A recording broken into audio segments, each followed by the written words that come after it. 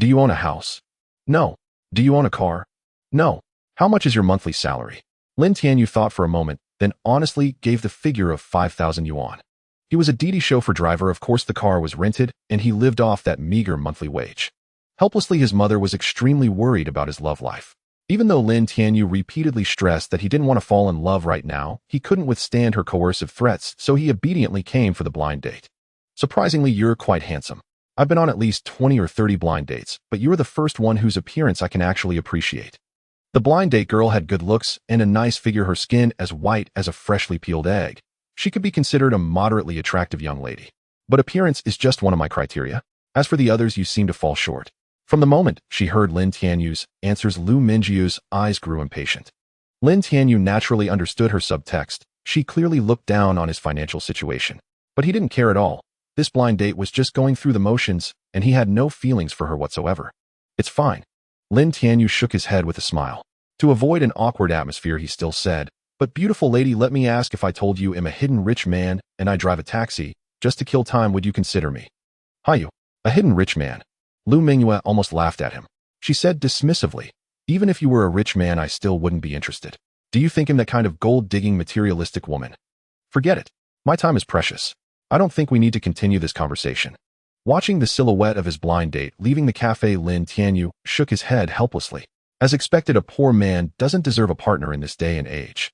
Just as Lin Tianyu was about to get up and leave, a feminine electronic synthesized voice suddenly echoed in his mind. "Ding. Congratulations. Host has successfully loaded the divine level check-in system. Daily check-ins grant generous rewards. Would you like to check in now and claim your prize?" This system. A sudden surge of ecstasy rose within Lin Tianyu, his mouth curling upward uncontrollably. "Ha, I've been waiting for 26 damn years. You finally showed up." This thing called a system had appeared extremely frequently in online novels in recent years. Every male protagonist who obtained one ended up reaching the pinnacle of life. Lin Tianyu, apart from driving his taxi to earn money, spent the rest of his time reading online novels. How could he not know about systems? This time in the protagonist. Without a second thought, Lin Tianyu opened the divine level check-in system and pressed the check-in button on the control panel. "Begin check-in."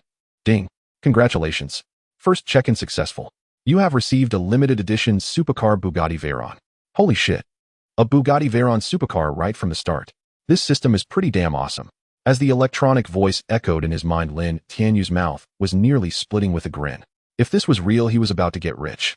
The check-in system's control panel was ridiculously simple, with only one check-in button and one inventory button. Lin Tianyu opened the inventory, and sure enough, there lay a supercar with a gorgeous exterior and aggressive lines. Everything, including the car keys and documents, was complete. Without a word, he strode out of the cafe, found a secluded corner in the back, and took out the supercar. Holy crap. This thing is actually real. Touching the smooth body of the Bugatti Veyron, Lin Tianyu's saliva was nearly dripping. Those who knew him knew it was his car. Those who didn't might mistake him for some poor loser drooling over a luxury car. Lin Tianyu quickly opened the door, inserted the key, and tested the steering wheel. He was already itching to drive this thing out for a spin. What a thrill it must be. He sped out of the cafe parking lot and suddenly spotted Lu Mingyue, who hadn't gone far. She was swaying her hips up ahead, dawdling about doing who knows what. Seeing this person, Lin Tianyu suddenly smiled mischievously. Hee, how could he miss such a perfect chance to show off? He stomped on the accelerator, and the Bugatti Veyron reached Lu Mingyu's side in an instant. Lin Tianyu rolled down the window, grinned smugly at the stunned Lu Mingyue, and waved his hand goodbye now. Vroom. The dazzling Bugatti Veyron let out a low roar and shot away like lightning, leaving only a trail of exhaust for Lu Mingyue. What the hell? Lu Mingyue rubbed her eyes, thinking she had misseen. Was the guy driving the sports car her blind date? Wasn't he just a broke taxi driver? Where did he get the money to buy a sports car? Could he really be a hidden rich man, as he said? The thought had just appeared when she dismissed it. Impossible. This is too dramatic. Absolutely impossible. After a moment's thought, Lu Mingyue quickly fished out her phone and looked up this car. And what she found shocked her. Oh boy, this car was worth tens of millions, and it was a global limited edition. Only 3 were made, and this was the only one in all of China. Oh my god, the man sitting across from her just now was actually a multimillionaire. The money from this one car alone could support dozens of women like her. No, he must have rented the car just to show off on this blind date. He's definitely not a millionaire. Lu Mingyue thought so, but something felt off. Logically, even if the car was rented, it wouldn't be within Lin Tianyu's reach as a mere taxi driver. A person's social standing determines his network, something Lu Mingyue, being an HR manager, knew all too well. But if it's not rented, could it really be his own sports car? Could he truly be a hidden rich man? Did he stop pretending and just show his hand? Lu Mingyue glanced at the nearby Mitsubishi taxi and wondered if that car wasn't even his.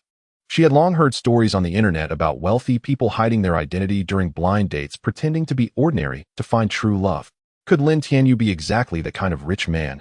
A little sense of loss suddenly crept into Lu Mingyue's heart, as if something precious was flying farther and farther away from her arms. While driving his sports car, Lin Tianyu deliberately caught a glimpse of Lu Mingyue's shocked, incredulous, and even pained expression in the rearview mirror, thinking to himself how perfectly he had pulled off this act. Didn't you say that even if I were a secret wealthy man, you wouldn't look down on me? Didn't you claim you weren't a gold digger? Indeed, in the face of money, some things are utterly fragile. The deep roar of the engine echoed through the streets as Lin Tianyu sped along, in his Bugatti Veyron, the ostentatious design, turning every head, achieving a perfect 100 gaze rate. So what if you're rich driving some crappy car and roaring like that? Just a sports car show off, nouveau riche. Hearing the curses from the passers-by behind him, Lin Tianyu ignored them completely, feeling a smug satisfaction inside. If you guys just keep on being jealous. Lemons on the lemon tree, you and me under the lemon tree. Although I used to be one of those bystanders, now I'm driving my own sports car, so go ahead and be sour. Lin Tianyu was reveling in his drive when the phone in his pocket buzzed. Hello, is this the Didi driver? We've been waiting here for 10 minutes, why aren't you here yet? The call connected quickly, and the voice on the other end was a girl, her tone noticeably irritated. Lin Tianyu was taken aback, then remembered he had a passenger scheduled for the afternoon. He was a man of his word and couldn't bear to stand someone up. That would be a shabby thing to do.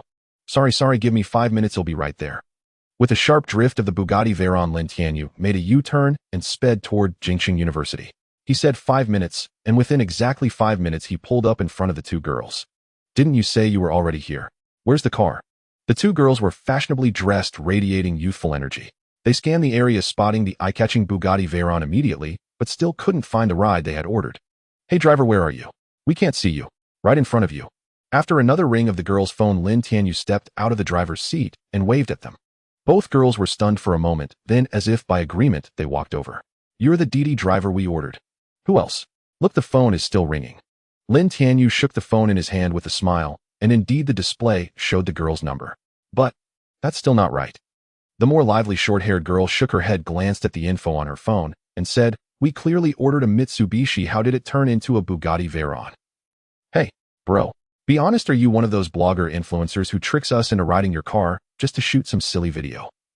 The short-haired girl was extremely wary, her suspicious eyes fixed on Lin Tianyu.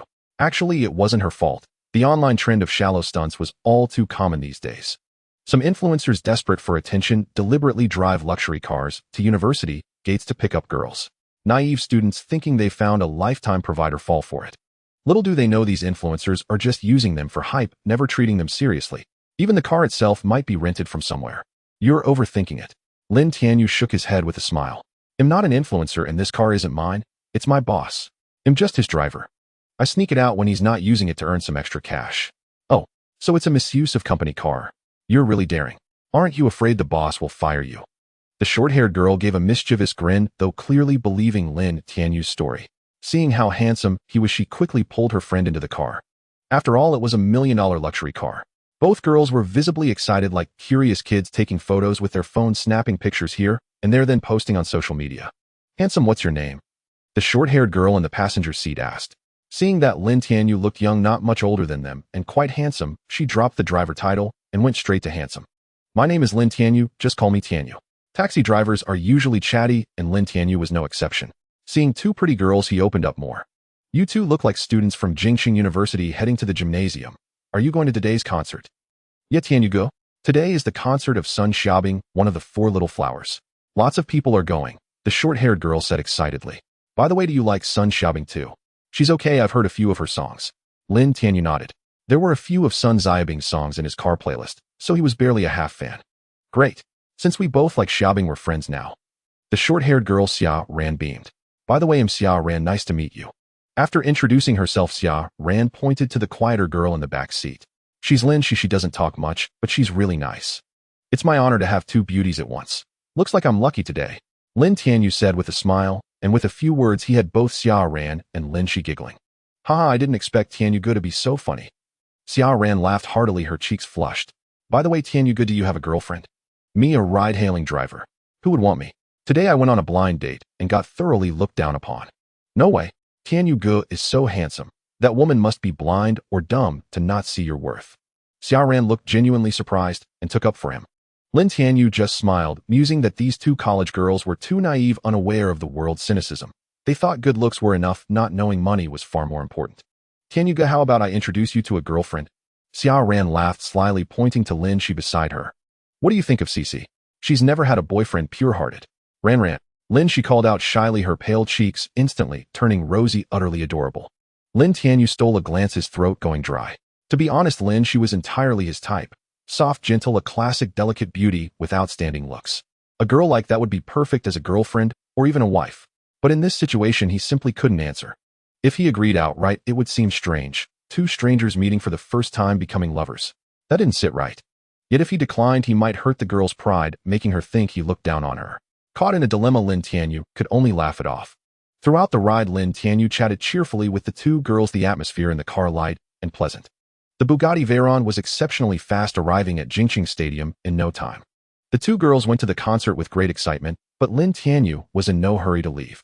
He lit a cigarette alone and began studying this divine check-in system. After carefully reading the system's instructions, he realized that everything obtained from the system could not be bought or sold. Originally, Lin Tianyu had planned to sell the car for cash. After all, the vehicle was excellent, but he was short on liquid funds. However, it seemed that dream was not to be. Moreover, this system was a check-in system, allowing only one check-in per day. Since he had already received a sports car from today's check-in, he would have to wait until tomorrow for another. Just as Lin Tianyu was anticipating what wonderful item tomorrow might bring, his phone rang again. He initially thought it was another Didi ride request, but upon seeing the caller ID, he let out a bitter smile and reluctantly answered. Son, how did the blind date go today? Did it work out? He knew it would be about this. His mother had timed it perfectly. He had only left the coffee shop a short while ago, and already she was calling with relentless persistence. Mom, with my conditions, who would be interested? Please stop arranging blind dates for me. Don't say that, son. One failure is nothing. Keep working hard, and you'll find the right one. His mother's encouraging voice came through the phone. They'll go find more suitable matches for you now. Beep, beep, beep. Lin Tianyu was speechless. With his mother's determination, the blind dates would likely continue until he found a girlfriend. Knock, knock, knock. Just as Lin Tianyu was pondering how to curb his mother's frightening enthusiasm, someone tapped on the car window. He looked up to see a security guard standing outside, gesturing downward to indicate he should roll down the window. Hey, this parking spot is reserved. No parking allowed. The young security guard's tone was harsh and somewhat unfriendly. Initially, seeing it was a Bugatti Veyron, he had been cautious, fearing it might belong to some big shot he couldn't afford to offend. But when he saw only a driver inside, the smile on his face vanished and his tone became less courteous. A rich man's driver was still just a driver, wasn't he? Though he was merely a security guard, he felt no need to be polite. Besides, the person who had reserved this parking lot today was no ordinary big shot. Hearing the guard's tone, Lin Tianyu frowned, feeling uncomfortable. Originally, he had nothing pressing to do. Had the guard spoken politely, he would have simply driven away. But why the arrogant attitude? Before, he had been just a lowly chauffeur, but now he was worth tens of millions driving a Bugatti Veyron. Why should he tolerate such rudeness from a minor security guard? How dare you speak to me like that? Didn't your company teach you basic service etiquette? Lin Tianyu shot back without hesitation. Oh, so you, a mere driver, think you can act tough? The young guard tightened his cap, adopting a thuggish demeanor. Don't think driving a luxury car makes you a big shot. Get lost while you still can. No parking here. This infuriated Lin Tianyu. What was wrong with being a driver? Did that warrant contempt? Besides, the Bugatti was his. He was the boss himself. And what if I don't leave? Lin Tianyu sneered. Don't leave? Don't blame me for being rude. The young guard approached, reaching out to grab Lin Tianyu in a threatening manner. But before Lin Tianyu could dodge, a hand clamped down on the young guard's shoulder, yanking him to the ground, where he rolled once. What do you think you're doing? The young guard scrambled up, adjusted his cap, and upon seeing the newcomer, his face drained of color as he spoke deferentially. Captain, it was him who parked here. I was just telling him to move. You call that telling him to move? You were about to get into a fight with him. The security captain bellowed. Apologize to him now. But he's just a driver. I said apologize, didn't you hear me? The captain, who seemed to have military experience, still exuded authority despite being in his 40s. Intimidated by the captain's roar, the young guard dared not argue and reluctantly apologized to Lin Tianyu. Young man, I'm truly sorry. My subordinate was out of line and offended you. They'll deal with him later. The captain turned and spoke respectfully to Lin Tianyu, his attitude far better than the young guard's. This spot is indeed reserved. If you need to park, you'll find another space for you. Lin Tianyu was only seeking fairness, not a fight. Seeing that the young guard had apologized, he waved his hand dismissively. No need. Just tell him to improve his service attitude and stop looking down on people. As Lin Tianyu's Bugatti Veyron sped away, the young guard remained unconvinced. Captain, he's just a driver. Why were you afraid of him? Do you know what kind of car that is? The captain was still shaken, relieved that the other party hadn't been too angry, or they would both be in serious trouble. That's why you're just a small-time guard. You think that's an ordinary sports car? There are only 3 in the world, and only 1 in all of China. This isn't something you can buy with money alone. Hearing this, the young guard froze, realization dawning. Only 1 in the entire country. Even if the driver owned such a car, they were not to be trifled with. And what makes you so sure he's the driver? That's a sports car. Have you ever seen a big shot travel in a sports car? The young guard's mind raced with chilling thoughts. Indeed, sports cars were mostly favored by rich second-generation heirs. If the person in the car was just a driver, that was one thing, but if he was actually a wealthy scion. The young guard suddenly felt uncertain about his future. After that incident with the guard, Lin Tianyu had lost all interest in taking orders. Seeing that it was getting late, Lin Tianyu simply turned off the app, made a U-turn, and headed home. Before today, he would never have dared to knock off work so early. But times had changed. With this divine check-in system, why should he bother working hard? When in a good mood, he could take a few orders. When not going home to sleep was far more appealing. But times had changed. With this divine check-in system, why should he bother working hard? When in a good mood, he could take a few orders. When not going home to sleep was far more appealing. But times had changed. With this divine check-in system, why should he bother working hard? When in a good mood, he could take a few orders. When not going home to sleep was far more appealing. Lin Tianyu's rented apartment was in an old residential complex without an elevator. The unit was barely over 20 square meters, shabby and worn, yet even so the monthly rent was as high as 2,000 yuan. Fortunately, the place was relatively close to Jingcheng's central district, making his commute convenient. If he had lived in the suburbs, the cost of gasoline alone would have exceeded the rent. Still, the complex had one advantage. Parking was easy. Lin Tianyu simply parked his Bugatti Veyron in the courtyard, locked the car, and headed upstairs. Having finally gotten off work early, Lin Tianyu was so exhausted that he collapsed onto his bed and fell asleep immediately. Just as he dreamed of lounging on a sofa surrounded by luxury and comfort, a thunderous pounding came from outside his door. Bang, bang, bang, shaking the entire room. Lin Tianyu, stop pretending to sleep. Open the damn door. Damn it. Nothing was more detestable than ruining a good dream. Lin Tianyu pressed a pillow over his ears, but the earthquake-like noise was unbearable. Grudgingly, he dragged himself out of bed, his eyes still bleary with sleep, and flung open the door in a huff. Who the hell is it? Can't you let your dad sleep? Standing outside the door was a woman around 50 years old, arms crossed, a cigarette dangling from her lips, her frizzy hair twisted in curlers. She glared at Lin Tianyu with fury, looking exactly like the landlady from Stephen Chow's movie Kung Fu Hustle. Most crucially, this woman was indeed Lin Tianyu's landlady.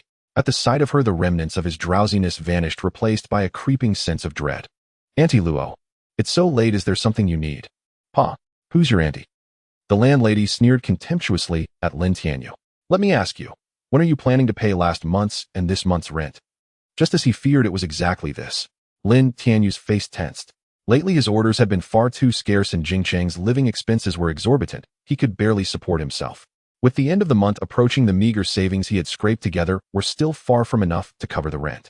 Ahem, well, Auntie Luo, I really don't have much money this month. Could you possibly give me a little more time? Next month, once I have the funds, I'll pay you everything. Lin Tianyu spoke cautiously, knowing that finding a suitable apartment in a first-tier city like Jingcheng was incredibly difficult. He didn't want to offend his landlady and end up on the streets. Huh, what a joke. Everyone in this building knows you're just a broke driver. Wait for you to have money. That'll take forever. The landlady didn't even bother looking at him as she mercilessly mocked him. And from this month on, I'm raising the rent. 2,500 a month. What a, Auntie Luo, I can barely afford to eat. How am I supposed to survive with a rent hike? Hearing that the landlady was raising the rent, Lin Tianyu felt like crying. His monthly income was already meager and the rent was already steep. A 500 yuan increase. Wasn't that a death sentence? Can't afford it. Then get the hell out. Plenty of people want to rent this place. That was true enough. Even a dilapidated apartment near the city center would never lack tenants. She had long felt that renting it out for 2,000 to this broke driver was a loss. Raising the price to drive him away was perfect. No risk of him defaulting later. I'm telling you, if you don't pay up today, you're out on your ass. So urgent. What do you expect me to give you? And it's already this late. Where would I go? Where you go is none of my business. If you don't have the money, scram. Someone else will rent it, the landlady snarled viciously. Hearing this, Lin Tianyu finally understood. The old hag was just using this as an excuse to squeeze more money out of him. This wasn't the first time. Since he moved in at 1,500 a month, the rent had been raised every few months without complaint. But now a 500 yuan hike at once. Good grief, that was almost on par with Central District rents. Was she trying to fleece him like a fool? The most infuriating part was that this wretched old woman wanted him out right now. Where was he supposed to go in the middle of the night? Ding. A new day has arrived. Host, you can check in now. A synthesized female voice rang out, sounding like heavenly music to Lin Tianyu. Hearing it, joy surged within him. He realized it was already past midnight, the early hours of a new day, and the check-in system had refreshed. Without a second thought, Lin Tianyu eagerly pressed the check-in button. Ding. Congratulations, host. You have successfully checked in and received a villa in Fudihuading. A villa in Fudihuading. Ha ha ha. Just what he needed. Lin Tianyu knew exactly where Fudihuading was. It was the priciest area in Jingqing. Even ordinary apartments there cost 40,000 yuan per square meter, let alone a villa. He never expected that his second check-in would yield a villa. From now on, he was a property owner in Jingqing. Hey, what are you grinning like an idiot for? The landlady's roar jolted Lin Tianyu back to reality. Stop playing dumb. Are you renting or not? Give me a straight answer. Coming to his senses, Lin Tianyu looked at the landlady calmly and patted his pocket. She thought he was reaching for money, but instead he pulled out the key to his room and flung it right in her face. Rent. Screw your damn place. Let some other fool take it. I'm done. Lin Tianyu strode out the door, feeling a wave of relief. The hallway echoed with his off-key singing and the landlady's furious shouts. I'm so mad. That broke driver upstairs actually quit and threw the key in my face.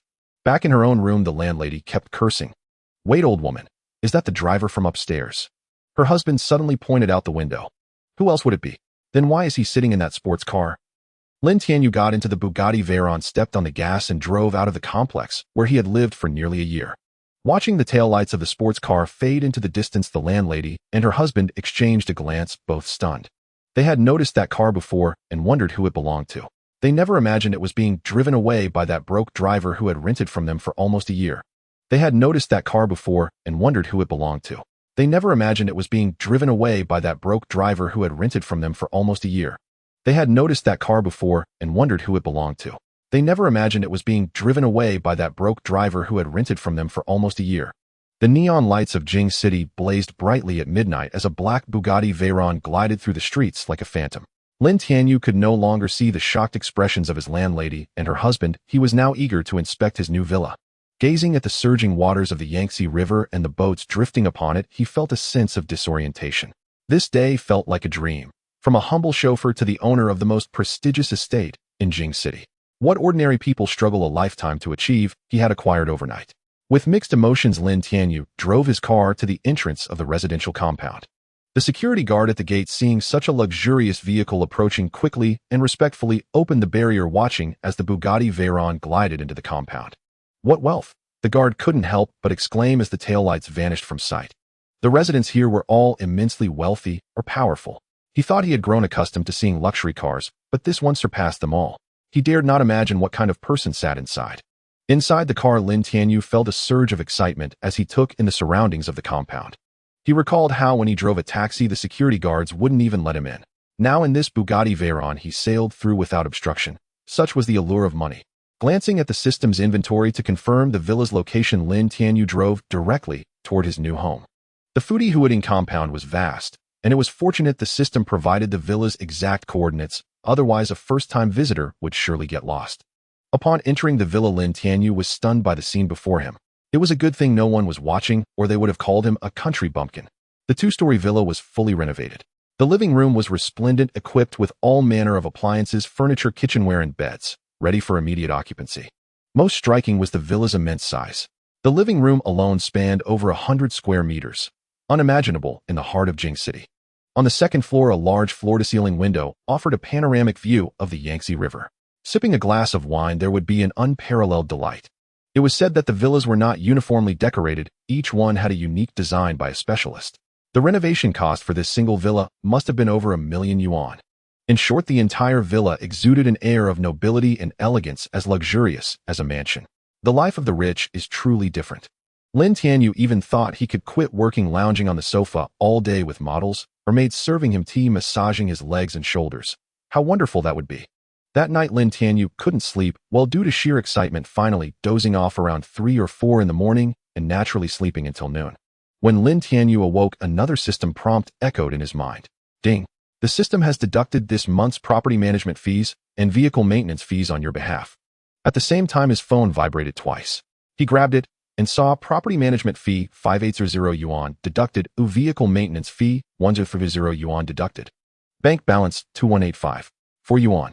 After deduction 5 yuan. What? You're questioning my math.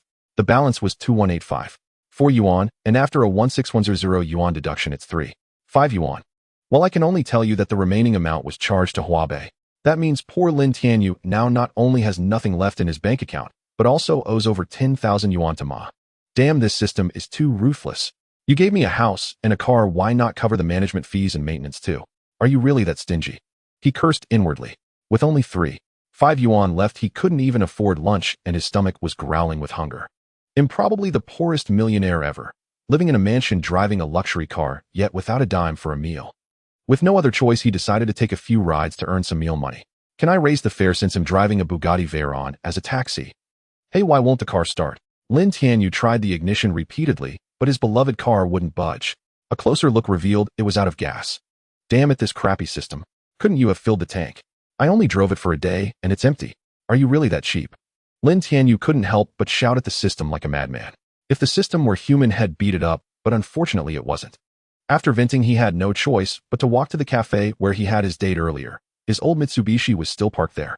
Humph, the old friend who's been with me for years is the only reliable one in times of need. He suddenly realized the importance of having liquid funds, and it was lucky the system left him 5 yuan. Otherwise, he couldn't even afford a bus. Walking that distance would take until dark. This is the worst I've ever been. Lin Tianyu let out a bitter laugh, opened the ride-hailing app, and resumed his miserable life of taking orders. Ever since she saw Lin Tianyu drive away in a sports car at the cafe entrance yesterday, Lu Mingyue had been unable to sleep, feeling an inexplicable emptiness. After much thought, she decided to return to the cafe to see if Lin Tianyu's old Mitsubishi was still there. If it was gone, it would prove he rented the sports car just to show off. After all, renting for a day meant he'd have to drive his old car again the next day. That would ease her mind. If it was still there, it likely meant the sports car was really his, confirming he was a rich second generation, and she could pursue him with confidence. But before Lu Mingyue could get close, the Mitsubishi's engine roared to life, and the car sped away. TCH, what a loser. Renting a sports car to pretend to be rich at a blind date. Just a poor loser. But before Lu Mingyue could get close, the Mitsubishi's engine roared to life, and the car sped away. TCH, what a loser. Renting a sports car to pretend to be rich at a blind date. Just a poor loser. Lin Tianyu took a comfortable drag of his cigarette. Fortunately, he was near Jingqing University City, where plenty of students and passers-by ensured he never lacked customers. In no time, business arrived.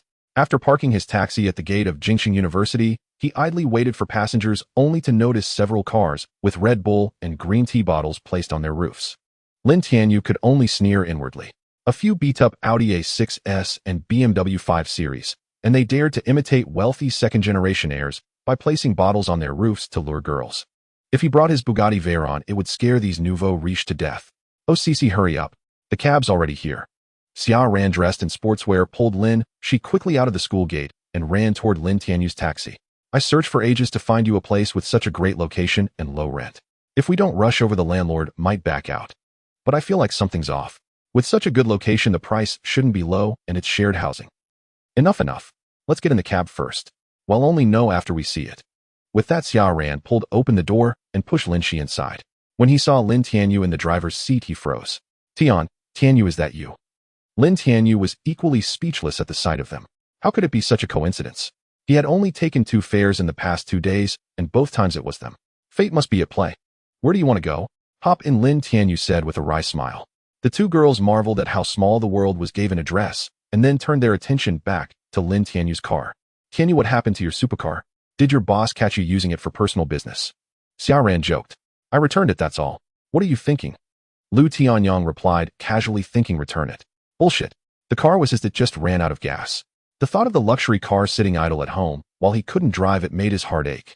What about you two? Didn't you go to the concert yesterday? Was it fun? Oh, don't even mention it. It breaks my heart to talk about it. Xia Ran sighed mournfully, and even Lin Shi looked unhappy. Yesterday, right after the concert ended, Bingbing announced she was leaving the February Sky team. We'll never see her concerts again, woo. Lin Tianyu was startled by the news. Though he didn't follow celebrity gossip, he had heard of the singer Sun Xiaobing. Sun Xiaobing had debuted as a singer in the past 2 years. With her stunning beauty and melodious voice, she had become famous across most of China, rising to become one of the top 4 actresses and even enjoyed immense popularity abroad. The February Sky team was the agency behind Sun Xiaobing. Her smooth rise in the entertainment industry was due not only to her own efforts, but also largely to the team's support. Now at the peak of her career, with her contract about to expire, she chose not to renew with February Sky to rake in money, but instead left the agency alone. Lin Tianyu truly couldn't understand this move. Was she feeling confident enough to go solo? So now all the major websites and forums are cursing Bingbing. Public opinion is almost one-sided against her. Xiaoran sighed. It seems we true fans can't help her anymore. The atmosphere in the car grew heavy. To ease the tension, Lin Tianyu coughed lightly. Ahem, let's drop this. I heard you two were going to rent a house. What's going on? After a long silence with no response, Lin Tianyu deliberately glanced back. She was slumped over, lost in thought, while Xiaoran hesitated, looking reluctant to speak. What's the matter? Lin Tianyu grew more puzzled. Ran you. You tell him, Lin, she murmured. Xiaoran sighed, then shrugged and began. It's a long story. To put it simply, Lin's parents are forcing her to marry someone she doesn't like. She fell out with them over it, and is now running away from home. Hearing this, Lin Tianyu jolted, nearly driving the car into a tree by the roadside. Steadying himself, he exclaimed in shock. It's already 2020, and forced marriages still happen. Are you sure you're not pulling my leg? Lin Tianyu felt like he was living in a novel. This was too dramatic. But Xiaoran grew anxious. Why would we lie to you? That guy is a rich second-generation heir with a terrible reputation in our circles. Somehow he set his sights on Cici, and her parents agreed for the sake of his money and power. They're utterly unreasonable. She finally lifted her head. Through the rearview mirror, Lin Tianyu saw the girl's eyes reddening, her moving eyes brimming with tears, which tugged at his heart. Any girl would be heartbroken by such a situation, especially since she was still a college student. So you're rushing to rent a place for Cici to stay? Exactly. They cut off her financial support to force her back. After searching high and low, we only found this one suitable place, Xiaoran said helplessly. Lin Tianyu nodded. He knew the address she mentioned. It was an old neighborhood, one he had even considered when renting before. Though the location was decent, the buildings were truly shabby, which made it cheaper than other spots. Lin Tianyu drove to the place and looked at the indescribable neighborhood. After a moment's thought, he said, maybe I should go with you. You two young ladies have little experience. Don't get cheated and end up thanking the swindler. Hearing that the listing was found online and involved shared housing, Lin Tianyu felt it was unreliable. Countless people had been scammed while house hunting these days. How could Xiaoran and Lin, she just college students, handle it? Great. Tianyu can help us decide, Xiaoran said with a slight smile, leading the way up the stairs. She looked at Lin Tianyu with gratitude. She had felt scared earlier, but with his help she felt much more at ease. The three arrived at the property arranged with the landlord, and as soon as they entered, Xiaoran and Lin, she frowned. A nauseating, strange odor filled the room, and the living room was littered with garbage. Bread bags, instant noodle bowls, and all sorts of fruit peels and paper scraps were piled everywhere, leaving no place on the floor where one could step. Lin Tianyu glanced at the wooden sofa and couldn't help but twitch his mouth. Given the level of corrosion on its legs, he had no doubt that if seeds were sown there, mushrooms would sprout in a few days. Even more astonishingly, there lay a 200-pound fat man on that broken sofa. Not only was his hair unkempt, but his beard was so long it could cover his entire face. Upon seeing the two beautiful women enter, the fat man's eyes lit up, thinking to himself, what stunning girls. He sprang up from the sofa, his lecherous gaze fixed on them, barely holding back drool. Xiaoran and Lin, she found the fat man's gaze uncomfortable and instinctively stepped back behind Lin Tianyu. You two beauties are here to look at the house, right?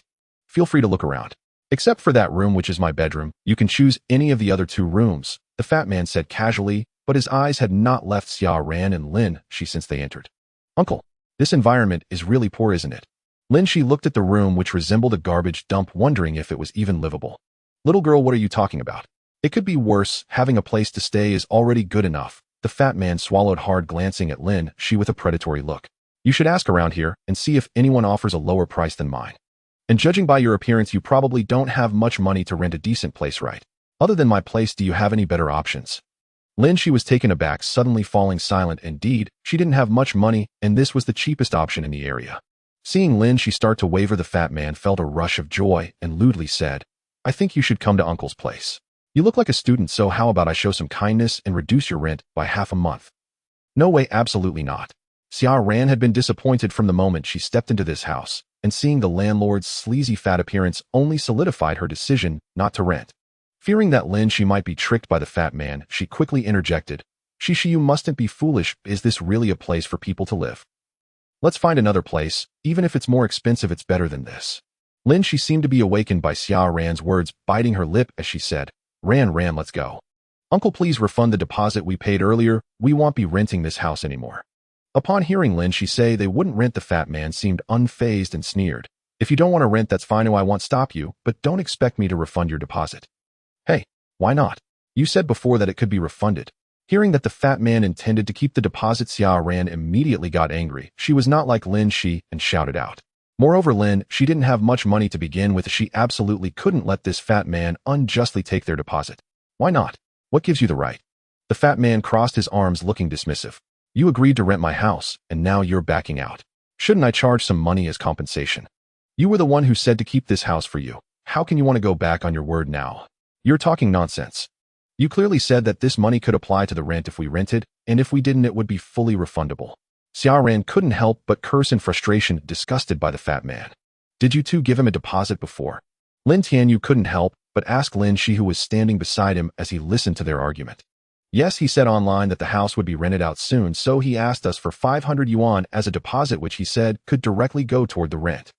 Lin Shi spoke weakly, realizing she had been tricked. You too. Sigh. Lin Tianyu felt somewhat speechless. Would many people really come to rent such a garbage house? It was likely that it would sit online for half a year without anyone inquiring about it. Did it really need a deposit? Lin Shi and Xia Ran truly had little social experience. Lin Tianyu shook his head. As a caring citizen of Jing City, how could he not help when he saw the nation's flowers being tricked? Hey, you fat pig, are you legally illiterate? The fat man was arguing vigorously with Xia Ran when he was suddenly insulted by Lin Tianyu, instantly exploding with anger. He hated being called a fat pig more than anything. Who are you? Mind your own business. I'm talking about you, fat pig. You can't even distinguish between a deposit and a down payment, yet you dare come here to scam people. That's just laughable. Lin Tianyu sneered, completely unfazed by the fat man's expression, which looked as if he had eaten something foul. Do you dare to rent out a pigsty like this? Do you really think we can be bullied? Lin Tianyu's words left the fat man speechless. He knew he was in the wrong, so he rolled his eyes and began to act like a rogue, saying, So what? The money is with me, whether I refund you or not is up to me. Either you continue to rent, and I will still count this deposit as rent, or you leave, but don't expect me to return a single cent. You shameless. Xia Ran and Lin Shi were infuriated by the fat man's antics, not expecting him to act so shamelessly here. But Xia Ran and Lin Shi truly had no way to deal with him. They couldn't possibly rent this place for real, could they? Seeing the fat man's smug expression, Lin Tianyu smiled slightly and said, Are you sure you want to do this? For some reason, upon seeing Lin Tianyu's smile, the fat man felt a chill run down his spine. But then he thought about it. This was his home, so why should he be afraid of him? I'm doing this, so what are you going to do about it? Are you going to hit me? However, Lin Tianyu stepped forward, a hand swiftly reaching toward the fat man. The fat man was startled by Lin Tianyu's sudden movement, not expecting him to actually dare to make a move. He was about to dodge when Lin Tianyu swiftly pinned him to the ground, his hands locked behind his back. Xia Ran and Lin Shi watched Lin Tianyu approach the fat man, thinking he was about to strike, and were just considering intervening. However, before they could see clearly, the fat man was already pinned to the ground by Lin Tianyu. Ridiculous. Before driving a taxi, Lin Tianyu was a sports student. He had been in countless fights since childhood, big and small, so dealing with this fat man was more than enough. Moreover, this fat man looked like a meatball, but he was actually just bloated. In a real fight, he was no match for Lin Tianyu by a long shot. Sure enough, in just a few moves, Lin Tianyu had him subdued. Oh, hiss, it hurts. Get the hell off me. The fat man writhed on the ground in pain, unable to break free from Lin Tianyu's grip. Now you know pain. Are you going to pay the 500 or not? Lin Tianyu remained unmoved. Seeing that the fat man had no intention of paying, he tightened his grip, causing the fat man to howl in agony on the ground. He'll pay. He'll pay. Is that enough? Under Lin Tianyu's pressure, the fat man finally agreed to hand over the money. After getting the money and stepping out of the stairwell, Xia Ran and Lin Shi looked at Lin Tianyu with expressions of pure delight. Brother Tianyu, you're amazing. I didn't expect that once you took action, that damn fat man would pay up right away. Xia Ran bounced with joy. Even the shy Lin Shi, her cheeks flushed, looked at Lin Tianyu and softly murmured, Thank you. It's nothing. Dealing with someone like him requires a rogue to tame a rogue. Although Lin Tianyu pretended to be indifferent on the surface, he was overjoyed inside. After all, playing the hero in distress was quite satisfying. But Ran, even though we got the money from him, we lost the apartment. Where can we find a suitable place to rent now? Lin, she was worried, truly unwilling to return to that heart-wrenching place. So I will have to look a bit farther away. Xia Ran sighed, realizing how difficult it was to find a decent home in this city. Well, if you don't mind, my place is quite spacious. You can move in if you'd like. Seeing the two women in distress, Lin Tianyu's heart softened, and after some thought he spoke. After all, his small villa was quite large with plenty of rooms. It could easily accommodate not just the two of them, but even two more. Oh, really? Brother Tianyu, do you have extra rooms? Xia Ran's eyes lit up, her sparkling gaze fixed on Lin Tianyu. Of course it's true, Lin Tianyu replied. But before Xia Ran could speak, Lin, she pulled her back. She smiled shyly at Lin Tianyu and said, better not, Brother Tianyu. It would be too much trouble for you. Ran, and I will keep looking. Lin, she thought that even if Lin Tianyu had space, how much could it really be? Moreover, moving in would only burden him. He was just a driver, not wealthy himself, and he had already helped them so much. How could they impose further? But how could Lin Tianyu not know what Lin she was thinking? He smiled slightly and said, it's really no trouble at all. As for whether you'll like it, I can take you to see it first. Hearing this, Lin, she could no longer refuse. She nodded, and the two women got into Lin Tianyu's car as he drove toward his home. At first they thought nothing of it, but when Lin Tianyu pulled up to the entrance of Foodie Huading, they were stunned. Brother Tianyu, why did you bring us here? Lin, she asked in a soft, tender voice. Because I live here, Lin Tianyu replied without turning around. Live here? Lin, she and Xia Ran exchanged glances, both seeing the disbelief in each other's eyes. They weren't ignorant. They had heard of Foodie Huading, a place where 90% of the residents stood at the pinnacle of Jingcheng's social pyramid. Who exactly was Brother Tianyu? How could he afford to live here? As the two girls' minds raced with questions, Lin Tianyu's taxi drove straight into the Foodie Huading complex. Stop. Taxis aren't allowed in here. The security guard, seeing a Mitsubishi trying to enter Foodie Huading, shouted harshly. But as he was about to block the car, his peripheral vision caught sight of Lin Tianyu in the driver's seat. The guard found him familiar. Wasn't this the young man who drove a Bugatti Veyron yesterday? Sir, I'm a resident here, Lin Tianyu reminded, reaching for his access card. But the guard respectfully said, no need. I recognize you. Please go ahead. Drive carefully around the corner. His attitude had done a complete 180. As he watched Lin Tianyu's car disappear, the guard sighed. Rich folks sure know how to have fun. Driving a multi-million-dollar sports car one day, then a Mitsubishi the next. Xia Ran and Lin, she couldn't hear the guard's mutterings. They were still reeling from the guard's sudden deference toward Lin Tianyu. The guard changed his attitude as soon as he saw Brother Tianyu. Could he really live here? Their suspicions were soon confirmed. Despite some mental preparation, they were still awestruck when they stepped into the luxurious villa. The entire villa was bright and elegant, lavishly decorated, more stunning than anything in a TV drama. Even Lin, she who came from a relatively well-off family, opened her mouth, but found no words. Brother Tianyu, is this really your house? Xia Ran asked incredulously. Who else's would it be? Lin Tianyu chuckled, pouring them glasses of water. He understood their amazement perfectly. He had reacted the same way last night. There are plenty of rooms here. Pick whichever one you like. But Lin, she didn't move. She looked at Lin Tianyu seriously and asked, Brother Tianyu, tell me the truth. Was that Bugatti Veyron you drove yesterday also yours? Lin Tianyu froze, then smiled wryly. They had already guessed, so there was no point in pretending. He nodded generously. After all, someone who could afford such a magnificent villa would have no trouble owning a multi-million-dollar luxury car. Oh my goodness, is all of this yours? This is way too much money. Summer Ran was even more shocked this time. She had never seen such a wealthy person, and this person was right in front of her. Tianyu, who are you? Which young master from Jingcheng are you? Lin Tianyu was rendered speechless by her words, thinking to himself that he was no young master at all. He was just a Didi driver. Seeing that Lin Tianyu was unwilling to reveal his identity, Lin, she being kind-hearted, did not press further. After casually choosing a room, just as she was about to discuss the rent with Lin Tianyu, he stated that he wouldn't charge her a penny, which made Lin she anxious. Tianyu, that won't do. Although I know such a villa must be very expensive, all the money I have combined isn't enough, but I absolutely cannot stay here for free. Why would I charge you for staying here? Besides, this villa is so large with so many rooms, having you here is no loss for me. No money, no money. Lin Tianyu dismissed her insistence. Just as Lin she was about to say something, she was interrupted by an untimely gurgling sound. Upon hearing this sound, Lin's face instantly turned red, feeling somewhat at a loss. After being busy with this for so long today, she hadn't eaten properly, and now her stomach was starting to protest. However, Lin Tianyu smiled slightly and said, let's discuss the rent later, let's go eat first. But I don't think we have much food at home, or we need to find a restaurant outside. Lin she then nodded awkwardly and said, all right, thank you for helping me so much, this meal is on me. Lin Tianyu pretended to be relaxed and nodded, but in his heart, he thought, how could I afford to treat you? I can't even afford to buy you buns with the money I have right now. Lin Shi was quite sensible. Since Lin Tianyu had helped her so much, she certainly would not be stingy, and directly took the two to a nearby high-end restaurant. In the past, Lin Tianyu would never have dared to eat in such a place, but now things were different. He had both a mansion and luxury cars, so eating in a high-end restaurant was nothing. Lin Tianyu first went to the restroom and took a phone call. Just as he was about to meet up with Summer Ran and Lin, a sarcastic female voice suddenly came from behind. Oh, isn't this Tianyu? You've really grown. How dare you eat in a place like this? Lin Tianyu suddenly found the voice familiar. Turning around, he saw his ex-girlfriend Song Yuyin just walking out of the ladies' room. They had only been together for 2 or 3 months before she dumped him for being broke. He couldn't be bothered with a woman like that, so he continued walking without looking back.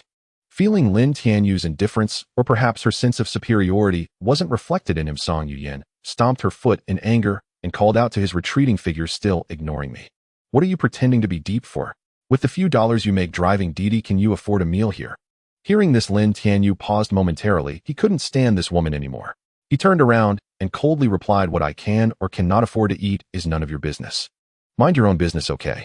After saying this, Lin Tianyu walked away without looking back, leaving Song Yuyin behind, angrily cursing. He didn't hear a single word she said. Baby, I heard you shouting over there. What's going on? After sitting back down, Song Yuyin heard a man across from her asking. The man looked to be in his 40s or 50s, but was dressed very lavishly, sporting a Rolex on his wrist and a big gold chain around his neck, clearly a nouveau riche. Oh honey, it's nothing. I just accidentally bumped into someone. When asked by the man, Song Yuyin felt a little guilty, but masked it while quickly putting on a sweet smile. Forget about him, let's eat first. He'll feed you. Song Yuyin picked up some food with her chopsticks and, lying in the man's embrace, sweetly said, come on, open your mouth. Lin Tianyu naturally couldn't see what was happening on Song Yuyin's side, and even if he could, he wouldn't care. He now had 2 beautiful women with him, why bother with that woman? Throughout the meal, Lin Shi was quite warm and attentive. Although Lin Tianyu knew she was a shy girl, perhaps to repay his kindness, she kept serving him food, making Lin Tianyu feel a bit embarrassed. From the conversation at the table, Lin Tianyu learned that Lin Zai's family background wasn't too bad. In fact, in Jingxing, it could be considered a third-rate family. However, it seemed her parents were not very good to her, which indirectly led to the situation where she was forced to marry a rich second generation. After happily finishing their meal, Lin Shi, Summer Ran, and Lin Tianyu prepared to pay the bill and leave, but coincidentally ran into Song Yuyin and her companion, who were also settling their bill. Seeing her, Lin Tianyu frowned, but said nothing. However, Song Yuyin was obviously taken aback upon seeing Summer Ran and Lin Shi with Lin Tianyu. When she noticed Lin Shi was the one paying the bill, it was as if she found an opportunity to strike at Lin Tianyu. She coldly smiled and sarcastically said, I was wondering how you dared to eat in a place like this. It turns out you're being kept by someone.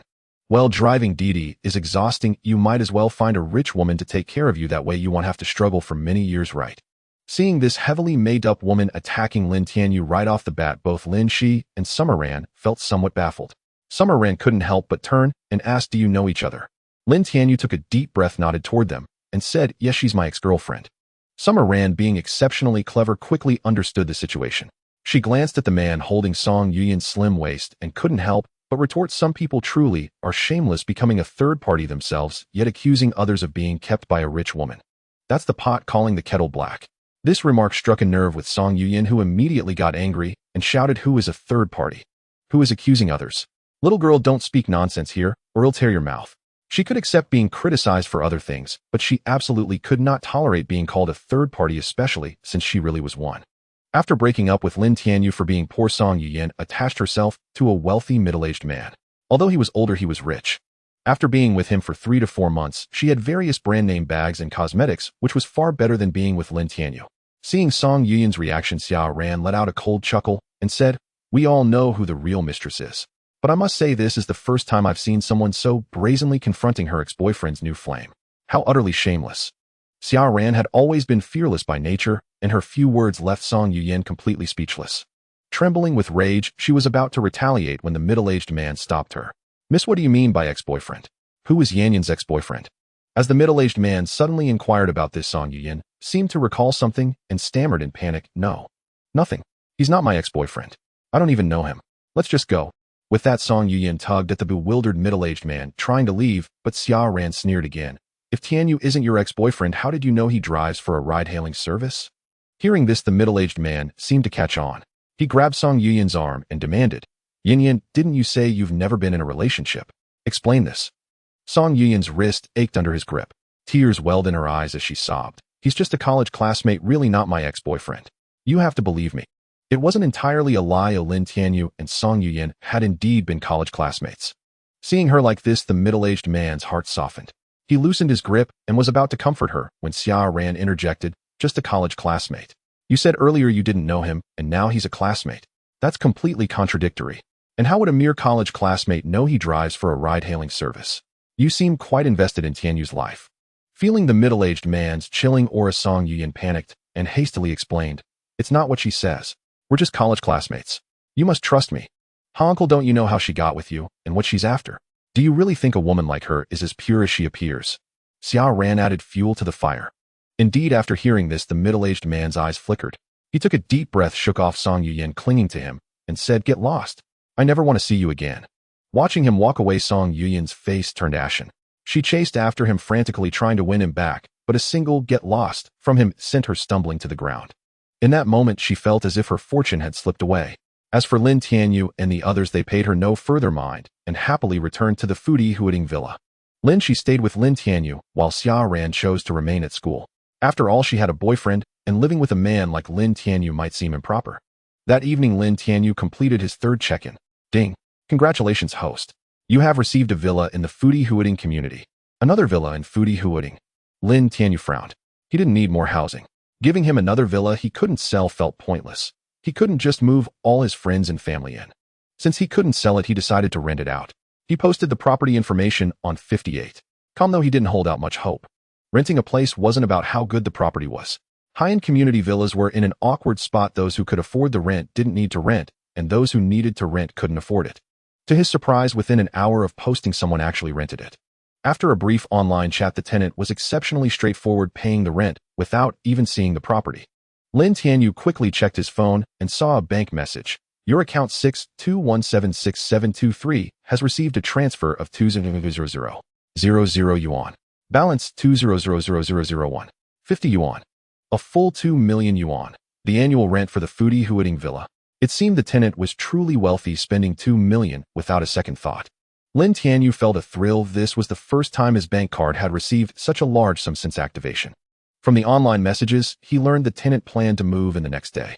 So he went to the villa early to tidy up, feeling he was being a responsible landlord. The next morning, Lin Tianyu was awakened by a gentle voice. Opening his eyes, he found Lin Shi standing by his bed, smiling at him. The girl was dressed as serenely as ever.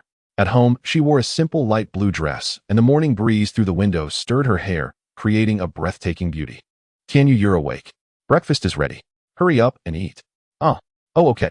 Having lived alone as a straightforward man for so long, being attended to by a college girl felt a bit awkward. After a dazed wash-up, he finally came to his senses at the dining table and said helplessly, you don't have to do this. I helped you because of fate. You needed a place and I had a spare room. That's all. Lin Tianyu knew Lin Shi was doing this out of gratitude for the room, but he didn't want her to feel burdened as if he were treating her like a maid, even though he secretly dreamed of a life with a maid serving him at home. But Lin Shi seemed not to hear him. She handed him a slice of bread with jam and said expectantly, Tianyu, try my cooking. See if it's good. Seeing her like this, Lin Tianyu shook his head inwardly. It seemed he couldn't change her mind for now, so he said no more and took a bite of the bread. Seeing her like this, Lin Tianyu shook his head inwardly. It seemed he couldn't change her mind for now, so he said no more and took a bite of the bread. Seeing her like this, Lin Tianyu shook his head inwardly. It seemed he couldn't change her mind for now, so he said no more and took a bite of the bread. Seeing her like this, Lin Tianyu shook his head inwardly. It seemed he couldn't change her mind for now, so he said no more and took a bite of the bread. Seeing her like this, Lin Tianyu shook his head inwardly. It seemed he couldn't change her mind for now, so he said no more and took a bite of the bread. Seeing her like this, Lin Tianyu shook his head inwardly. It seemed he couldn't change her mind for now, so he said no more and took a bite of the bread. Lin Tianyu took a bite of the bread, and to his surprise it tasted quite good. In the past, he rarely ate breakfast. If he didn't have to get up early, he would simply sleep until noon, saving himself the cost of a meal. Only when his stomach was growling with hunger would he buy a couple of steamed buns or stuffed buns to nibble on during the commute. Sitting comfortably at a table to enjoy breakfast like this was undoubtedly a rare luxury. After happily finishing breakfast with Lin Shi, Lin Tianyu wiped his mouth and spoke. You have classes at school today, right? Let's go. He'll take you to school. No, Tianyu, go. That's too much trouble for you. I can just take the bus to school. Lin Shi waved her hands repeatedly. She was a sensible girl and didn't want to take up too much of Lin Tianyu's time with her own matters. However, Lin Tianyu just smiled and said, "Take a look around here. Can you find a bus stop nearby?" Because of its prime location and beautiful environment, the Fudi Huading residential area had no bus stops nearby. Besides which, resident of Fudi Huading wasn't wealthy or influential. With luxury cars at their disposal, why would they ever ride a bus? This was a hard lesson Lin Tianyu had learned from walking a long distance yesterday, a bitter experience he'd rather not dwell on. Well, Lin Shi seemed to realize this too, and a blush crept across her face. Lin Tianyu smiled gently and said, "Let me take you. I have some errands to run anyway." Now that he had money, Lin Tianyu had filled up the Bugatti Veyron's tank to the brim.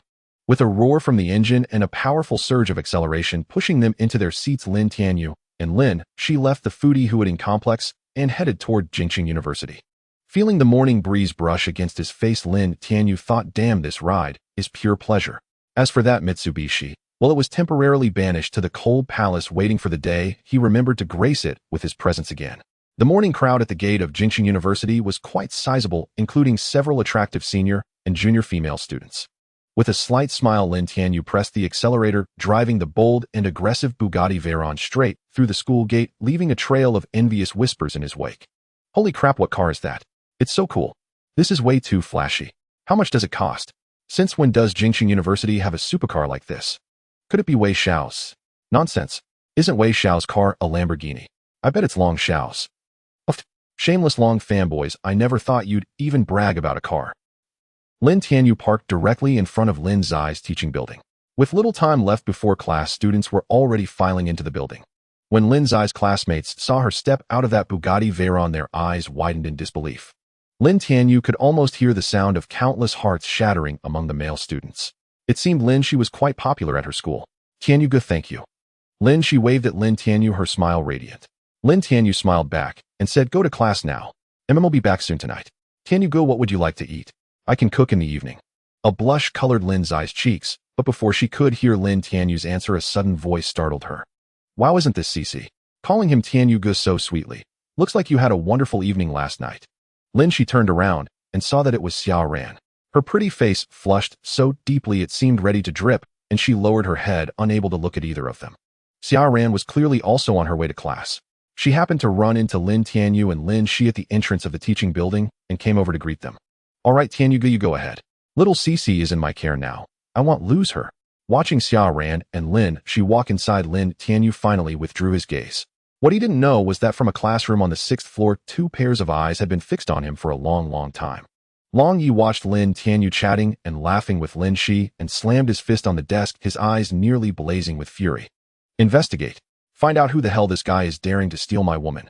After seeing off Xiao Ran and Lin Shi, Lin Tianyu didn't immediately return to his car. Instead, he answered a phone call. "Hey, why aren't you at the gathering this afternoon yet?" Lin Tianyu paused, then remembered that his college class monitor Wang Sudong had called him a few days ago about a reunion with old classmates to catch up. The agreed date was apparently today at noon. At the time, Lin Tianyu hadn't really wanted to go and had just muttered a vague response before forgetting about it. He hadn't expected the class monitor to call again. "Brother Dong, I've got things to do today, so I'll sit this one out. Tell everyone to have a good time, and we'll catch up another time." "Hey, that won't do.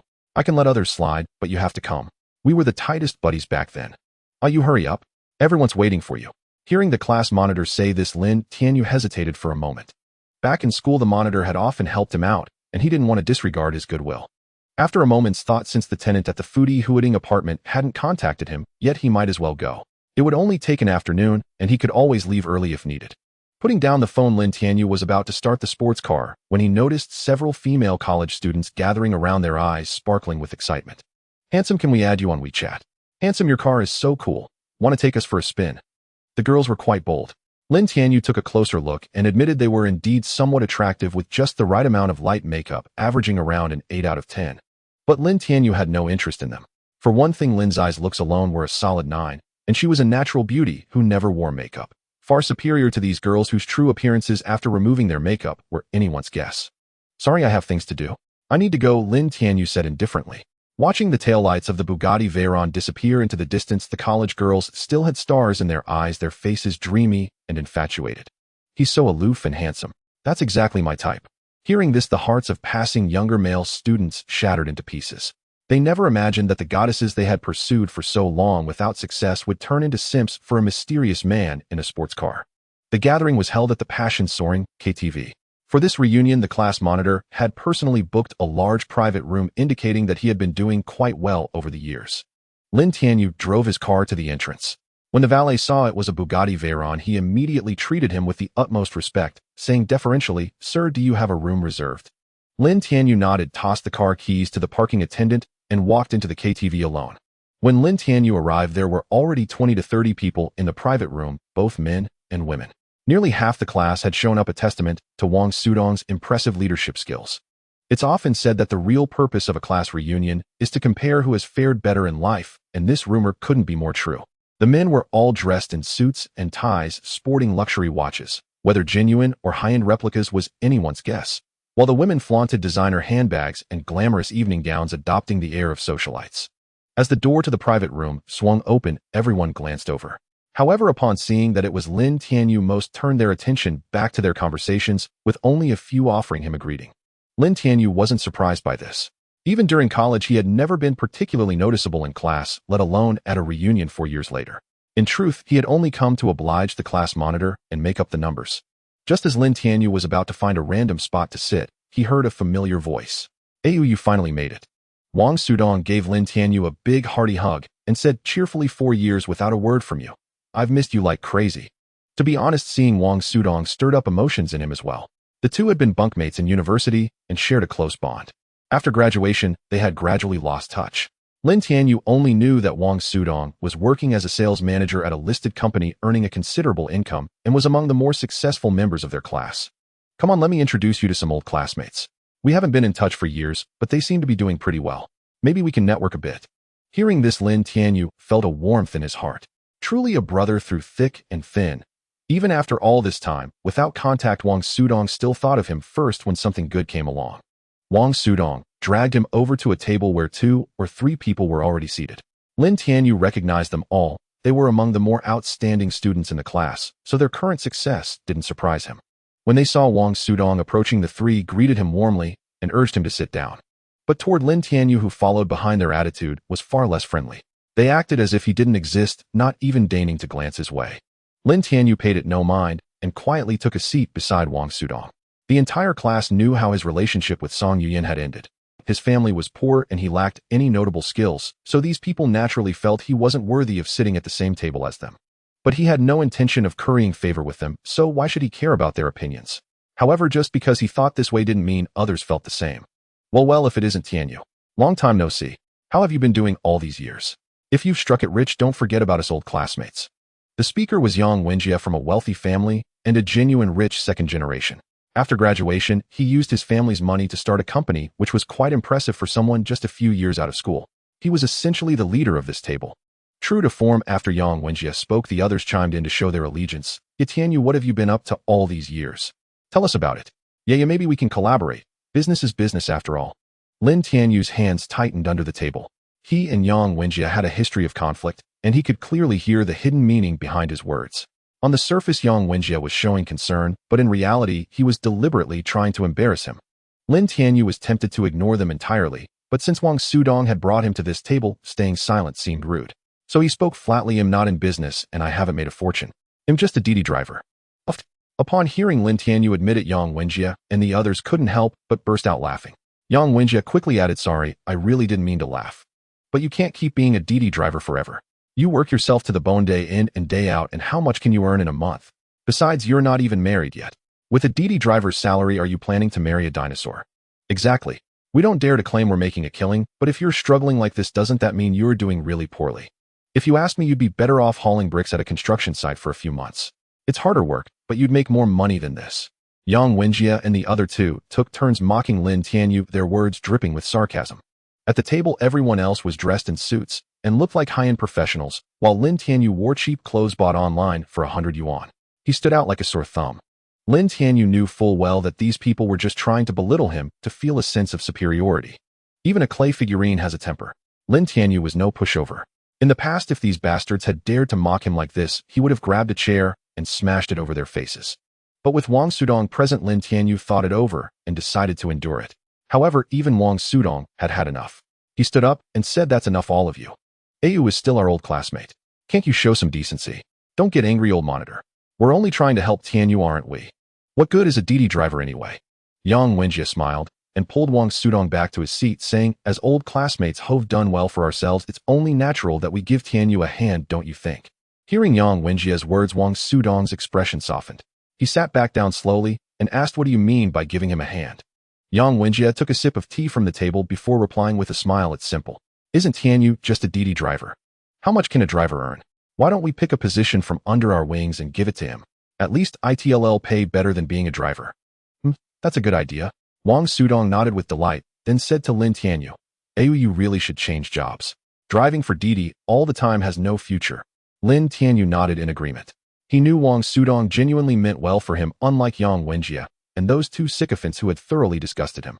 "But even though I'm a sales manager, I don't have the authority to just hire anyone for the company. I'm afraid I can't help Ayu much." Wang Sudong felt somewhat helpless. After all, he was still working for someone else and had no say in matters like employee appointments and dismissals. "Hey Wenjie, you run your own company, don't you? Finding a decent job for Ayu shouldn't be too hard for you, right?" Wang Sudong didn't bother asking the other two. He knew their backgrounds all too well.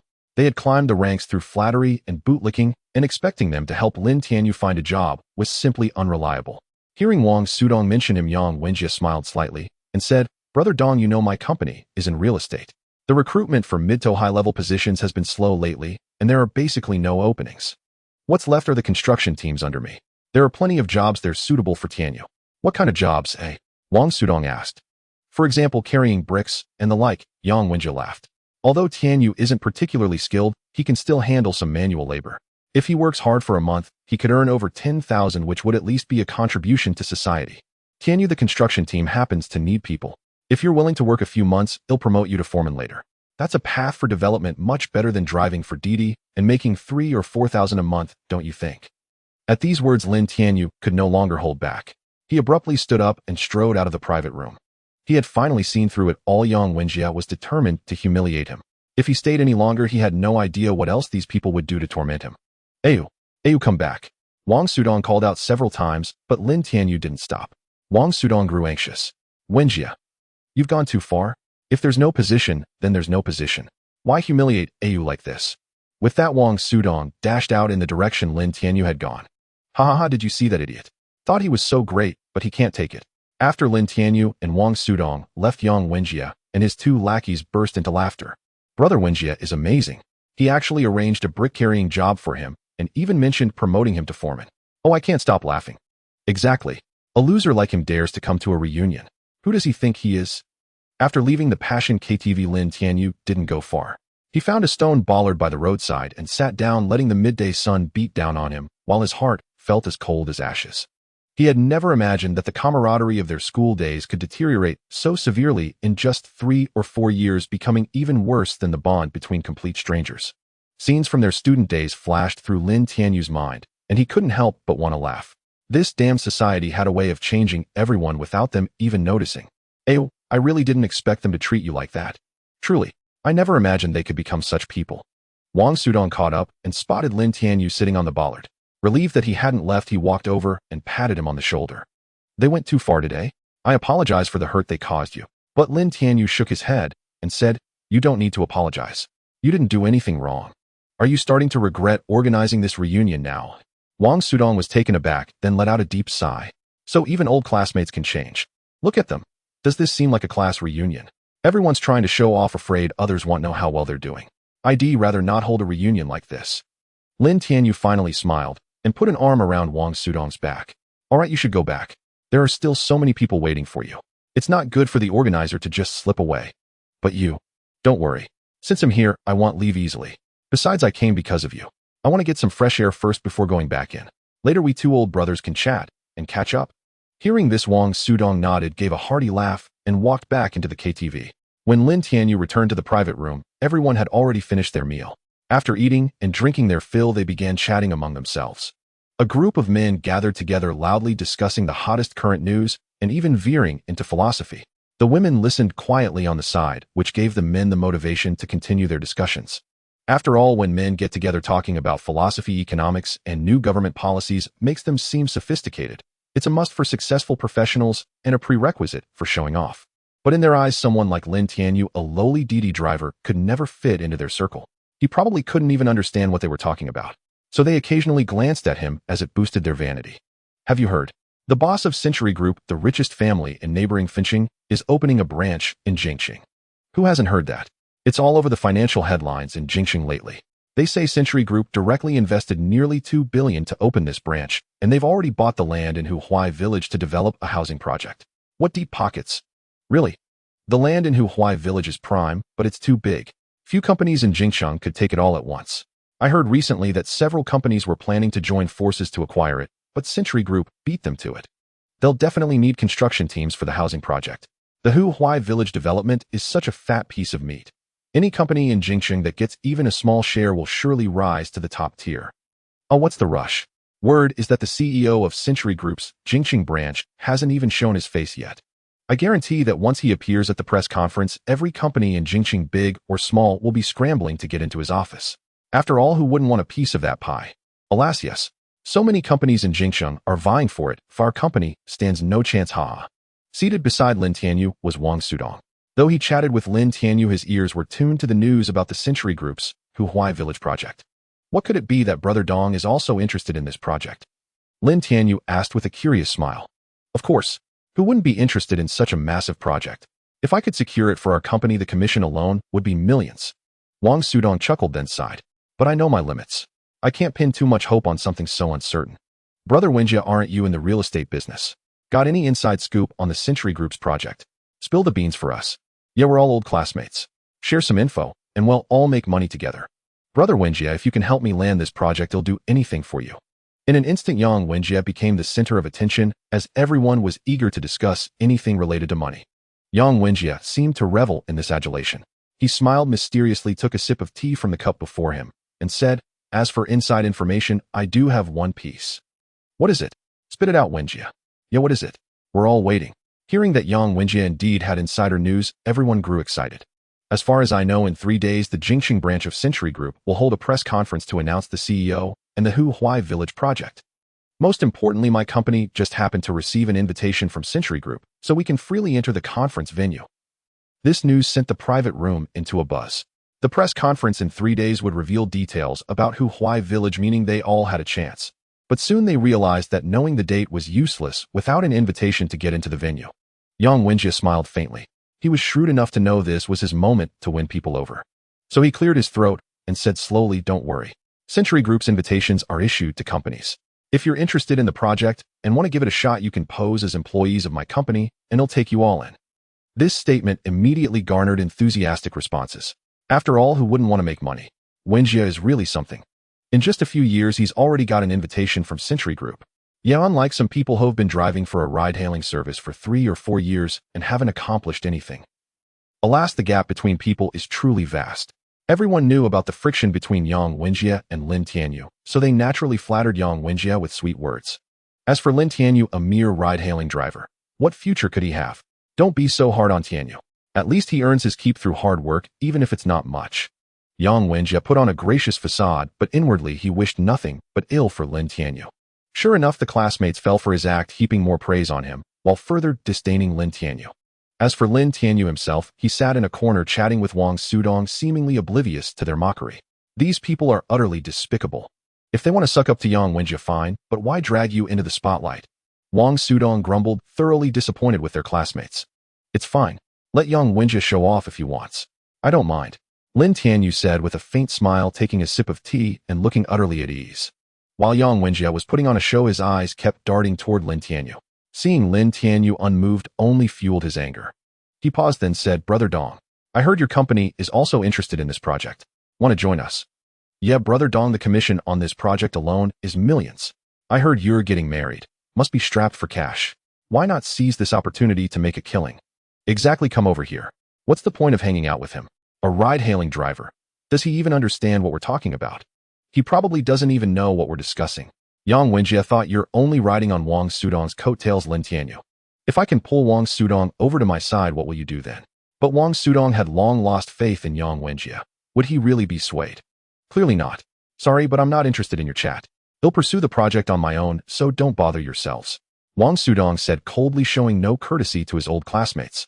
Watching Wang Sudong sit back down, Lin Tianyu couldn't help but say, why turn down money? Yang Wenjie may have questionable character, but he does have the invitation to the press conference. Why not try to leverage that? I don't have such thick skin, Wang Sudong said indignantly. Besides, after the way he treated you, how could I possibly cozy up to him now? Even if I had a sure shot at this project, I would never stoop to associate with someone like Yang Wenjie. Lin Tianyu was taken aback, touched. In a world where few would unhesitatingly choose friendship over money, such loyalty was rare. There were plans for after the meal, but given the circumstances, Wang Sudong had no heart to continue. After the gathering ended hastily, Yang Wenjie was escorted out by a crowd laughing and chatting as if years of no contact had turned them into brothers over a single meal. As for Lin Tianyu, only Wang Sudong remained by his side, forming a stark contrast. Whoa, brother Wenjie, look at that car. That's awesome. As the group exited the passion and excitement KTV ready to move on to the next venue, they were interrupted by the exclamation of a thin, bespectacled man. Everyone turned to look. In the KTV parking lot sat a supercar with aggressive, domineering lines, its immense presence making it stand out in the entire lot.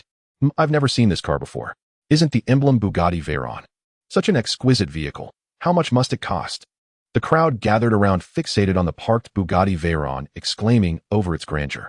Yet none among them seemed to recognize its specific model. Seeing this, Yang Wenjie smirked, knowing it was his moment to shine.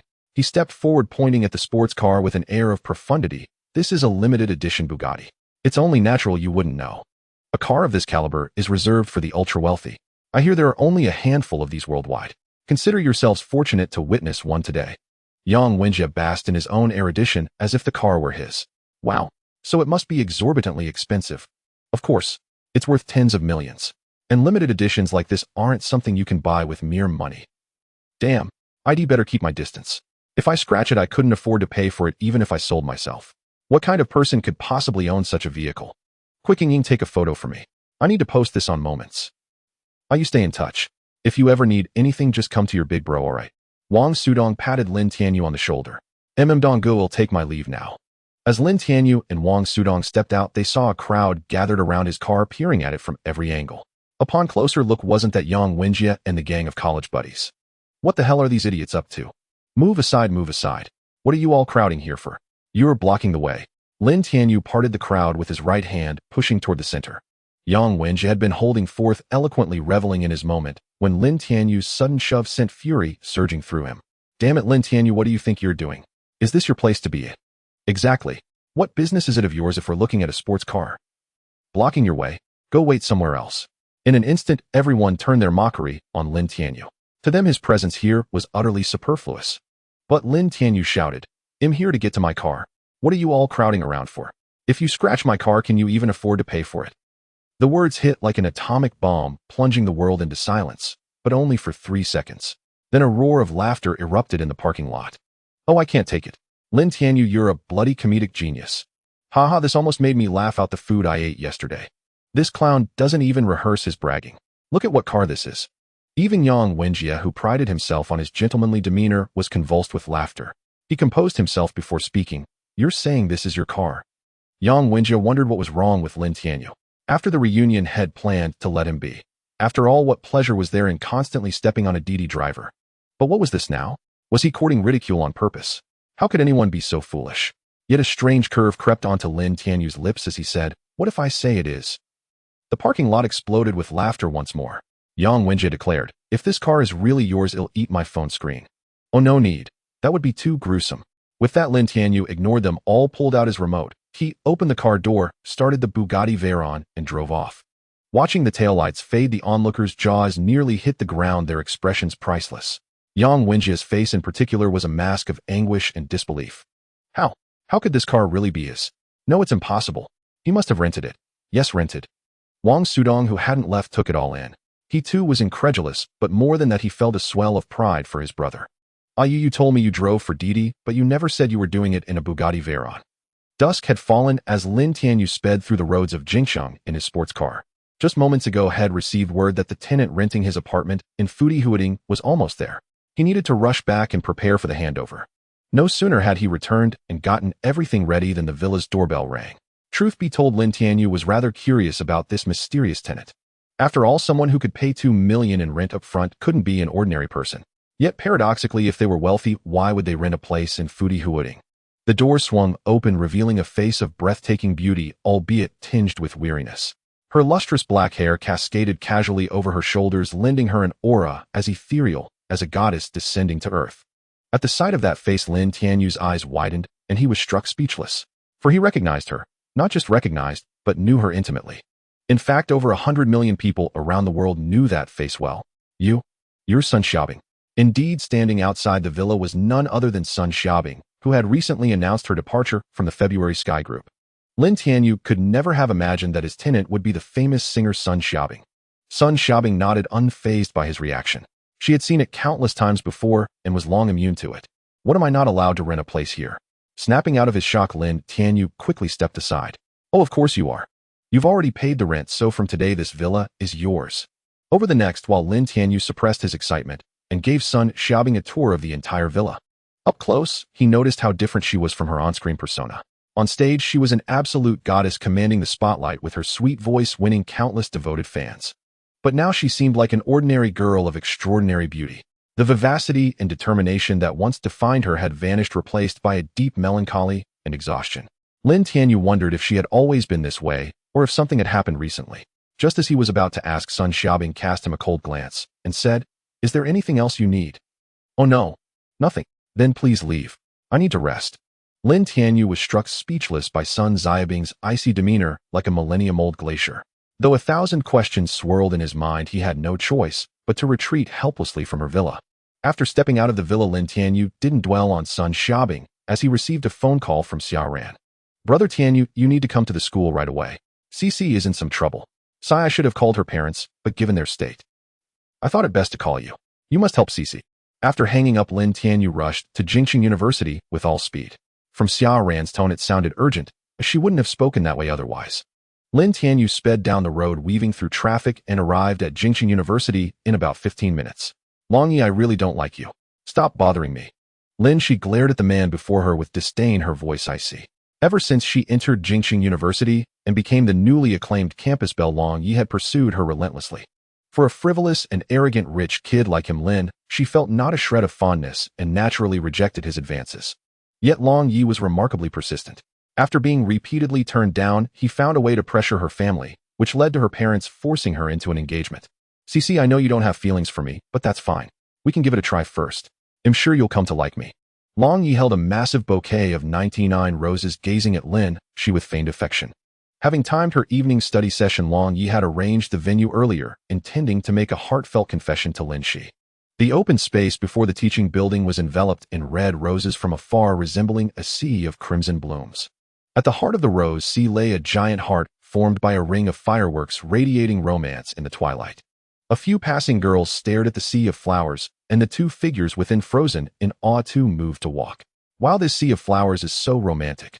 I wish I were that girl. Being confessed to by a guy like this is such bliss. If that girl is the campus belle Lin Shi. The one confessing is Master Long. Someone like you. He'd never look your way. Mind your own business. Faced with Long Yi's grand gesture, Lin, she didn't even bother to glance. She said coldly, "Impossible. I will never be with you. Move aside. I'm going home." Hearing that, Lin, she was about to leave, Long Yi panicked and grabbed her hand. "No, Cici, don't go. Think it over again. We can truly be together. Let go of me. Who gave you permission to hold my hand?" Lin, she struggled desperately to free her hand, but Long Yi wouldn't let her break free, so easily tightening his grip. Despite her frantic efforts, she remained immobile. Just as Lin, she felt despair, she spotted Lin Tianyu walking slowly through the crowd, and a glimmer of hope appeared in her eyes. "Brother Tianyu, save me." Hearing her cry, Long Yi followed her gaze and saw a sight that infuriated him. "Stay back. Don't you dare step on my flowers." Lin Tianyu lifted his foot and trampled through the sea of roses. In a few strides, he carved a long path through the once pristine flower bed, shattering the romantic atmosphere completely. Long Yi trembled with rage. He had spared no effort to arrange this sea of roses, nearly buying out every red rose in Jingqing's flower shops. Before he could even confess this, Lin Tianyu had ruined it all. A brat playing at romance. Lin Tianyu kicked aside a firework, walked over, and pulled Lin Shi to his side. "Let's go home." Hearing this, Lin Shi and Xia Ran couldn't help but laugh. Lin Tianyu was 26 while Long Yi was only 20, truly a mere brat. As they were about to leave, Long Yi's cold voice rang out from behind. "Stop. I've looked into you. You're Lin Tianyu, right? A ride-hailing driver. Lin Tianyu paused, turned back, and asked with feigned confusion, "Who are you?" Seeing him stop, Long Yi felt a surge of pride. He must be scared. Stepping forward arrogantly, he announced, "I am Long Yi, heir of the Long family in Jingqing, known as Master Long." "Oh, never heard of you." Lin Tianyu replied indifferently. "You." Long Yi nearly spat blood at his attitude. He had tried to show off, but the other party wasn't playing along. It was like punching cotton, soft and utterly unsatisfying. "Fine. They'll take it that you're just a lowly driver with limited knowledge." After a moment, Long Yi swallowed his pride and continued, "Kid, I don't care what you do. Lin, she is the woman I've set my sights on, and I will win her over." It was peak time after evening classes, and the romantic confession had turned into a jealous spat, drawing an even larger crowd. Many recognized Lin Tianyu as the man who had dropped Lin Shi off at school that morning while Long Yi was her persistent suitor. They all knew a good show was about to unfold. "Oh, what's it to me?" Lin Tianyu replied flatly, as Long Yi fumed. Long Yi was nearly driven mad by Lin Tianyu, especially under the gaze of so many onlookers. He had been raging impotently for ages while the other party showed no reaction, making it seem like he was just spouting nonsense. All right, you've got guts." Long Yi pointed at Lin Tianyu, his brows furrowed in fury. "If you've got the nerve, stay right here. I swear if I don't break you today, my name isn't Long." Those familiar with Long Yi knew he was truly enraged. Shedding his gentlemanly facade, he turned into a menacing figure bent on teaching Lin Tianyu a lesson. "Are you out of your mind?" Lin Tianyu said with great confusion. "Why should I stay here? Forget it, I'm not going to play the fool with you anymore. We're going home." With that, Lin Tianyu took Lin Zai's hand, and they got into the sports car together. Watching the intimate scene between Lin Tianyu and Lin Shi, Long Yi gritted his teeth in fury, itching to rush over and snatch Lin Shi back from his grasp. What made Long Yi even angrier was that with so many people watching, he could already imagine that soon a post would appear on the campus forum of Jingqing University. Shocking. Young Master Long's confession to campus beauty Lin Shi was rejected again, and a mysterious man publicly humiliated him. What a damn disgrace. By tonight, the whole school, and even people from outside, would know about it. "Lin Tianyu, they'll make you pay." Long Yi growled fiercely. Then he turned to the innocent onlookers, a surge of inexplicable rage rising in his chest. "What are you looking at? Get the hell out of here." "Brother Tianyu, thank you." Lin Shi sat obediently in the passenger seat of Lin Tianyu's car, looking at him with a gentle smile. She was becoming more and more intrigued by this man before her. He gave her a mysterious feeling, not fear, but a sense of reassurance. It was as if he could do anything, even though he claimed to be just a DD driver. "Don't be so formal with me." Lin Tianyu chuckled and added, "That guy just now must be the rich second generation who's been pressuring you into marriage." "Yeah, he's the eldest son of the Long family in Jingqing, the future heir of the Long clan. The Long family is considered a top-tier family in Jingqing with significant influence across various sectors." Lin Shi nodded, then said apologetically, "I'm sorry, Brother Tianyu, for dragging you into this." Lin Tianyu was taken aback, then realized she meant she had made him a powerful enemy. He reached out and gently patted her head. "How could that be?" he said with a smile. "Your Brother Tianyu is just a DD driver. What can they do to me?" Lin Shi let out a soft laugh. For some reason, she now felt an inexplicable trust in Lin Tianyu. After eating the dinner Lin Shi had prepared, Lin Tianyu lay on his bed. He felt something was off with the system today, as if something was about to happen. Ding.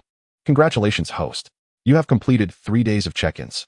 System experience is full and can be upgraded." "Upgrade now? Holy crap, the system can be upgraded." Lin Tianyu was instantly thrilled. So his current system was just in its initial state.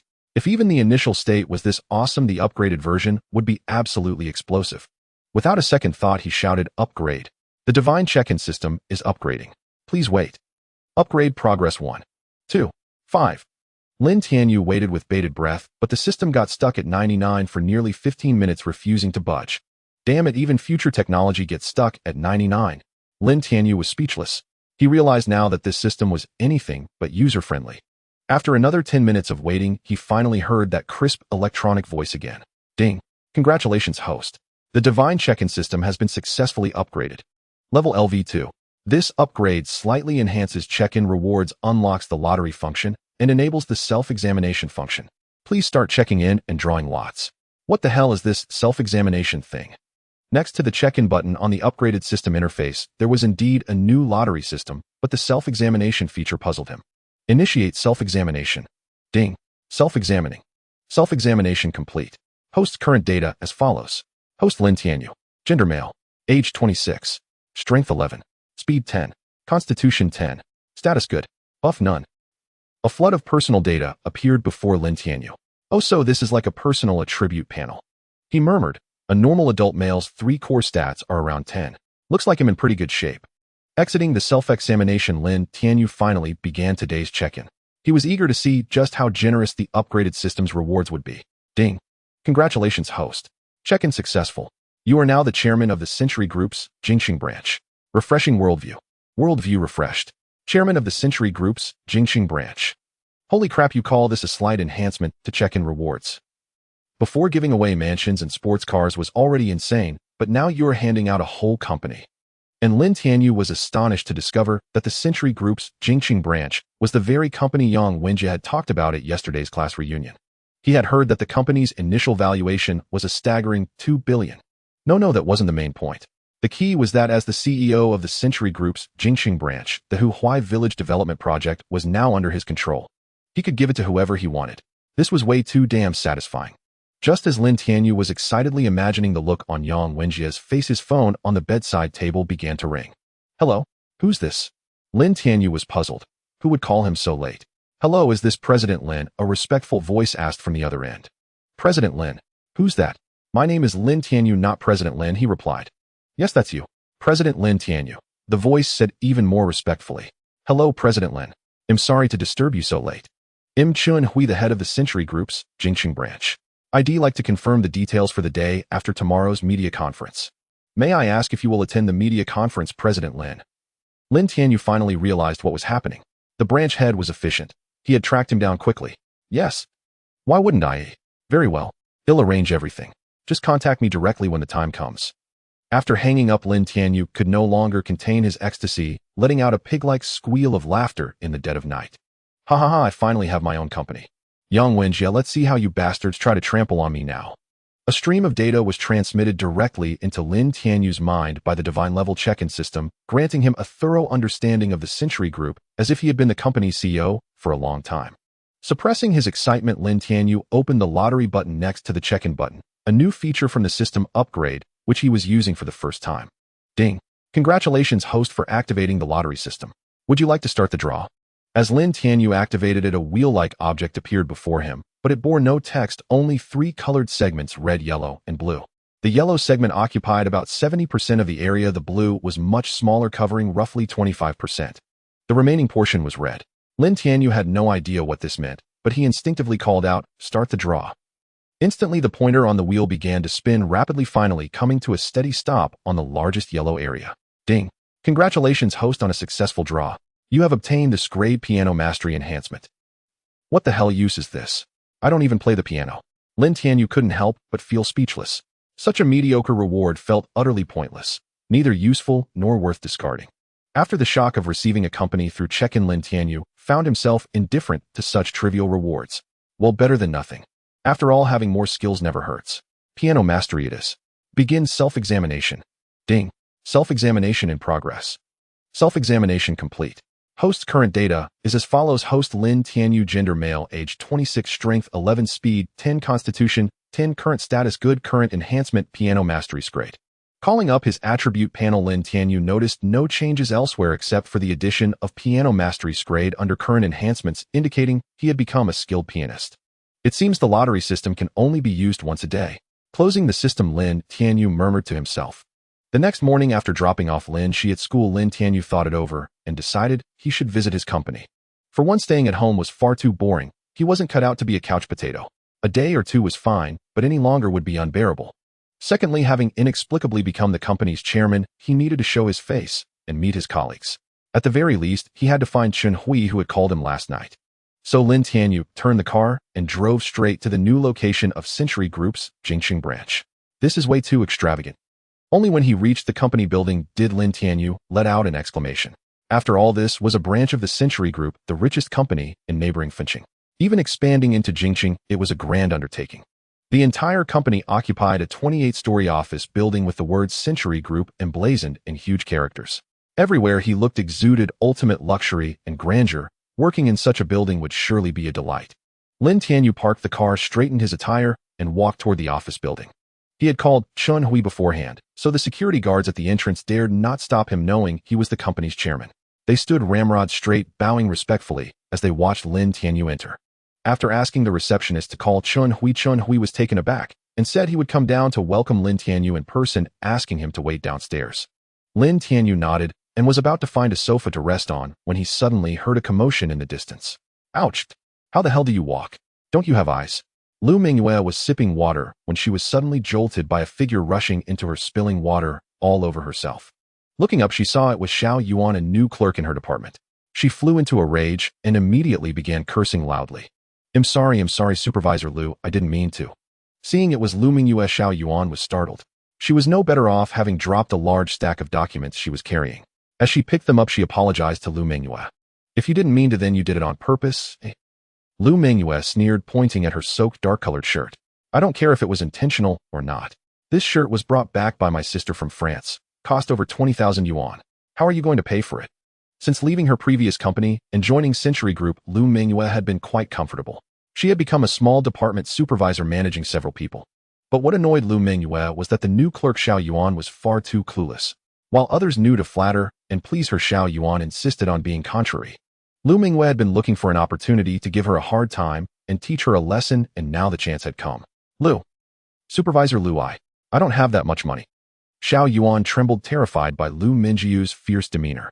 She said in a quivering voice, and Supervisor Lu, your clothes are just wet from water. They can still be worn. Slap. Before Xiao Yuan could finish, Lu Mingyue slapped her across the face. The blow sent Xiao Yuan crashing to the ground, her cheek red and swollen, already bleeding. How dare you? What do you take me for it? Do you think this shirt is like the cheap rags you buy, still wearable after getting wet? Lu Mingyue pointed at Xiao Yuan's nose and snarled. You bumped into me and spilled water on my clothes. Do you think you can just let it slide? This is outrageous. I'm telling you, either you pay up now or you pack your things and get out this instant. No. Please don't, Supervisor Lu. My father is in the hospital and I need my salary to save his life. You can't fire me. Xiao Yuan sobbed, covering her swollen cheek. She dared not stand up, fearing that Lu Mingyue would treat her even more harshly. As so your family is struggling and others have it easy. Lu Mingyue crossed her arms and sneered coldly. This is a company. What do you think this is, a charity? Now take your things and get out. I never want to see you again. One should be lenient when possible. Why must you hound her? As Xiao Yuan was engulfed in despair, Lin Tianyu, who could no longer bear to watch, stepped forward at the opportune moment. He pulled Xiao Yuan to her feet and shielded her behind him. She didn't do much to you. Just got your dress wet. Besides, she's already apologized. Why can't you show some mercy? Isn't that right, Miss Lu? Oh, I was wondering who it was. Isn't this Mr. Lin? Long time no see. Lu Mingyue crossed her arms and spoke with a sarcastic tone. To an outsider, they might have seemed like old friends reuniting after a long separation. But Lin Tianyu knew that Lu Mingyue was subtly mocking him. What surprised him, however, was that she had seen him driving a Bugatti Veyron the last time. Why was she still treating him with such disdain? What's the matter, Mr. Lin? Not busy driving your Mitsubishi for ride-hailing anymore. Instead, you're here playing the hero to rescue a damsel in distress. Lu Mingyue's words dripped with sarcasm. Ever since she discovered a few days ago that Lin Tianyu was not a hidden tycoon, but a poor loser who rented cars to swindle others, his image had plummeted in her eyes. Though she was somewhat puzzled about how the security guards had let him in, it didn't matter. What future could a poor loser like him possibly have? Could he possibly be the CEO of the Century Group? That's none of your concern, Miss Lu. I'm here to apply for a position. Lin Tianyu said calmly. Indeed, he was applying to be the chairman. Unexpectedly, Lu Mingyue burst into laughter upon hearing this. She looked at him with utter contempt and said, You? Applying here? Do you even know what this place is? This is the Century Group, one of the top corporations in Jingqing. A ride-hailing driver like you, probably barely scraped through 9 years of compulsory education, and you dare to apply here. Lu Mingyue wasn't wrong. In a company like the Century Group, graduates from top-tier universities were a dime a dozen. Even the cleaning ladies likely had bachelor's degrees. The employment threshold was exceptionally high. So in her eyes, a poor loser like Lin Tianyu stood no chance of getting hired. Excuse me, first let me clarify, I am a university graduate. Lin Tianyu said seriously. Second, I'm applying for a senior management position, not a cleaning job. Upon hearing this, Lu Mingyue laughed so hard she could barely stand straight. Catching her breath, she managed to say, Lin Tianyu, oh Lin Tianyu, should I call you naive or utterly clueless? Leaving aside whether you're a university graduate, even if you are, you still have to get past HR. Do you even know what I do here? Lin Tianyu shook his head, thinking, this is my first day at the company. How the hell would I know what you do? Xiao Yuan, tell him. At the sight of Lu Mingyue's gaze, even hiding behind Lin Tianyu, Xiao Yuan was terrified, trembling all over. After receiving Lu Mingyue's command, she timidly stepped out from behind Lin Tianyu, looked at him apologetically, and choked out, she. She's the head of the HR department. Brother him. I'm sorry. I've dragged you into this and cost you your chance to apply. Lin Tianyu ignored this. He looked at Xiao Yuan's timid demeanor and suddenly felt a pang of sympathy. With a gravely ill father at home and the harshness of life forcing her to endure the pressure from her superior. Faced with such unfair treatment, she dared not fight back or talk back, enduring silently for a lifetime just for a meager wage to survive. In her, Lin Tianyu seemed to see his former self. In truth, wasn't everyone in this society just the same? To break free from such pressure, one had to rise above others to become the pinnacle of this world. Then who would dare to make him suffer in silence? It's okay. Don't feel guilty. You haven't dragged me into anything. Lin Tianyu smiled gently, like warm sunlight caressing the earth in spring. So, heard all that. Lu Mingyue gloated triumphantly. I'm the head of HR. No matter what you're applying for from me, it's a flat out. No pass. All right, let's not waste any more time here. My time is precious, and I don't want to squander it on a poor loser like you. Will you back off on your own, or shall I mark your resume as failed and let you leave with that? Hearing this, Lin Tianyu just smiled, a playful curve on his lips. Oh, are you sure you want to kick me out here? What else? Do you think he'll invite you to lunch? Lu Mingyue said disdainfully, wondering if Lin Tianyu had lost his mind. She couldn't fathom why he was so arrogant. Oh, no need for that. I wouldn't want to share a meal with you. It would only disgust me. Lin Tianyu said calmly, his tone tinged with a cheeky edge. You, Lu Mingyue was nearly driven mad. How could anyone be so arrogant? Fine, fine. Since you refuse a toast, you'll have to drink a forfeit. Just wait. Lu Mingyue snarled ferociously. With that, she strode to the front desk, grabbed the phone, and yelled, "Security. Someone's causing trouble in the lobby. Send a few men and throw him out." Hearing it was Lu Mingyue on the line, the security chief immediately became respectful. After all, it was Supervisor Lu's order. They had to carry it out. Within a minute of hanging up, all the security guards patrolling outside had gathered. The lobby now held 11 or 12 uniformed men armed with electric batons, looking imposing. "Supervisor Lu, where is he?" the security chief asked. "There he is. Throw him out now." Lu Mingyue pointed at Lin Tianyu, her face flushed with anger. In her fury, her once meticulous makeup had become a mess, making her look like an old witch from the forest. "Got it. So you're the young man who dares to cause trouble at our company. Spread positive ideas." The security chief responded, ready to eject him. But when he saw Lin Tianyu's face, his expression shifted dramatically, and his attitude did a complete 180-degree turn. Good heavens, how bold was Supervisor Lu to dare kick him out. "Thank goodness I caught myself, or I'd be in deep trouble with you. Do you even know who he is? He's the chairman of the Century Group's Jingxing branch. Everyone in this company answers to him. In this company, we've only heard of the chairman firing employees, never of employees daring to throw the chairman out." "Captain Xia, what are you talking about? What young man spreading positive thoughts? Just kick him out." Lu Mingyue asked in confusion. "Why are we keeping someone who disrupts company order here?" "Disrupting company order? You dare call him a disruptor of company order?" Captain Xia silently took a step away from Lu Mingyue, looking at her as if she were already dead. He thought to himself that this woman might be mentally deficient, and since low intelligence was said to be contagious, it was best to keep his distance. "Supervisor Lu, you'd better say less." The security captain shook his head. "What do you mean, say less? That pathetic loser. Can't I even criticize him?" Lu Mingyue still seemed oblivious to the severity of the situation. "Why are you all afraid of him? Does the company pay you to do nothing?" "Idiot." Captain Xia was completely done talking to this woman. Just as Lu Mingyue was about to say more, the private elevator in the lobby chimed, and a man in a black suit with an upright posture stepped out. The private elevator, this one, led directly to the chairman's office. Since the chairman's identity was still unknown, the only person authorized to use this elevator was the chairman's assistant and head of Century Group's Jingxing branch, Chen Hui. "Hello, President Chen." As soon as Chen Hui appeared, everyone in the lobby greeted him respectfully, standing straight with reverent expressions. Because aside from the chairman, he was the absolute authority in the company. Seeing Chen Hui, Lu Mingyue instantly changed her demeanor, her previous ferocity vanishing as she cooed and sidled up to him.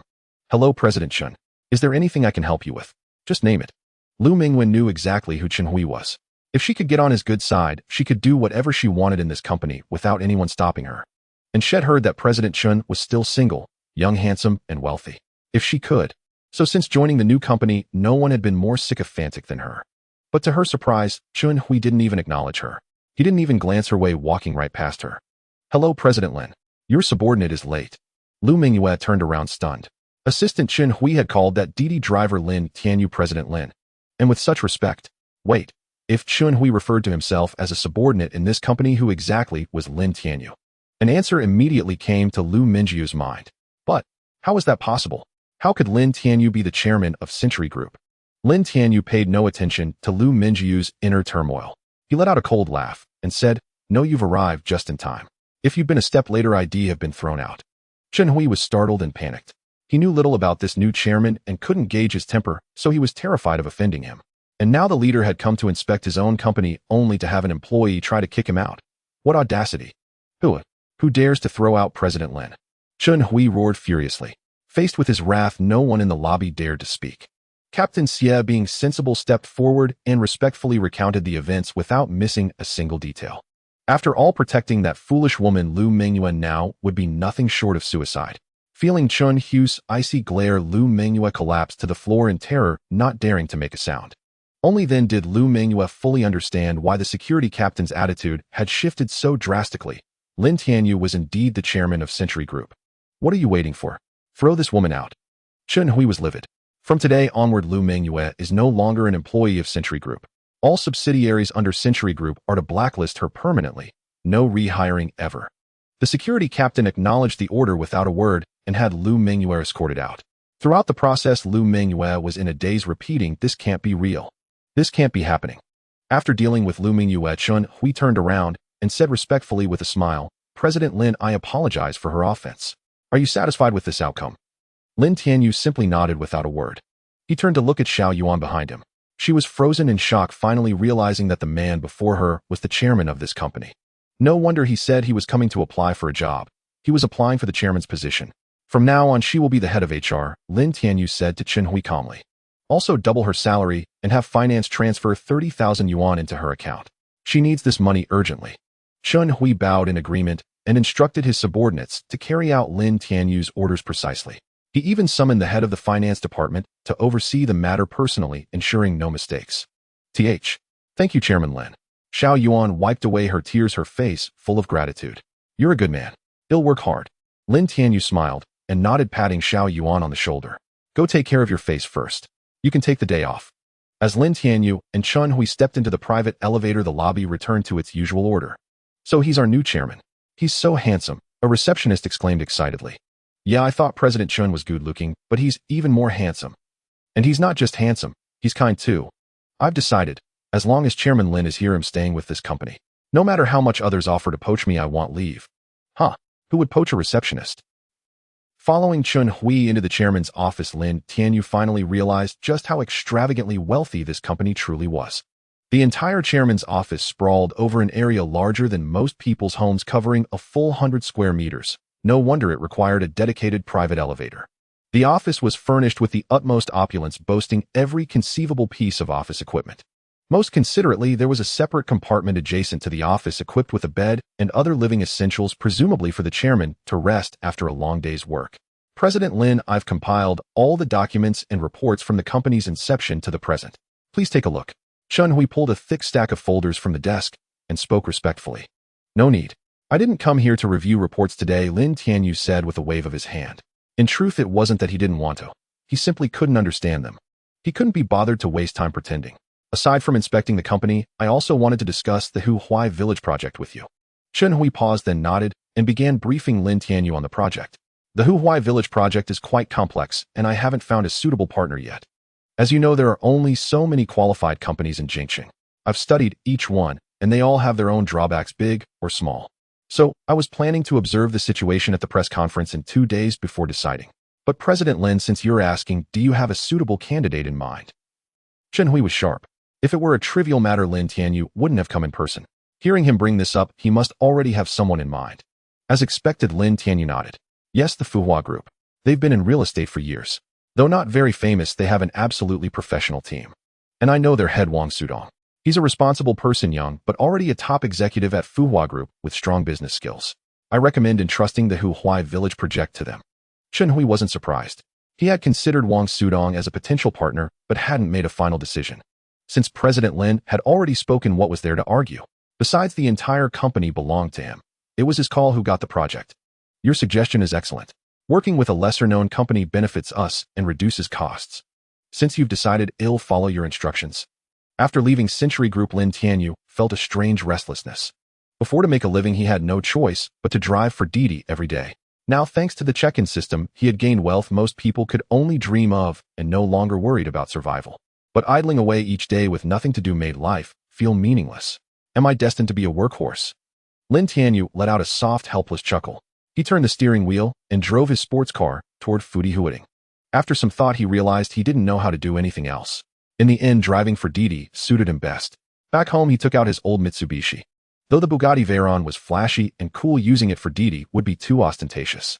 But today, for some reason, traffic on the second ring road was jammed. Before he could even pick up a fare, he was stuck, unable to move. What a bad start. Lin Tianyu rolled down the window, lit a cigarette in frustration, and took a few puffs before a loud honk blared from behind. He turned to see a Land Rover behind him. The owner was clearly wealthy. The vehicle was covered in flashy paint, looking imposing. But what was the point of honking? The car ahead wasn't moving, and he had no room to maneuver. Honking was useless. He couldn't sprout wings and fly over. The driver, apparently hot-tempered, grew furious at Lin Tianyu's stationary Mitsubishi and rammed into it, shaking the car and knocking the cigarette from his hand. What a damn moron. Lin Tianyu jumped out to see his Mitsubishi's rear taillight shattered and the back panel badly dented. The Land Rover, thanks to its bumper, only suffered a minor scratch. What the hell, can you even drive? The other party was equally arrogant. 3 or 4 people got out of the Land Rover, men and women, with a red-haired man leading the abuse. Lin Tianyu was stunned by the scolding. If his memory served him right, he wasn't the one at fault. You're really good at blaming others. Perfect. He'll give you full marks. You hit my car, and besides, we're all stuck in traffic. Where was I supposed to go? Lin Tianyu said coldly. To his surprise, the group burst into laughter. Haha, look at this idiot. He doesn't get it. Hey kid, you dare talk back to me. Do you know who I am? The red-haired man said arrogantly. Driving this piece of junk on the road. It's like a scrap heap just blocking the way. Lin Tianyu couldn't help but laugh. This was the first time he had heard such absurd logic. Did driving a Mitsubishi mean he didn't deserve to be on the road? Only a Land Rover qualified. Is the road yours? Why can't I drive here? Lin Tianyu retorted coldly. He now realized these people were likely spoiled brats from some wealthy Jingxing family board and looking for trouble. Haha kid, how dare a poor loser talk to us like that? The red-haired man laughed. Look, your crappy car scraped the paint off my bumper. How are you going to compensate me? Lin Tianyu was speechless. Were these people all masters of twisted logic? You smashed my taillight, and I haven't even asked for compensation yet, but you're blaming me. I'll pay you back. In your dreams. Lin Tianyu cursed angrily. Pay me for my taillight first. Idiot, is this piece of junk even worth compensating? A group of young men and women laughed heartily. This scrap metal can't even be worth 40,000 bucks in total, can it? Haha, exactly. Your taillight probably isn't even worth the paint on our bumper, and you still expect us to pay up. Lin Tianyu's face turned cold. In the past, when he was just a Didi driver, he would have had no way to deal with these spoiled brats. He would have had to swallow his pride and accept his bad luck. It wasn't that he feared them, but rather their family backgrounds. Now, however, Lin Tianyu no longer needed to do so. With his identity as the chairman of the Century Group, he was a self-made tycoon. Watching Lin Tianyu approach with a cold demeanor, the red-haired man found it somewhat amusing. He sneered, Idiot, what are you doing? Want to fight? Don't you see how many of us there are? However, Lin Tianyu paid him no heed. He tilted his neck, and a series of crackling sounds like popping beans echoed from his joints, exuding an inexplicable pressure. Your daddy hasn't been in the game for years, but today my fists are itching. Let me teach you young punks a lesson. With a swift dash, Lin Tianyu appeared before the red-haired man and threw a punch straight at his face. The red-haired man never expected Lin Tianyu to actually strike. Caught off guard, he missed the perfect moment to dodge, and by the time he reacted, it was too late. A painful scream accompanied by the sound of bone and flesh colliding erupted from the red-haired man.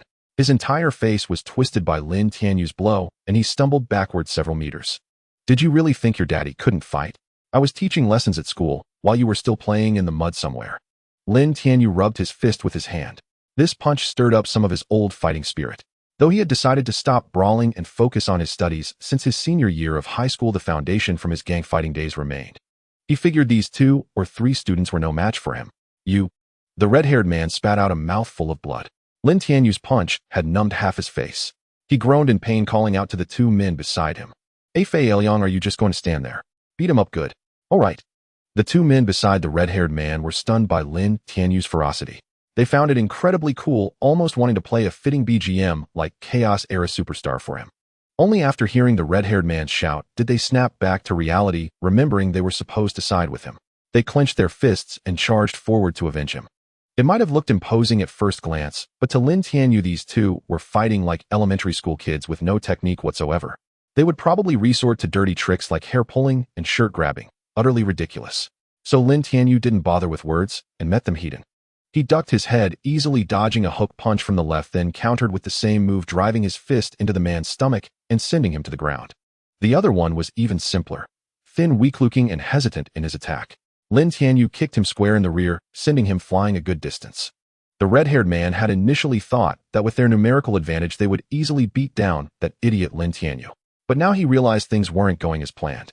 Lin Tianyu was showing off, and instead the three of them became the punching bags with one man chasing and thrashing them all. By the end, Lin Tianyu couldn't be bothered to demand compensation. He considered it money spent on 3 sparring partners, especially since his pockets were still stuffed with the 2 million yuan Sun Xiaobing had given him. He didn't need the money. Seeing that the cars ahead had mostly cleared out, Lin Tianyu rubbed his bruised arm, got back into his car, and sped off with a press of the accelerator. "Hey brother Kun, why did that guy run?" Afei mumbled, his head swollen like a pig's. "Are you stupid? If we don't scram, the cops will be here. Do you want to spend a few days in the slammer eating government food?" The red-haired man slapped Afei's head hard, fuming.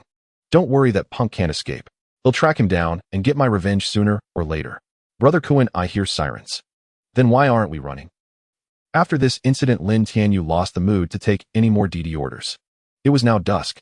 He first drove the Mitsubishi to a repair shop, then took a DD ride home.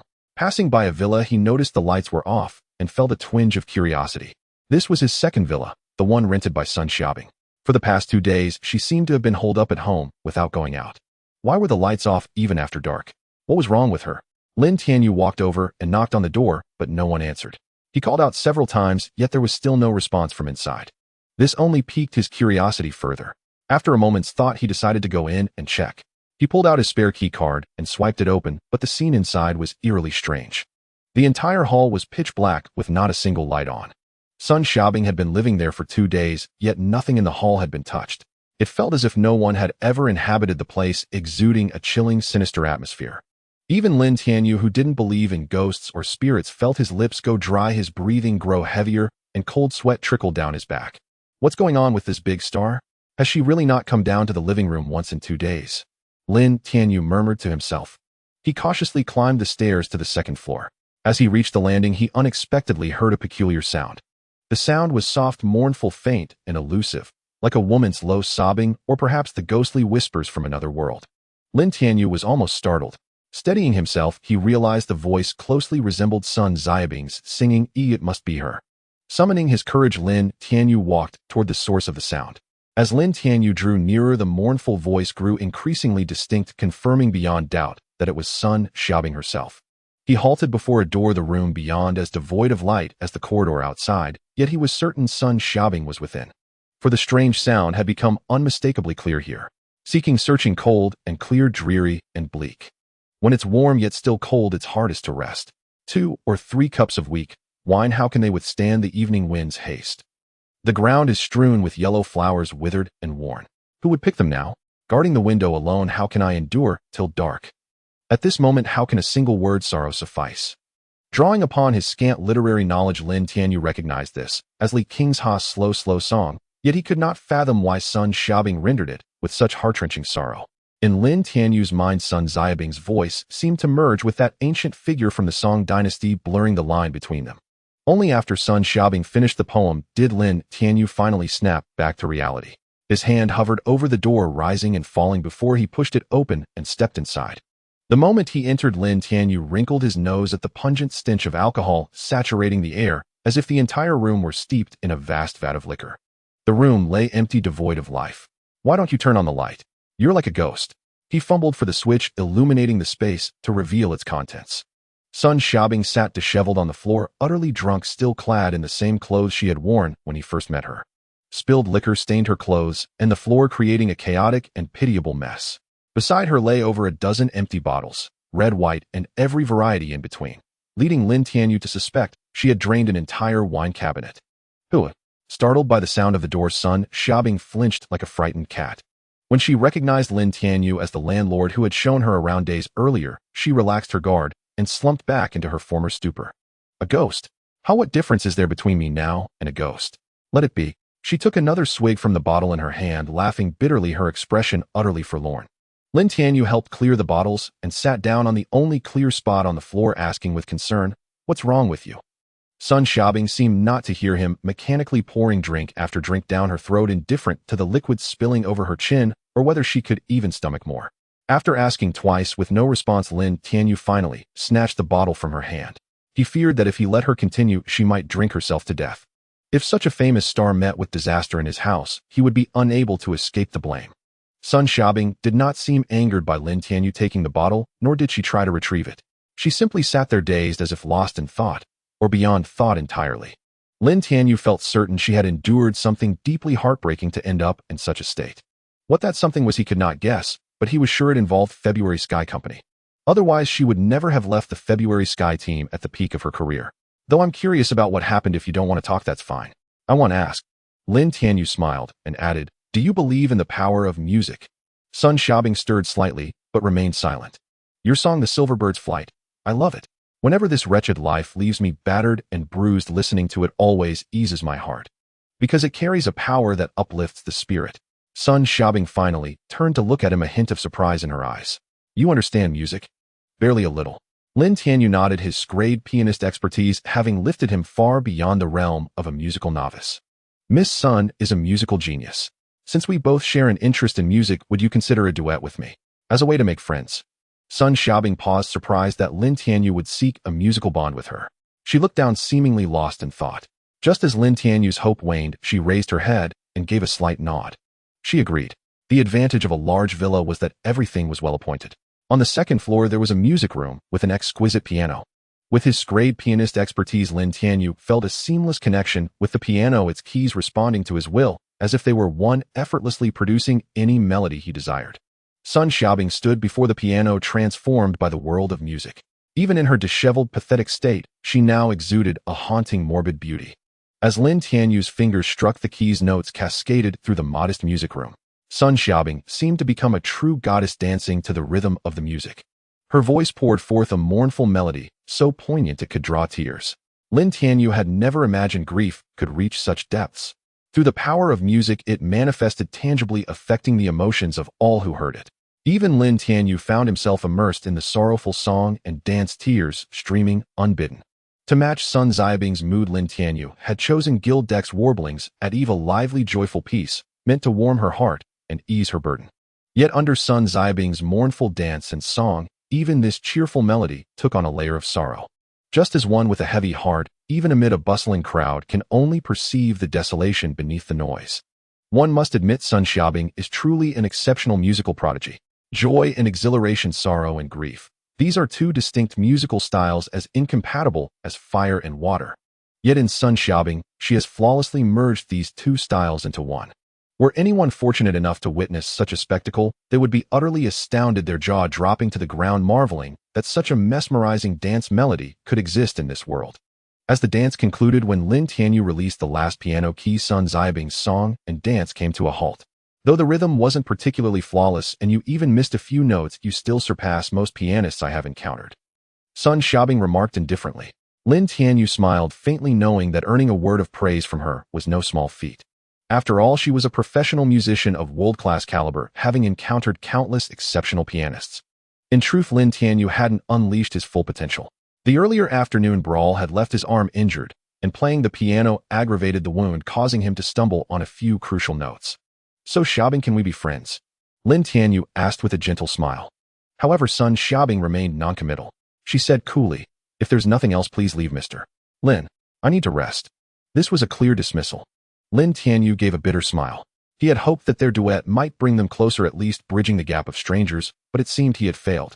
Left with no choice, Lin Tianyu nodded and exited the room. "If you need anything, feel free to let me know. I live in the villa next door." As expected, his words were met with silence. By the time Lin Tianyu returned home, she seemed to have already gone to bed. Yet he noticed a table full of dishes and an adorable sticky note attached to it. "Brother Tianyu, dinner is ready. It's late, so we'll sleep first. If you're hungry, just heat it up. Good night and sweet dreams." A cute smiley face adorned the end of the note. Lin Tianyu couldn't help but smile, a warmth filling his heart. Without Lin Shi even owning this villa, he might never have felt at home. For years, Lin Tianyu had lived alone. When time permitted, he would leisurely cook himself a decent meal, but most days he was pressed for time. Returning home late at night often meant settling for instant noodles or snacks, or simply going to bed hungry. Having a steaming hot meal waiting for him in the dead of night was a first. Smiling, Lin Tianyu finished the food, washed the dishes, and headed upstairs. Lying in bed, the divine sign-in system chimed with its crisp synthetic voice. Ding. A new day has arrived. Host, you may now sign in. Begin sign-in. Ding. Congratulations, host. You have successfully signed in and obtained Guangping Road Commercial Pedestrian Street. Updating worldview. Worldview update complete. A commercial pedestrian street. And on Guangping Road. Though somewhat prepared, Lin Tianyu was still thrilled. Guangping Road was one of the busiest commercial pedestrian streets in Jingqing. The massive foot traffic ensured frequent transactions, making it nearly impossible for any shop there to incur losses. The combined rents of all the shops on such a street would be astronomical. Though it couldn't compare to the Century Group's 2 billion, it was different. Lin Tianyu couldn't exactly sell the Century Group outright. But the rental income from the commercial pedestrian street was tangible. Lin Tianyu had calculated before if he could own a street like Guangping Road, or even half as valuable, he could live comfortably on rent for the rest of his life. All right, tomorrow he'll play the role of a tyrannical landlord and collect rent on Guangping Road. Lin Tianyu rubbed his hands together excitedly. Let's see what goodies today's lottery brings. Lin Tianyu pressed the lottery button and the red, yellow, and blue wheel began to spin again. Ding. Congratulations, host. You have won the S-Class Chef Expertise bonus. Same old garbage as usual. Well, it wasn't entirely garbage. The S-Class Pianist Expertise had proven quite useful during his meeting with Sun Xiaobing. These bonuses might seem insignificant in the short term, but accumulation leads to qualitative change. Imagine if Lin Tianyu amassed enough bonuses. He could become a polymath, excelling in every field. Ding. System detects that host's luck value is 30 below normal. Initiating luck value correction. Correcting luck value. Luck value correction complete. Please activate the self-examination function to enable the luck value correction. Lin Tianyu was taken aback. Luck value correction. Could it enhance his fortune? Reflecting, he remembered being perpetually unlucky since childhood. In a card game, he once held a straight flush only to be defeated by someone's 17-card airplane. What was there to say? Perhaps the recent string of troubles had tanked his luck so low that even the system couldn't ignore it, prompting the correction. This made Lin Tianyu wonder, would the system correct any of his basic stats that fell below 30 of the average? Open self-examination. Ding. Self-examining. Self-examination complete. Host's current data as follows. Host Lin Tianyu, gender male, age 26, strength 11, speed 10, physique 10, luck 15, current status, right arm slightly sprained, self-repairing, progress 37, current bonuses, S-Class Pianist, S-Class Chef. Upon activating the self-examination function, Lin Tianyu saw the luck value added to his basic stats, currently at 15. Compared to the normal human average of 10, after correction, Lin Tianyu's luck exceeded the norm by 50. This meant that whatever he did, his fortune would be slightly better than the average person's. Well, I might as well go buy a lottery ticket and just sit back to rake in the money, right? Lin Tianyu mused to himself. The next morning, he woke up and ate the breakfast she had prepared. She seemed exceptionally cheerful today, dressed exquisitely in a form-fitting light blue dress that accentuated her graceful figure. She had even applied a touch of makeup, making her already charming face appear flawlessly radiant. Brother Tianyu, it's the weekend today. Ran and I plan to go shopping. Why don't you come with us? Where to? The Guangping Road Commercial Pedestrian Street. I heard there's a takoyaki shop there that's absolutely delicious. We both go there often. Lin Tianyu was taken aback. Guangping Road Commercial Pedestrian Street. Wasn't that the very property he had signed over yesterday? It seemed fate had decreed he would collect the rent there today. So Lin Tianyu smiled and nodded.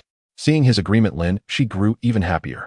They quickly finished breakfast, then drove the Bugatti Veyron toward Guangping Road Commercial Pedestrian Street. Ran, has that guy long been bothering you these past 2 days? Lin Tianyu asked as he drove. She tilted her head and thought a hint of confusion in her voice.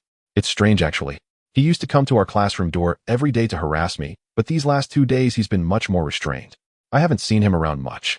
Him? After you messed up the confession he worked so hard to prepare last time, he was utterly humiliated. How could he possibly have the face to bother Cici anymore? Xia Ran laughed heartily. You have no idea. Your glorious deed was plastered all over our campus forum for a whole week. If it hadn't been pushed down by some recent club activities, that post would have lasted even longer. Now Long, you must absolutely hate you. Brother Tianyu, I think you shouldn't drive me to school for the next few days. Lin, she said, a note of worry in her voice. Why, oi? Cici is definitely worried about you. After all, the Long family isn't easy to mess with. You made him lose so much face at school, He's probably scheming some way to get back at you right now, Xiaoran chimed in. But Lin Tianyu just smiled and said nothing. He didn't care what schemes Long Yu was cooking up, he would deal with them as they came. Besides, his own strength was no longer weak. Even the entire Long family of Jingqing City, what could they do to him? Moreover, his own power was not insignificant now. Even the Long family of Jingqing City, what could they possibly do to him? Guangping Road Commercial Pedestrian Street was located in the heart of Jingqing City. As they approached the area, the crowd grew noticeably denser and the atmosphere became more lively. Although the roads were congested, Lin Tianyu drove his sports car with ease. Upon spotting the Bugatti Veyron, other drivers hurriedly moved aside or slowed down, eager to keep their distance. Needless to say, with a car this expensive, even a minor scratch could bankrupt them. Who would dare get too close? Seeing that Lin Tianyu's car also carried two stunning beauties, many onlookers couldn't help but show envy and jealousy, thinking to themselves what a lucky fellow he was. Not only driving a luxurious Bugatti Veyron, but also dating two such gorgeous women. Arriving at the pedestrian street, Lin Tianyu found a spot to park the car and followed the two women inside. The two women walked ahead, one lively and adorable, the other quiet and elegant, forming a captivating sight on the street. As for Lin Tianyu, he strolled behind them with his hands clasped behind his back, looking left and right. In name he was shopping, but in reality he was like a big boss inspecting his own properties. These shops are doing well with good business. The storefronts should bring in a decent amount of rent. All those few shops aren't doing so well. There's hardly anyone at the entrance. What's going on there? Brother Tianyu, walk a bit faster. Why are you lagging so far behind? Xiaoran noticed he was always trailing them, making it seem like only the two of them were shopping. So she urged him on. Oh, coming. Lin Tianyu responded absently and caught up, but his mind was entirely preoccupied with how much rent to collect and the details of the process. CC, Brother Tianyu, let's go check that out. Xiaoran's eyes lit up as if she had discovered something fun. Lin Tianyu and Lin, she followed her gaze to a lucky box machine, which looked quite appealing. The Lucky Box game had suddenly become popular in recent years. It was essentially a machine similar to a vending machine, filled with identical gift boxes, all priced the same. The difference, however, lay in the varying gifts and values inside each box. In other words, spending the same amount of money to buy these gift boxes, whether you gained or lost on the gift inside, depended entirely on luck. The three of them walked over. Xiaoran and Lin, she were clearly intrigued by the machine. A couple was already drawing boxes nearby, so the trio wasn't in a hurry and stood by to watch. The guy seemed to be having terrible luck. He opened two lucky boxes in a row. One yielded a small doll and the other a tiny electric fan. Together they weren't even worth the price of one box, a huge loss. His girlfriend was so furious she looked ready to hit him. Brother Tianyu, I think this is a bit unreliable. Let's forget it, Lin, she said, feeling discouraged by the pitiful win rate. Each box cost 200 yuan, yet the prizes were so meager. It seemed more like a scam. It's fine, just pick one. It's all just for fun. Lin Tianyu chuckled. He didn't see it as a big deal. This kind of game was all about the anticipation of opening a gift, not about getting rich from the prizes. Who cared? Hearing Lin Tianyu's words, Lin, she thought for a moment and then nodded. She went to the machine and together with Xiaoran carefully selected their boxes. In the end, they picked 3 boxes, one for each of them. Brother Tianyu, why don't you open them? Our luck is terrible, Lin, she said shyly, handing the 3 gift boxes to Lin Tianyu. Before this, Lin Tianyu had noticed the instructions on the machine, which stated that the boxes contained first, second, and third prizes. The first prize, of which there was only one, was the latest iPhone XS Max. The second prize, with 2 available, was an anime figurine worth around 300 yuan.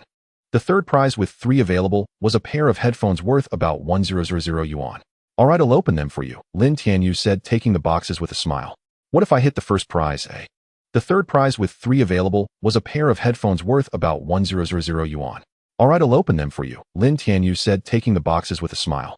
What if I hit the first prize, eh? Brother, come on, you really think you won the first prize? Whether there is a first prize in this prize pool is still debatable. Before the 2 girls could respond, a male voice came from behind Lin Tianyu. It turned out that the couple had not left yet.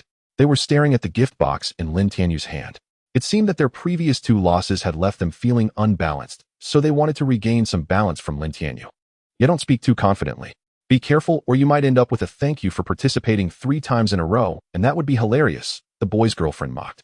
Lin Tianyu smiled and ignored them, but Xiaoran couldn't stand it any longer. She retorted, Hey, are you 2 reincarnated lemons? What are you so sour about? Be careful, Brother Tianyu might really draw a first prize, and then we'll see what you do. A little girl so confident in your boyfriend, huh? Unfortunately, your boyfriend isn't a deity. How could such a low probability event happen to him? The girl said with a sarcastic tone. You, Xiaoran's face flushed red, and she was instantly at a loss for words. After all, she and Lin Tianyu were just friends without any romantic connection, and the girl had clearly misunderstood. The two girls didn't continue arguing, they focused their attention on Lin Tianyu's hands. Lin Tianyu had already untied the ribbon of the first gift box and was lifting the lid. At the moment the lid was open, the contents finally appeared before everyone's eyes. Oh my god, brother Tianyu, your luck is incredible. It's a special edition figure. This is the second prize. Xiao Ran exclaimed excitedly upon seeing the contents of the box. Inside the gift box lay a figurine over 2 decimeters tall, exactly the same as the one depicted on the machine. Lin Shi was also extremely excited. Besides loving the adorable figure, it was also because it was drawn by Lin Tianyu himself. So what do you think? Dumbfounded, right? Second prize. Something you can't get. With this figure, Xiao Ran spoke confidently, mercilessly mocking the couple. The couple stared at the figure momentarily dumbfounded, as its value had reached 3,000 yuan, enough to cover the cost of the 3 gift boxes. TCH. What's so great about it? It's just a 3,000 yuan figure, we can afford it too. The girl said dismissively, but her envious and jealous eyes betrayed her true feelings. Honey, can we buy one too later? One that's even prettier than this. But this figure costs 3,000 to 4,000 yuan, are we really going to? The boy appeared visibly distressed. After all, 3,000 to 4,000 yuan was no small amount for them. Are you buying or not? The girl immediately turned hostile. Okay, I'll buy it, is that good enough? The boy forced a smile, but inside he felt a pang of pain, wondering why she wasn't worried about the cost. If I buy this for you, what about rent this month? Are we going to sleep on the street and drink northwestern wind? Xiao Ran accidentally laughed out loud at this scene. But this laugh was incredibly piercing to the boy, as if mocking his lack of money. He immediately got angry and said, "What are you laughing at? Didn't you also not win the first prize? What's there to be proud of?" Xiao Ran and the others chuckled without saying anything, and they watched Lin Tianyu open the second gift box. The two girls looked closely, and they couldn't help but laugh again. Ha ha, brother Tianyu, your luck is simply unbelievable. It's another figure. Sure enough, lying in the gift box was yet again a figure identical to the one from the first box. There were only 2 second prizes in total, and Lin Tianyu had drawn both of them. The couple was a bit dazed, wondering what kind of man this was. Out of over 100 gift boxes, there were only 2 second prizes. Why were all the ones he drew his? Another figure, huh? Are you envious? Do you want one? Xiao Ran directly picked up the figure, shaking it in front of the couple with a smile, so angry that the two wanted to lash out. Honey, I want to later. The girl stomped her foot in anger and turned to the boy behind her. No dear, why are you competing with them over a figure? It's just a broken figure, do we really need to buy 2? Aren't you buying? If you don't buy, then let's break up. Don't. Honey, buy. Let's both buy. Hearing this, the boy became anxious again, biting his teeth, thinking he would have to use some of his secretly saved pocket money. Otherwise, if they broke up, what would he do? I said, brother, enough is enough. It's just 2 figures, and they're not cheap. If you buy them both for her, how will you live in the future? Lin Tianyu kindly reminded them. Having experienced hard times himself, he certainly knew that no one's money came easily. Given the couple's income level, it was clear they couldn't afford such luxury. However, Lin Tianyu didn't expect his kindness to be met with anger. The boy retorted, what I buy for my wife is none of your business. If you have the ability, then open that last gift box. I want to see what else you can draw. Yeah, what kind of good Samaritan are you? Why don't you open the last box? Lin Tianyu shook his head, thinking to himself that they were truly hopeless. He reached out to open the last gift box, and when he saw the packaging box of the iPhone XS Max inside, the whole place fell silent. Even Lin Tianyu was taken aback by his own luck. Although he knew that his luck would be quite good after the adjustment of the luck value, he didn't expect it to be this incredible. Is this real? There really is an iPhone XS Max in the prize pool. She covered her slightly open mouth, looking at Lin Tianyu in disbelief. If it weren't for the fact that she had personally taken these gift boxes out of the machine, she would have almost thought Lin Tianyu had used some trick to sneak the gifts in and fool them. Brother Tianyu, are you a deity? Xiao Ran's gaze toward Lin Tianyu completely changed, as if she had seen something extraordinary. I only wanted you to help us open the gift boxes. Why are you using divine powers on us? The expressions of the couple were even more exaggerated, especially the girl, who wished she could dash in front of Lin Tianyu and take that box to see if it really contained the iPhone or if it was just a drawing. Lin Tianyu couldn't help but smile complexly. Perhaps this was fate. Well, anything else to say now? Xiao Ran looked at the young couple, a playful smile curling on her lips. Honey, I want to buy this too. Honey, we really can't buy this anymore. If we do, we'll go broke. The man said helplessly. Then let's break up. If you won't even buy me a gift, what use is a boyfriend like you? This time, however, the man didn't indulge her. He dropped his helpless expression and finally said coldly, whatever you want. With those words, he threw the plush toy and small electric fan he was holding onto the ground, then walked away without looking back. Haha, that couple just now almost cracked me up. Xia Ran held two exquisite figurines in her arms, laughing so hard she could barely stand straight. That woman, knowing her own income level, still expected her boyfriend to buy such an expensive gift. By the way, Brother Tianyu, why did you warn that man back then? Wasn't he just reaping what he sowed? Xia Ran asked curiously. Lin Tianyu was taken aback, then smiled helplessly, recalling painfully, because that man reminded me of my former self, a simp who ended up with nothing. Wasn't it the same between Song Yuyan and me back then? Lin Shi and Xia Ran naturally knew about the relationship between Lin Tianyu and Song Yuyan. The last time they went to dinner with him, Song Yuyan was there, and thanks to Xia Ran's well-intentioned reminder, the wealthy man had ultimately dumped her. Alright, let's not talk about that anymore. Lin Shi smiled understandingly, handing the iPhone XS Max to Lin Tianyu. Brother Tianyu, this is for you. Lin Tianyu was stunned, puzzled. Why? Isn't this the gift I helped you open? Well, each take a figurine. You should have this phone. Yours is due for an upgrade. Lin Shi said with a smile. Indeed, Lin Tianyu hadn't changed his phone in ages. It was still a model from a year or two ago, and it would stutter from time to time. Looking at the quiet and gentle Lin Tianyu felt a surge of emotion. In her, he sensed a feeling of being cared for. Strolling through the streets with the two girls, Lin Tianyu took their advice and bought himself a few decent outfits. As Xia Ran put it, living in a mansion and driving a luxury car, you can't still be wearing slippers and shorts, can you? We've been walking for so long, I'm a bit hungry. How about we grab something to eat, Brother Tianyu? Xia Ran suggested cheerfully. The takoyaki shop is just ahead. Brother Tianyu hasn't tried it yet, so let's take you there. Lin Shi pointed to a small alley off the commercial pedestrian street. Guided by the two girls, Lin Tianyu walked through the alley until he reached the entrance of a takoyaki shop. The shop was tucked away in a somewhat remote spot, and ordinary people would never think to find such a takoyaki stall in this kind of alley. Due to its secluded location, there weren't many people at the entrance. You two are something else, finding a shop hidden this deep. Lin Tianyu was speechless. As the saying goes, good wine needs no bush. We stumbled upon this place by accident. Don't let the shabby decor fool you. The takoyaki here is absolutely delicious. It's the best I've ever had. Hearing Xia Ran's enthusiastic promotion, Lin Tianyu finally nodded and ordered a few portions of the appealing-looking takoyaki. The owner was very warm. Xia Ran and Lin Shi had eaten there several times and knew him well. When he heard that Lin Tianyu was a first-time customer, he even threw in an extra serving. If his takoyaki is so good, why doesn't he rent a better storefront? Wouldn't business be even better? Lin Tianyu asked, puzzled. Brother Tianyu, you don't know. The owner's wife has diabetes, and each dialysis session costs a fortune. Of course, he knows a better location would boost business, but the rent in a good spot is way too high. He simply can't afford it. Lin Shi explained. Lin Tianyu was taken aback. He hadn't expected the cheerful owner to be facing such hardships. This reminded Lin Tianyu of a saying: those who smile the brightest on the surface often carry the deepest sorrow inside. Those who claim not to care actually care more than anyone. Just as Lin Tianyu, Xia Ran, and Lin Shi were waiting for the takoyaki to be ready, his phone rang. Glancing at the caller ID, he said, "I'll take this call." He walked outside the takoyaki shop before pressing the answer button. "Is this Boss Lin?" "Hello, I'm Wang Lei, the manager of Guangping Road Commercial Pedestrian Street. I'd like to hand over the quarterly rent collected from the street. Do you have time now?" Lin Tianyu was stunned. So this was the former owner of the commercial street. He had been planning to look around the area first and then call him, but the guy beat him to it. "I'm on the street right now. Just come over to the takoyaki shop."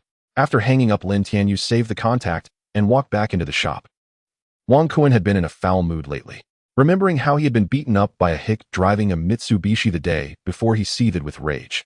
"Damn it. If I ever get my hands on that bastard, I'll beat him so bad his own mother won't recognize him." Brother Kuan calmed down. That punk was just tough for a moment. He's probably hiding somewhere now, too scared to show his face. A face said, pulling out a lighter to light Wang Kuan's cigarette and flattering him. "Then why were you lying on the ground playing dead yesterday? You couldn't even beat a hick. What use are you to me?" Wang Kuan cursed angrily. "Ow, don't touch me. My back still hurts." A Fei quickly moved to massage his back, but Wang Kuan shook him off. "Enough. I'm running low on pocket money. Come with me to collect some rent. There's a takoyaki shop up ahead. The owner still owes me a month's rent. Time to pay him a visit, haha." Lin Tianyu sat comfortably in his seat as Lin Shi brought over steaming takoyaki. Each ball was golden on the outside and soft inside, looking incredibly tempting. He picked one up to examine it, ready to take a bite, when the shop's iron door was violently kicked, producing a loud bang that sent his takoyaki tumbling to the ground. He picked one up to examine it, ready to take a bite, when the shop's iron door was violently kicked, producing a loud bang that sent his takoyaki tumbling to the ground. He picked one up to examine it, ready to take a bite, when the shop's iron door was violently kicked, producing a loud bang that sent his takoyaki tumbling to the ground. Where's the shop owner? Get the hell out here. Ah Fei slammed the iron rod onto the table, startling the diners inside, who dared not linger. These 2 or 3 thugs looked menacing and were clearly not to be trifled with. Ordinary people wouldn't dare cast a second glance at them. The plump shop owner was busy frying octopus balls when he saw Wang Kuan and his crew. His face turned ashen with fear, and he abandoned his work to rush out. Kuan, brother Kuan, you must be hungry. Please come inside and sit. They'll fry you some big round octopus balls, the shop owner said with a fawning smile. Bah? Who the hell wants your lousy octopus balls? Wang Kuan said arrogantly, a cigarette dangling from his lips. I'm asking you, when are you paying this month's rent? Upon hearing it was about the rent, the plump owner's face changed, and he stammered, Brother Kuan, you see business is slow and you've raised the price again. I really can't come up with 7,000 yuan. Oh, can't come up with it. Wang Kuan sneered maliciously. That's easy to fix. I'm not unreasonable. I know your family's struggling. 7,000 a month is indeed tough on you. The plump owner was taken aback, his expression brightening slightly, thinking there might be a turn for the better, until Wang Kuan added, But while I can understand you, this iron rod in my hand can't. Ah Fei, Aoyang, get to it. Yes, Brother Kuan. Ah Fei and Aoyang behind Wang Kuan acknowledged, drew 2 gleaming iron rods, and advanced toward the stall with sinister grins.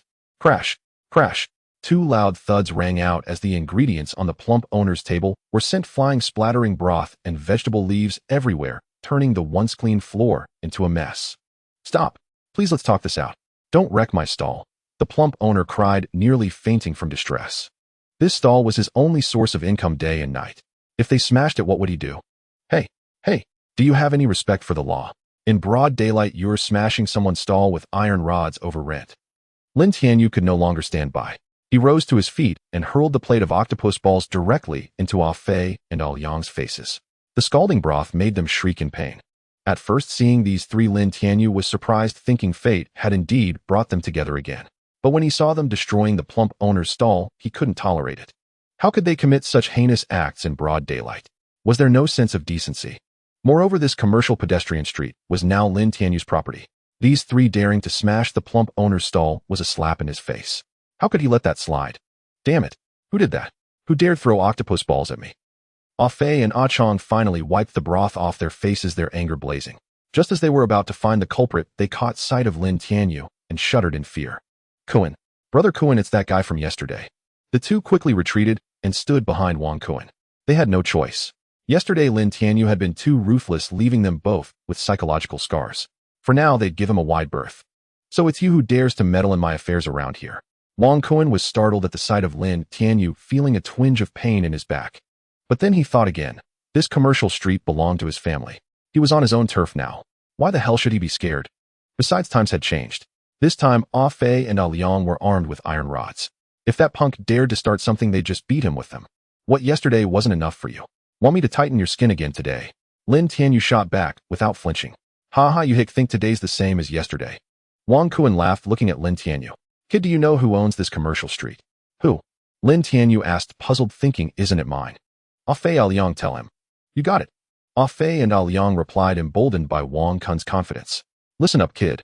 This entire Guangping Road commercial pedestrian street belongs to the Wang family. On this street, Brother Kuan is the boss. So what do you say? Scared? If you were, get on your knees, kowtow 3 times to Brother Kuan and call him Dad 100 times. Then he might consider letting you off. Hearing this, Lin Tianyu finally understood. So Wang Kuan's family were the original owners of this street. The man had just spoken to on the phone was likely Wang Kuan's father. If that was the case, a wicked thought suddenly crossed Lin Tianyu's mind. Ah, so you're the renowned Brother Kuan.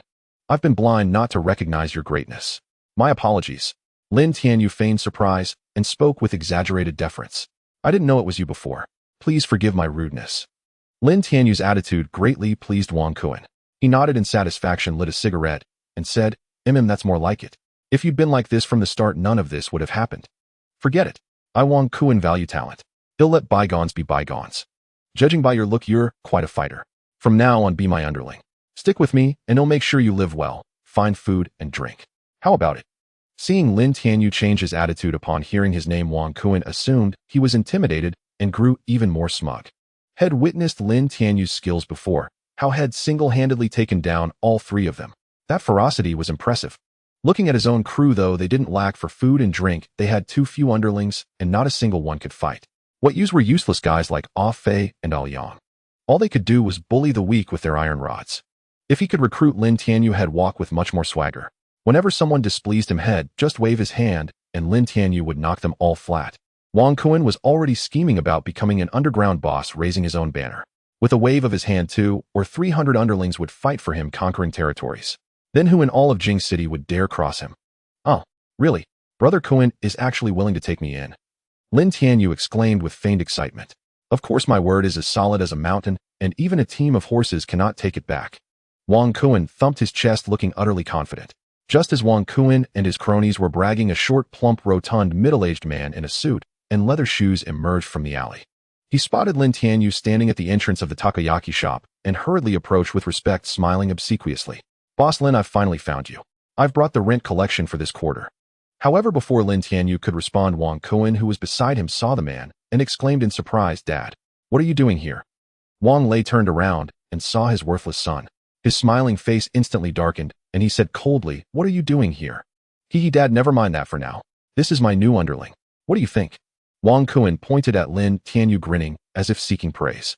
Dad, let me tell you, this kid's quite a fighter. The injuries I got yesterday afternoon were all from him. But you always told me in business one must read the times and let others off when possible. I've forgiven him now and even taken him as my underling. Don't you think I've improved? Slap. As Wang Kuan was intently recounting the events, a sudden slap sent him rolling to the ground. The wound that had just started healing yesterday swelled up again like a steamed bun. Dad, what was that for? Wang Kuan struggled to his feet, dazed. He thought he had grasped the principles of business his father always wanted. Why was he being hit? You idiot.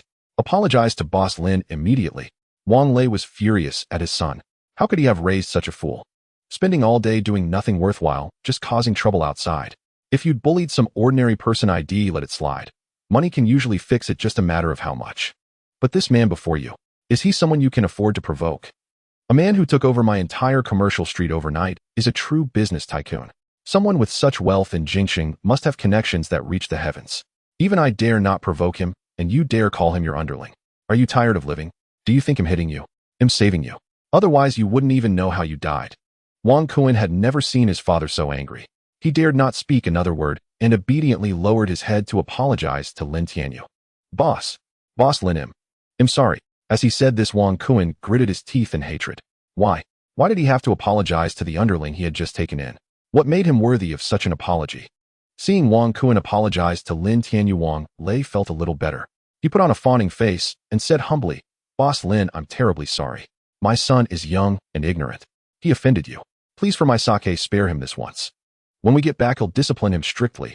Lin Tianyu thought for a moment and then nodded. First, Wang Kuan hadn't done anything too excessive to him. As he himself said, one should let others off when possible, and being too harsh wouldn't be good. Second, Wang Lei had pleaded on his behalf. Wang Lei was the former owner of this commercial street and knew the area well. He might still be useful in the future. After all, collecting rent through him was much easier than doing it himself. Thank you for your magnanimity, Boss Lin. Seeing Lin Tianyu agree, Wang Lei was overjoyed.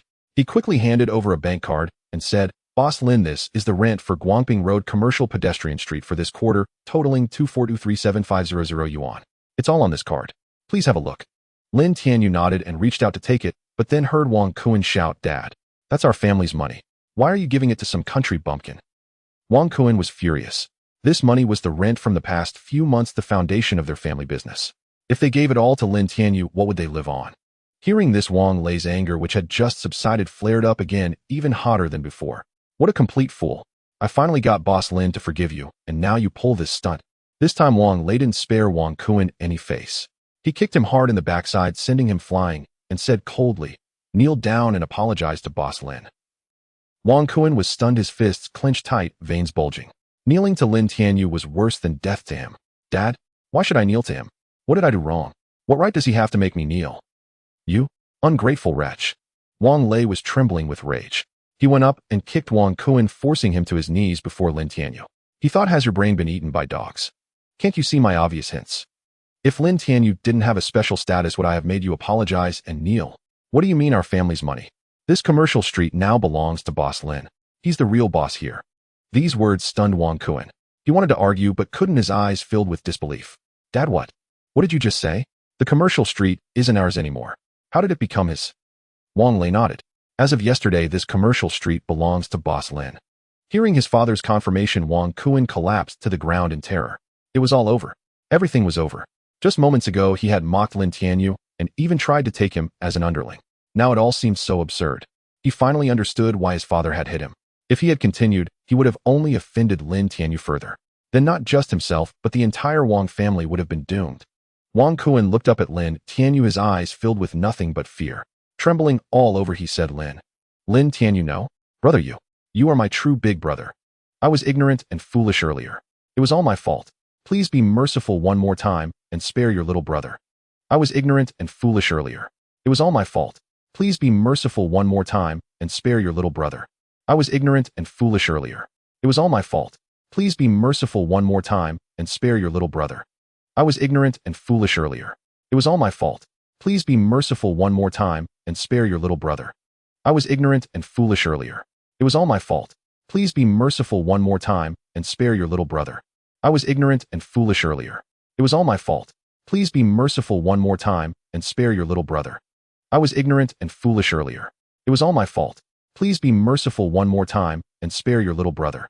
Gazing at Wang Kuan kneeling on the ground, Lin Tianyu's expression remained utterly impassive despite the man's tearful and snotty lamentations. He looked at Wang Lei and spoke calmly. You just said this card holds the rental income for Guangping Road Commercial Pedestrian Street for this quarter. So I'd like to ask you, does this include the rent from this octopus ball shop? Wang Lei was taken aback. He hadn't expected Lin Tianyu to inquire about this. After a moment's thought, he spoke. The owner of this shop has a difficult family situation, and it's in such a remote spot, so I charged a standard rate of 5,000 yuan a month, and even gave him a 2-month grace period on the rent. Boss Wang speak with a conscience. Before Wang Lei could finish, the plump shop owner standing nearby jumped forward fuming. It's true, I owe you 1 month's rent, but I paid the month before last, and at a rate of 7,000 yuan per month. Wang Lei was stunned, thinking he must have remembered incorrectly. He asked, who did you give the rent to? It was your son. The plump shop owner cried, tears and snot streaming. Last month he came to my shop with 2 others and said if I didn't pay 7,000 in rent, he'd smash the place up. I had no choice but to pay him. Wang Lei finally realized what was happening. He looked at Wang Kuan, his face cold. Did you do this? Wang Kuan's face turned deathly pale. This time he dared not deny it any longer and nodded obediently. You bastard. Is that the kind of money you can just collect? And threatening the shop owner smashing the place if he doesn't pay? Do you know that's against the law? Wang Lei was beside himself with rage. It took him a while to catch his breath, thinking to himself, how could he have such a son? Wang Kuan knelt obediently on the ground. Though being scolded, he dared not talk back. Only now did he realize how serious this was. Now do you see how much your son has been up to his wicked deeds? Lin Tianyu looked at Wang Kuan and said flatly, I reckon whenever he runs out of money, he shakes down these shop owners. In the short term, maybe it's no issue, but over time, do you know what the consequences would be? Wang Lei nodded. He certainly recognized the gravity of the problem. Given your son's behavior, I'd be fully justified in kicking your family out of this commercial street entirely. However, after some thought, I've decided to give you one more chance. I prefer to keep a low profile. I'd still like to entrust you with the task of collecting rent. But you must report the rental collections to me truthfully every quarter. If anything like today happens again, I won't hesitate to hand you over to the police. Listening to Lin Tianyu's reprimand, Wang Lei nodded frantically like a chick pecking at rice. At this point, he dared not defy Lin Tianyu's wishes. As for him, I won't be so lenient. Lin Tianyu looked at the kneeling Wang Kuan and said coldly, from today onward, I want you to confiscate all his assets and give him not a single cent more until 3 years have passed. Of course. Wang Lei dared not refuse. Even if Lin Tianyu hadn't spoken, he was already planning to deal with this little brat. As for Wang Kuan, upon hearing this outcome, his face went pale. Without the Wang family's financial support, how would he live? How would he show off and chase girls? Was he really going to have to go out and work? Even so, Wang Kuan dared not argue. He was truly terrified of Lin Tianyu, afraid that one wrong move might provoke his anger, leading to an even worse fate. After leaving the octopus ball shop, Xiao Ran and Lin Shi buzzed around Lin Tianyu. They had witnessed everything that just happened. Brother Tianyu, I never expected this entire commercial pedestrian street to be your property. Xiao Ran's eyes sparkled as she looked at him as if she could smell the scent of money.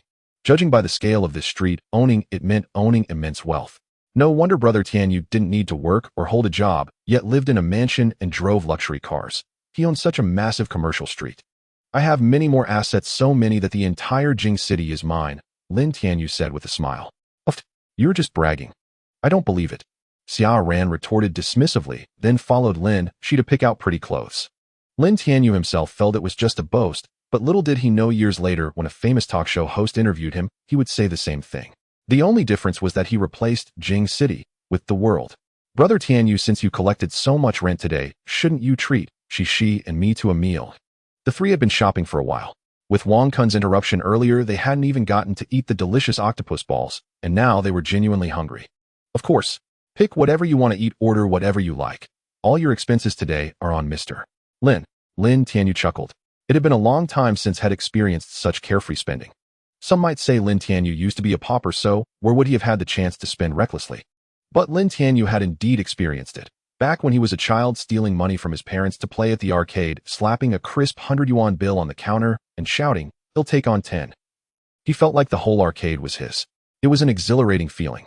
Though the beating he got from his parents when he got home was equally exhilarating. Xia Ran and Lin Shi certainly didn't hold back with Lin Tianyu. They directly chose the most luxurious and expensive restaurant on the entire commercial pedestrian street. It was a Western restaurant with an elegant and noble ambience exuding a sense of understated luxury. But understated luxury was still luxury. Looking at the massive crystal sculpture in the center of the restaurant, Lin Tianyu figured it couldn't be cheap. The diners inside were all impeccably dressed in suits and ties, clearly seasoned professionals and business elites, high-end people. Of course, there might also be those who weren't high-end, but pretended to be. As Lin Tianyu and the others walked in, before they even reached the entrance, they heard Lin Shi suddenly cry out in pain. Ouch! Lin Tianyu turned around to see a woman in an evening gown bump into Lin Xi's arm. The button on the gown left a bloody red mark on her skin, standing out starkly against her fair complexion. Lin Shi covered the wound, wincing in pain. Though her skin wasn't broken, it still hurt quite a bit. The woman in the evening gown, around 30 years old, sported an exaggerated afro-like hairstyle and a hat, carrying a small, delicate handbag, as if mimicking the image of a European noblewoman. Yet the more Lin Tianyu looked, the more he felt something was off.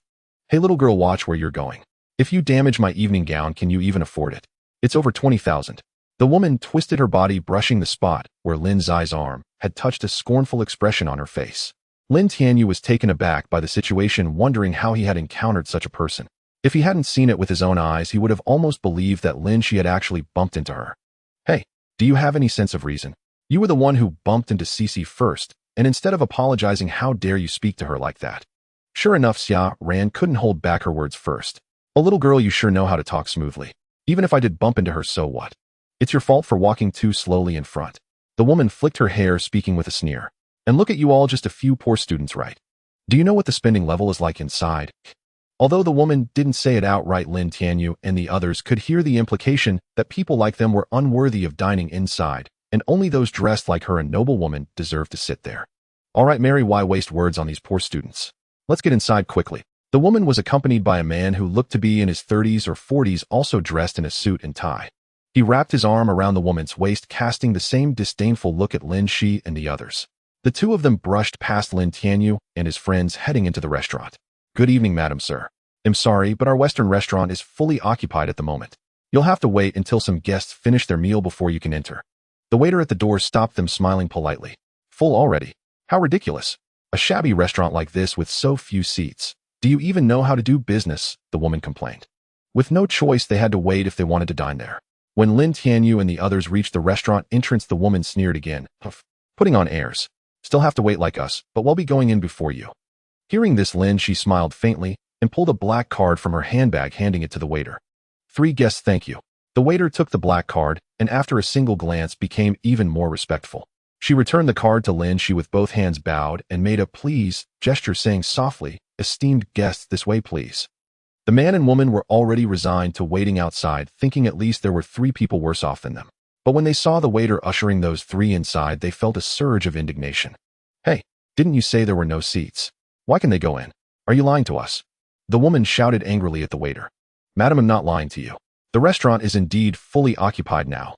The reason they can enter is that they hold a VIP card granting access to a dedicated VIP area." The waiter replied with a smile. "You need this." Xia Ran deliberately waved the black card in front of the woman, infuriating her so much she stomped her feet, yet she could do nothing about it. They had no VIP card, so if they wanted to eat here, they truly had to wait. Once seated at the table, Lin Tianyu asked in confusion, "Cici, where did you get this card? How do you have a VIP card for this place?" "Our brother Tianyu doesn't know this." This commercial pedestrian street is your property, but this Western restaurant is owned by Cece's family. So naturally this card was given to her by her family. Xiao Ran chimed in eagerly. Lin Tianyu nodded, thinking to himself that was the case, but then he felt something was amiss. Cece, didn't you say your parents cut off your financial support? Why can this card still be used? Because this card has no payment function, it's merely a symbol of VIP status. Lin, she said gently. Otherwise, since it's my family's restaurant, I could just bring Brother Tianyu in for free. Why would I need him to treat me? Lin Tianyu laughed, awkwardly feeling that his question had been rather foolish. Under Lin Zai's recommendation, the three ordered some excellent dishes and were chatting happily when a jarring voice suddenly broke in. Well, already eating. It seems having a VIP card really makes a difference, the woman said with a sarcastic tone. Lin Tianyu looked over and frowned. As luck would have it, the woman's table was separated from theirs by only a thin screen. She must have spotted them through it and decided to mock them. Having tolerated her twice, already Lin Tianyu could no longer hold back. He said coldly, "Why are you everywhere? You're like a haunting ghost. Who are you calling a ghost?" Who? The woman was like a powder keg ready to explode at the slightest provocation.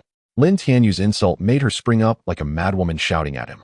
The once tranquil Western restaurant had only been filled with the piano melody played by the pianist in the hall, with everyone enjoying their meals in peace. But the woman's shrieks tore through the restaurant's serenity like lightning, instantly drawing everyone's gaze toward them, mostly looks of displeasure and anger. What are they talking about? No, I don't know. Why so loud? Don't they know it's going to affect other people's meals? Why is there no quality? Besides the locals, there were also many foreigners in the restaurant, and they looked at the woman with evident disgust. Seeing this, the man sitting opposite her could no longer bear it. His face reddening, he pulled the woman back. "Keep your voice down. So many people are watching. Do you want to embarrass us completely?"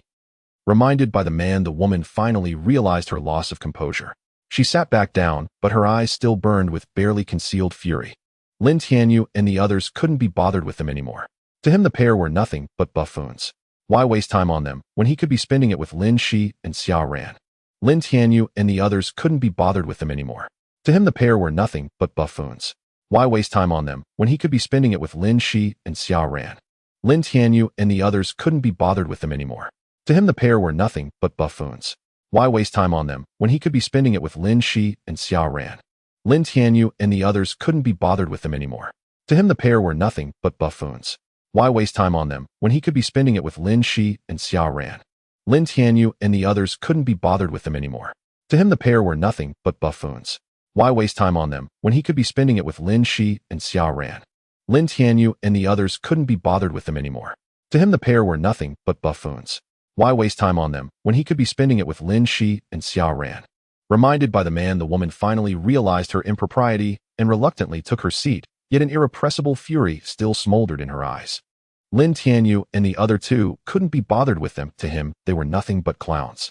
Wouldn't it be better to spend this time with Lin Shi and Xiao Ran? Brother Tianyu, this base dish is excellent. The restaurant's base is specially airlifted from Jiangxing cod and delivered to the table on the same day, so it's incredibly fresh. Lin Shi held the menu, smiling radiantly as she introduced it to Lin Tianyu and Xiao Ran.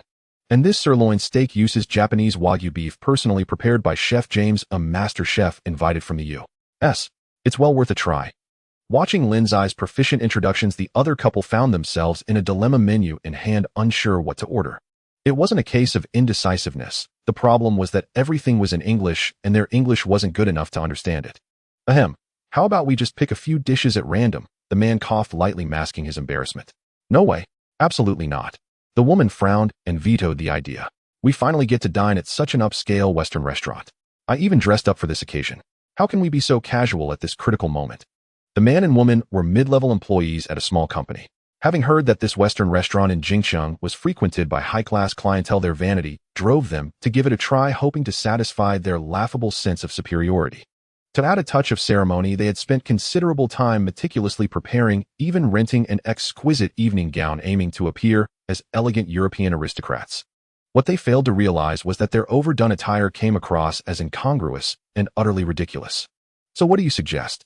It's not like we can whip out a dictionary and look up every word now, the man said, exasperated. Yet the woman's eyes darted, landing on Lin Tianyu's table. Waiter, order. A waiter promptly approached their table, flashing a sweet professional smile and asking in fluent standard English, "What can I do for you, miss?" The woman thought it best to avoid English. Continuing would expose her in no time. "Can you speak Chinese? We are Chinese." The The waiter paused briefly, then repeated the question in Chinese with a smile, though inwardly, he mused, wasn't it you who started with English? Just bring us everything they have on their table, the woman said, pointing at Lin Tianyu's group. The waiter was taken aback again. In all his years at this restaurant, he had never encountered such an ordering method. But as a well-trained professional, he saw no reason to refuse a reasonable request. He glanced at their table and said with a smile, Madam, I'm terribly sorry, but that base dish was our last one today, and it's already been ordered by them. Would you like to substitute it with another dish? How do you run your business? Not only do you have so few seats, but you're also this limited on dishes. Give me your manager. The woman's anger flared. Earlier they couldn't get in while Lin Tianyu's group could. Fine, they had VIP cards. But ordering was different. Did being a non-VIP mean they couldn't order what they wanted? If the base dish had been gone from the start, she wouldn't have been so furious. But the fact that it was available until Lin Tianyu's table ordered the last one, how could she tolerate that? Wasn't this a deliberate affront? I'm sorry, miss. Our restaurant has a limited daily supply of base. I sincerely apologize for your unpleasant dining experience. The waiter bowed slightly with a polite smile. Yet this only infuriated the woman further. She stood up and shouted, what do you mean by that? Are you looking down on us? Limited. It just so happens to be limited for me while they get everything. Some limited you have. The loud outburst drew another wave of angry glares. What was this woman doing? This was the second time. Hey, what's all that yelling for? Don't you know this is a restaurant? People are trying to eat. Xia Ran couldn't stand it anymore. This woman had been causing trouble, repeatedly ruining the rare pleasant dinner she was having with Brother Tianyu. Oh, I'm here to see the manager. What business is it of yours? The woman planted her hands on her hips, her tone dripping with sarcasm. Don't think you're so great just because you have a VIP card. What's so impressive about that? Even Lin, she was getting angry now. Wasn't this woman just being unreasonable? She stood up, glaring at the woman. They've already explained that the ingredients are limited. If you want to eat it, why not come earlier? What gives you the right to yell at the waiter? How come earlier, every day? So I'm supposed to predict what's left on the menu before I dine here. The woman sneered. Today it's a base missing, tomorrow it might be a cucumber, and the day after a piece of cabbage. Who do I complain to then? With prices this high, is this the level of service? Lin, she being gentle and mild-mannered, rarely argued with anyone. Her face flushed red with anger, her chest heaving violently. Enough, I'm done wasting words with you. Where's your manager? I want to speak to the manager, the woman declared arrogantly. The waiter realized this conflict was beyond his ability to mediate. He pressed the communicator on his uniform to contact the restaurant's lobby manager. Soon the lobby manager arrived, a middle-aged man in his 40s wearing amber-tinted glasses and exuding a gentle, refined demeanor. Soon the lobby manager arrived, a middle-aged man in his 40s wearing amber-tinted glasses and exuding a gentle, refined demeanor. Soon the lobby manager arrived, a middle-aged man in his 40s wearing amber-tinted glasses and exuding a gentle, refined demeanor. Soon the lobby manager arrived, a middle-aged man in his 40s wearing amber-tinted glasses and exuding a gentle, refined demeanor. Shortly after the lobby manager arrived, he was a middle-aged man around 40 wearing a pair of tea-colored glasses, exuding an air of gentleness and refinement. On his way over, the waitress had already explained the incident to him. He stepped forward and with a smile addressed the woman apologetically. Madam, I'm terribly sorry, but our restaurant truly has no extra ingredients left. To maintain the freshness of the base, we can only offer a very limited number each day. If you'd like to taste our base dish, you'll have to wait until tomorrow when it becomes available again. We'll set aside a base especially for you tomorrow. The lobby manager's reply was quite impartial and polite, and his service attitude was beyond reproach. Despite her causing a scene in the restaurant and disrupting other diners' experience, he hadn't pursued the matter and even offered to reserve a base for her. This was already a service many had sought but never received. Yet the woman remained dissatisfied with his handling. Hands on her hips, she sneered, reserve a base. Who even wants to eat here? It's way too expensive. I'm telling you, if you want this to blow over, you'll have to transfer that base dish they ordered to my table. Don't worry, I won't short you on the bill. They'll even pay double. The lobby manager frowned upon hearing this. How could a dish already ordered by another guest be reassigned? However, when he followed the woman's pointing finger and saw Lin Shi standing by that table, he was taken aback. Lin Shi? Miss Lin. Just as he was about to respectfully address her Lin, she stopped him with a look. He paused, puzzled, but knowing the young lady had her reasons, and quickly corrected himself. Let them have the base dish. Lin Tianyu, who had been silently observing, finally spoke calmly. But Tianyu, is this worth it? Lin Shi grew anxious at his agreement. It's just a dish. What's there to consider? We can have it any time, Lin Tianyu said indifferently, as if unconcerned. If they can pay, why not let them have it? Lin Shi paused, then nodded, and said to the manager, Manager Huang, let them have the base. We don't need it. Hearing Miss Lin's decision, manager Huang wasted no more time. He handled the remaining matters and left. If you know what's good for you. But don't think he'll thank you. You took what was mine in the first place, the woman said triumphantly. Seeing Lin Tianyu's group willingly give up the dish, she assumed they were intimidated, and her mockery grew sharper. Lin Tianyu and the others simply smiled, choosing not to waste words on her, and resumed their cheerful conversation with Lin Shi and Xia Ran. After the woman and her companion finished their meal and prepared to settle the bill, the waitress informed them that the total came to 223513 yuan. The woman flew into a rage. What the hell is wrong with you? Can't you even get the bill right? You shouldn't be working here, the woman cursed. Madam, the bill is correct. Here it is for you to review, the waitress said, handing it over. Are you kidding me? These dishes cost this much. And this base is 20000 yuan. Are you trying to rob us? The woman scanned the itemized list. The waitress, as if anticipating her reaction, silently presented the menu for verification. Look here. Can't you read? It clearly says 14,109. Isn't that 14109 yuan? The woman jabbed at the price on the menu and hurled it at the waitress' face in fury. Ma'am, please educate yourself a bit, Xia Ran interjected, exasperated. That's 14109 US dollars. The S stands for dollars, not yuan. Converted, it's exactly 100,000 yuan. Xia Ran was speechless. She had thought the couple were genuinely wealthy, unfazed by a 100,000 yuan dish. Little did she know they couldn't even distinguish between yuan and dollars, mistaking it for a mere 100 plus yuan. The woman was stunned. She rechecked the menu and realized Xia Ran was right. It was in dollars, not yuan. But that's still only 100,000. Why is the bill 200,000? I demand an explanation, she clutched at straws. Madam, as you insisted on paying double for the dish, the bill naturally reflects that, the waitress said with a faint smile. Those words shattered her last hope. She slumped into her seat, utterly defeated, unable to speak. It was over. Completely over. She had planned to dine at this upscale Western restaurant with her husband, hoping to boast to colleagues and friends about having been to a high-end establishment in Jingqing.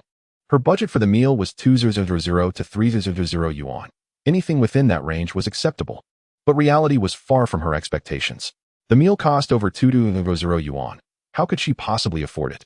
Forget double the price. Even the regular price was beyond her means. With a monthly salary of just 400 to 500 yuan, this meal was an absolute fortune. Honey, what do we do? The woman was at her wits' end, looking helplessly at the man across the table. You're such a spendthrift, the man fumed, cursing her out. But the waitress had no patience for their squabbling. She had work to do. Madam, sir, will you be paying in cash or by card? The man hesitated, then tried to sound composed. Call your lobby manager. I'd like to have a word with him. Madam, sir, will you be paying in cash or by card? The man hesitated, then tried to sound composed. Call your lobby manager. I'd like to have a word with him. Madam, sir, will you be paying in cash or by card? The man hesitated, then tried to sound composed. Call your lobby manager. I'd like to have a word with him. Madam, sir, will you be paying in cash or by card? The man hesitated, then tried to sound composed. Call your lobby manager. I'd like to have a word with him. Madam, sir, will you be paying in cash or by card? The man hesitated, then tried to sound composed. Call your lobby manager. I'd like to have a word with him. Given the previous conflict, the waiter naturally recognized the volatile temper of the man and woman, so he dared not say more and directly called the lobby manager over with the pager. Seeing the same two people again, the lobby manager was taken aback, thinking that the earlier issue had already been resolved. What was happening now? It was only when the waiter conveyed the attitudes of the two that he understood. They were complaining about the food being overpriced after finishing their meal. Manager Huang had managed this Western restaurant for many years. He had seen all kinds of people. Therefore, he had his own methods for handling such matters. I am the lobby manager of this Western restaurant. Did this gentleman call me for something? The man did not respond verbally, but instead picked his teeth with a toothpick and rinsed his mouth with a cup of red tea before finally speaking. I want to file a complaint against your Western restaurant. The dishes you served clearly have issues. Manager Huang was stunned for a moment, and then smiled, saying, Sir, may I ask what issues you are referring to? After eating these dishes, especially the base dish, I started to feel some stomach pain. I have already been to the restroom several times. Our ingredients undergo extremely strict safety inspections, so there is absolutely no problem. The chefs strictly follow the relevant regulations during food preparation, ensuring hygiene can be fully trusted. Then it's strange, why did my stomach feel fine before eating and then start to hurt after? If not your restaurant's food, then what is it? The man sneered cruelly and pretended to clutch his stomach in pain. Everyone, please listen to me. If you are still eating, stop immediately. This restaurant has food safety issues. Don't blame me if you end up with diarrhea after eating. The commotion had already attracted many people's attention, and upon hearing the man shout, everyone stopped and looked at their food in shock, too afraid to continue eating. Earlier my wife and I ordered this base dish, and now I have a stomachache. Isn't that a problem with the restaurant's dishes? Even if you may not have ordered this dish, how can you guarantee that the other dishes on your table are safe? In this matter, I demand an explanation from the person in charge of the Western restaurant. As the man shouted loudly, Manager Huang furrowed his brows, feeling that this situation was quite tricky. He knew that the man was merely causing trouble. There was nothing wrong with their dishes. However, he found himself at a loss. Once this issue got out, regardless of whether there was a real food safety problem, the restaurant's reputation would undoubtedly suffer. If such a situation truly occurred, the losses would be beyond what he as the lobby manager could bear. Sure enough, as Manager Huang expected, voices of doubt began to arise within the restaurant. Yes, if there really are food safety issues, the person in charge must provide us an explanation. You are neglecting consumer safety, engaging in deceptive practices, and challenging the authority of food safety laws. Where is the person in charge? They need to come out quickly. In Huaxiao, this is how it is. Once a problem arises, there are always a group of people following the trend, and soon the entire restaurant's public opinion began to sway. Manager Huang was sweating profusely from anxiety. This situation was the most dangerous. He felt troubled because if not handled properly, the worst outcome might lead to the Western restaurant shutting down. Our restaurant's food is perfectly fine. Just as Manager Huang was feeling anxious, a clear and crisp female voice rang out loud enough for everyone in the restaurant to hear, with an authoritative tone that brooked no dissent. Everyone turned towards the source of the voice and saw a sweet-looking girl whose frosty demeanor silenced the entire restaurant with her domineering presence. Seeing her, Manager Huang was startled. Wasn't this the young lady of the family? He quickly thought it best not to involve her in this matter, as she was still young and might not handle such a significant incident. However, just as he was about to speak, she shot him a glance that silenced him. That overpowering look made him dare not express any doubts. Noticing the atmosphere in the restaurant had quieted, the man became anxious. This development was unfavorable for him. Just because you say there's no problem, does that mean there isn't one? Who are you? Can you represent this restaurant, or can you represent me as a consumer? The man laughed cruelly. He needed to stir the atmosphere in the restaurant again to sway the public opinion back to his side. Yet she merely cast a cold glance at him, and then spoke in a flat tone devoid of any emotion. I am Lin Shi of the Lin family, in Jingqing, the sole legal heir of the Lin family. This Western restaurant is a property of my family. I believe I should have the right to seek some explanations, right? Upon hearing this, everyone in the restaurant was stunned. They had certainly heard of the Lin family of Jingqing, but they didn't expect this girl to be the young lady of the Lin family. The man was also momentarily taken aback, a trickle of cold sweat forming on his forehead. It turned out that the true owner of the restaurant was seated at the table next to him. Since Manager Huang was present, and he said nothing, the man dared not question Lin Zai's identity any further. Sir, since you are openly questioning the food safety of my family's Western restaurant, may I ask if you have any substantial evidence to support your claim? If it's just based on your word alone that the base dish caused diarrhea, that hardly seems convincing. Under Lin Shi's gaze, the man felt his legs tremble slightly, and his back was completely soaked with cold sweat. He struggled to control his guilty feelings and continued to argue, well, what do you want? You can't just say there's no problem, and it's all fine. Seeing the man's reaction, Lin Shi only smiled coldly and said, very simple, let's take this whole table of food along with you to the hospital for testing. Wouldn't that work? But I must remind you beforehand, if neither this table of dishes nor you show any issues upon testing, then you will be slandering us. We will file a defamation lawsuit against you on the spot. The rest of the matter you can save for the court. We will file a defamation lawsuit against you on the spot.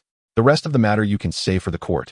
We will file a defamation lawsuit against you on the spot. The rest of the matter you can save for the court. The man had originally intended to accompany her to the hospital for a checkup, although he knew perfectly well that nothing was wrong with him. At worst, he could claim a mistake and simply apologize to put the matter to rest. But what he hadn't anticipated was that Lin Shi would threaten to sue him on the spot. That truly sent him into a panic. The crime of defamation carried a prison sentence, and the thought of being jailed over a mere 200,000 yuan struck him as hardly worth it. What are you afraid of? If your stomach hurts, go to the hospital with her for an examination. If the problem really is the food, it will definitely show up in the tests. Exactly. You're the victim here. If she wants evidence, just give it to her. Hearing Lin Zai's suggestion, the patrons in the Western restaurant began urging the man to go to the hospital with her for testing. However, more people chose to keep silent and observe the situation. They had sensed something off about the man's behavior. If he genuinely had diarrhea, he would have volunteered to go to the hospital. Why was he standing there stammering and refusing to move? The man was at a loss. It wasn't that he didn't want to go. It was that he absolutely couldn't. He knew his claims were false. Once he stepped into the hospital, everything would be exposed. As time passed, more and more people noticed this detail and chose to remain silent. Lin Shi observed the crowd's reactions and nodded with satisfaction. This was exactly the effect she wanted. Relying solely on her own explanations would be futile. The key was to make the customers realize for themselves that the restaurant's dishes were flawless, thereby erasing any doubts or misgivings in their minds. Seeing the atmosphere in the restaurant beginning to improve, she felt it was time to add fuel to the fire. Let me share another piece of information with you all. The sea-based dish on that man's table was actually ordered by us first. Because he was dissatisfied with today's sea base, he forcibly snatched the dish that rightfully belonged to our table. In other words, if he hadn't taken it, I would have been the one eating that sea base. Let me ask everyone, if our restaurant truly had a safety issue, would I still be sitting here having a meal with my friends? Lin Zai's words struck a decisive chord, instantly swaying those who had been hesitant to her side. Miss Lin is telling the truth. I was sitting close and heard everything clearly. That woman forcibly took the dish Miss Lin had ordered and even called for Manager Huang. A gentleman seated near Lin Tianyu's table spoke up to testify. That's right. I heard it too, added a lady. Before Manager Huang arrived, that woman was making such a racket. Surely you all heard it. We believe Miss Lin. If the restaurant really had a problem, Miss Lin wouldn't be here eating just like us. Besides, that sea-based dish was ordered by Miss Lin herself. Hearing these words, the man was dumbfounded. He never imagined that the huge commotion he had stirred up would be defused by this young girl with just a few sentences. Seeing that the patrons believed Lin, he felt that the tide had turned against him. Witnessing this, Lin, she finally nodded with satisfaction. The storm had been completely brought under control, but it wasn't over yet. She still needed to take this opportunity to explain to everyone why this situation had occurred. All right. On behalf of the restaurant, Lin, thank you all for your trust. But since this incident has affected your dining experience, I want to offer my apologies to everyone. With that, Lin, she bowed in a 360-degree arc to the entire restaurant, fully displaying the grace and attitude befitting a manager. Many silently applauded her, thinking to themselves what an impressive young woman she was. When this gentleman and lady snatched the sea-based dish I had ordered, they offered to pay double the price for it. The price of the sea-based dish, as regulars here know, is $14109, equivalent to 100 RMB per serving. Double the price means 2000 RMB. After finishing their meal, they mistook the dollar sign for the RMB symbol, leading to a bill they couldn't afford. So they came here to cause trouble, even going so far as to slander our restaurant's food. This is the whole truth of what happened. As soon as these words were spoken, the restaurant fell into a dead silence, followed by a wave of condemnation. So that's it. They couldn't pay the bill and blamed the restaurant's food. How disgusting. Haha, this is hilarious. Where did these illiterates come from, unable to tell dollars from RMB? No wonder they dress so tastelessly. I never thought there were people like this. What an eye-opener. Ridiculous, absolutely ridiculous. These people should be reported to the police.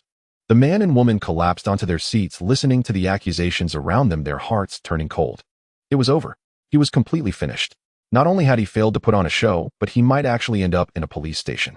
Worst of all, 200,000 yuan had been spent on a single meal. Lin, thanks everyone for your support and understanding. I have already called the police, and they will arrive shortly to handle this matter. Finally, to apologize for your unpleasant dining experience, all of today's bills at our restaurant will receive a 30% discount. Watching as the customers picked up their knives and forks again, the restaurant returning to its usual order, Lin, she smiled and sat back down in her seat. Cici, you were so awesome just now. You totally owned it. No sooner had she sat down than Xia Ran leaned in, hugging Lin Shi and planting a kiss on her cheek. Lin Shi felt a little embarrassed by her antics and smiled shyly. Don't be like that.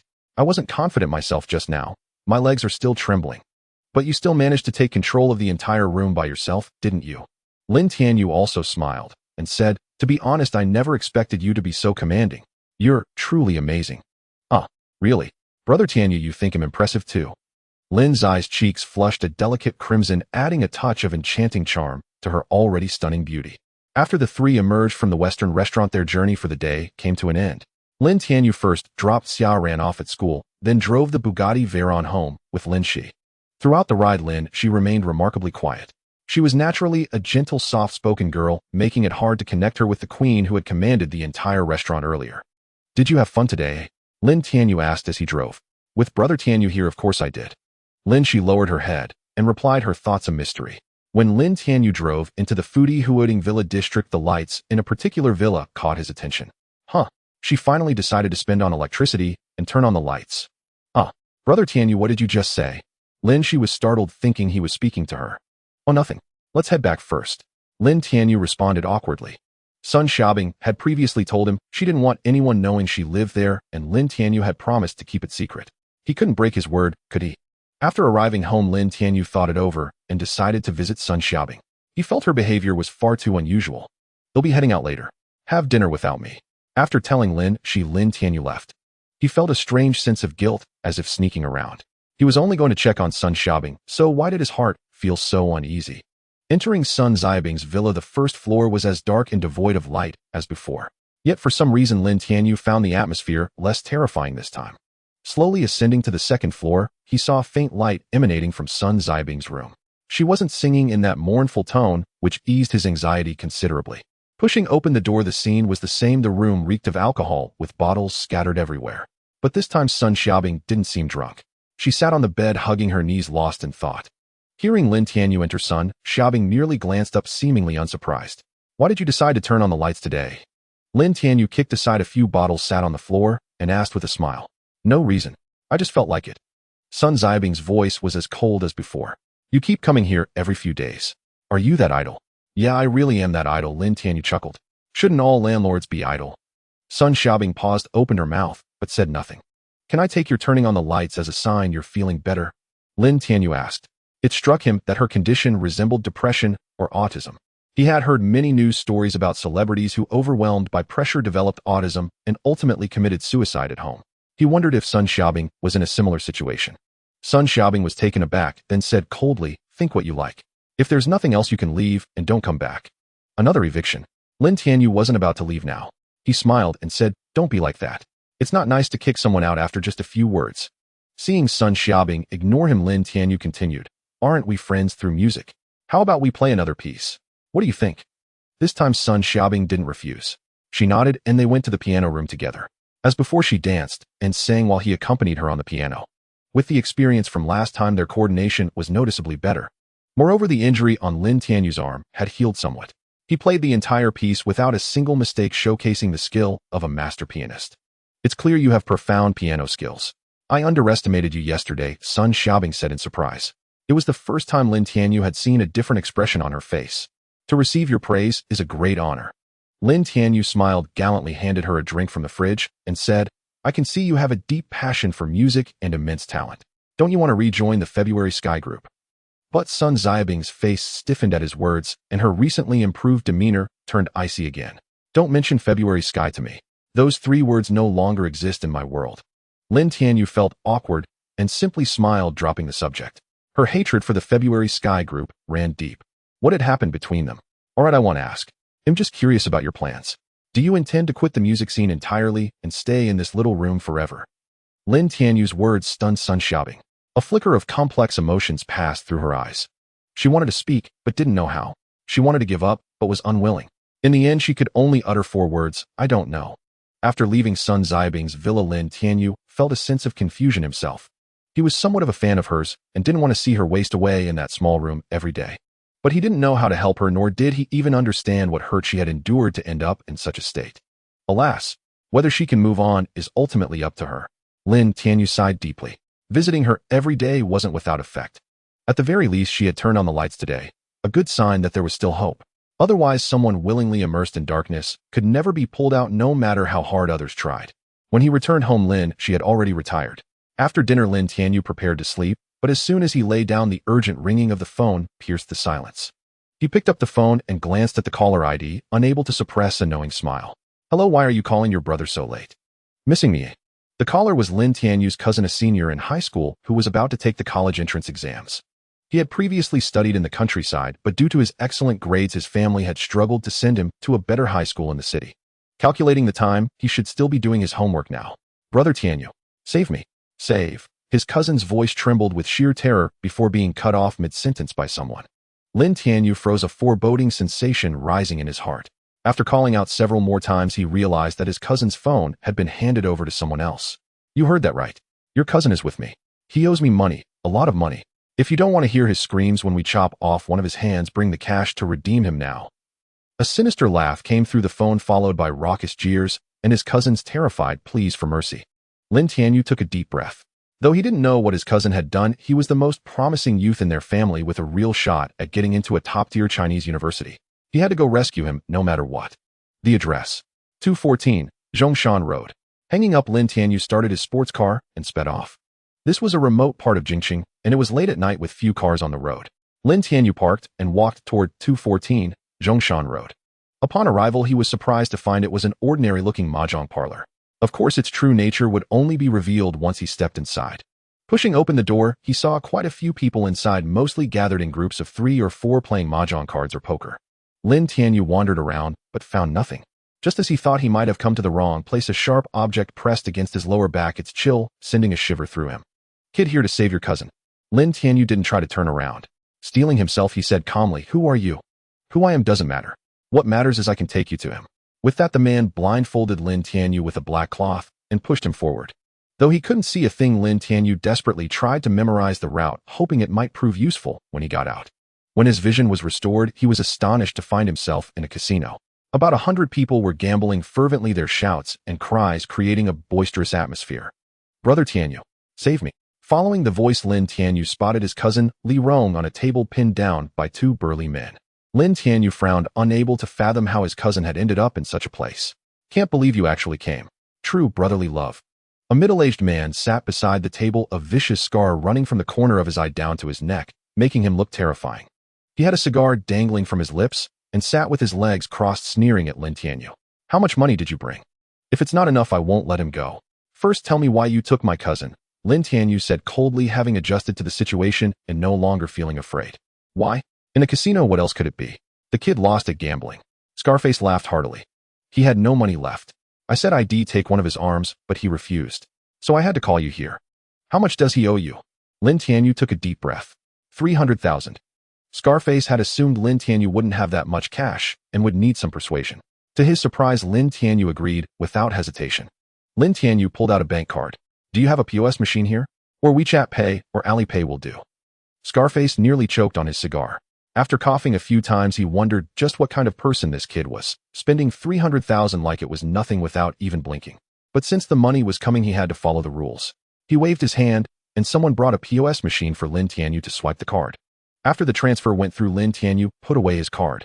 "Can you let my cousin go now?" "No problem, you're a straightforward man." Scarface gestured, and the 2 thugs released Li Rong. Once they were a safe distance away, Lin Tianyu exploded in anger. "At your age, gambling instead of studying? You've disappointed us all." Lin Tianyu was furious. The family had poured so much money into his cousin's education only for him to take up gambling. Who was he betraying with this behavior? "Brother Tianyu, I was wrong. He'll never do it again." Li Rong, still terrified from the thug's treatment, broke down sobbing as he saw his cousin. "But I didn't come here on my own. Someone tricked me into it." "Tricked? What do you mean?" Lin Tianyu was taken aback and let his cousin continue. "After school that day, I was running and accidentally smashed someone's bracelet. He said it was agate and worth a lot of money. I couldn't pay him back, so he brought me here saying I could win back the money for the bracelet in a few rounds. I listened to him and played with the 100 yuan I had left. I won a lot at first, so I kept going. In the end, I even bet my tuition. And lost it all." Li Rong cried miserably, his face a mess of tears and snot filled with regret. "Then how did you end up owing him 300,000? Lin Tianyu was exasperated by his cousin's naivety, wondering how he managed to be such a good student. Just because someone said it was agate didn't make it true, and had even lost his tuition. After losing the tuition, I had no money left and planned to stop. But he said it was fine to be broke and told me I could borrow from Brother Scarface to get my stake back. I was desperate to recoup my losses, so I actually borrowed from him, lost again, borrowed more, and it snowballed into 300,000. You? What do you want me to say?" Lin Tianyu was almost amused by him. "You expect to recoup your losses through gambling? How naive can you be?" Lin Tianyu knew his cousin came from a rural background, honest and simple, easily deceived by swindlers. Yet he never imagined his cousin would be foolish enough to gamble away 300,000 yuan. "Brother Tianyu, I know I'm worthless. I truly regret it. I've let you down." Li Rong wept. "Rest assured, I'll never touch this again. Once I earn money, I swear I'll repay you every cent of that 300,000. Lin Tianyu nodded. At least the kid had some conscience, acknowledging his mistake. Though his savings of tens of millions made the 300,000 insignificant, he insisted his cousin repay it. Without a lesson, the boy would never grasp the true horror of gambling. Ding! A new day has arrived. Host may proceed with check-in. Just as Lin Tianyu prepared to leave with Li Rong, the familiar system prompt chimed. Midnight had passed. Though this place was unsuitable for studying the system, Lin Tianyu opted to draw first.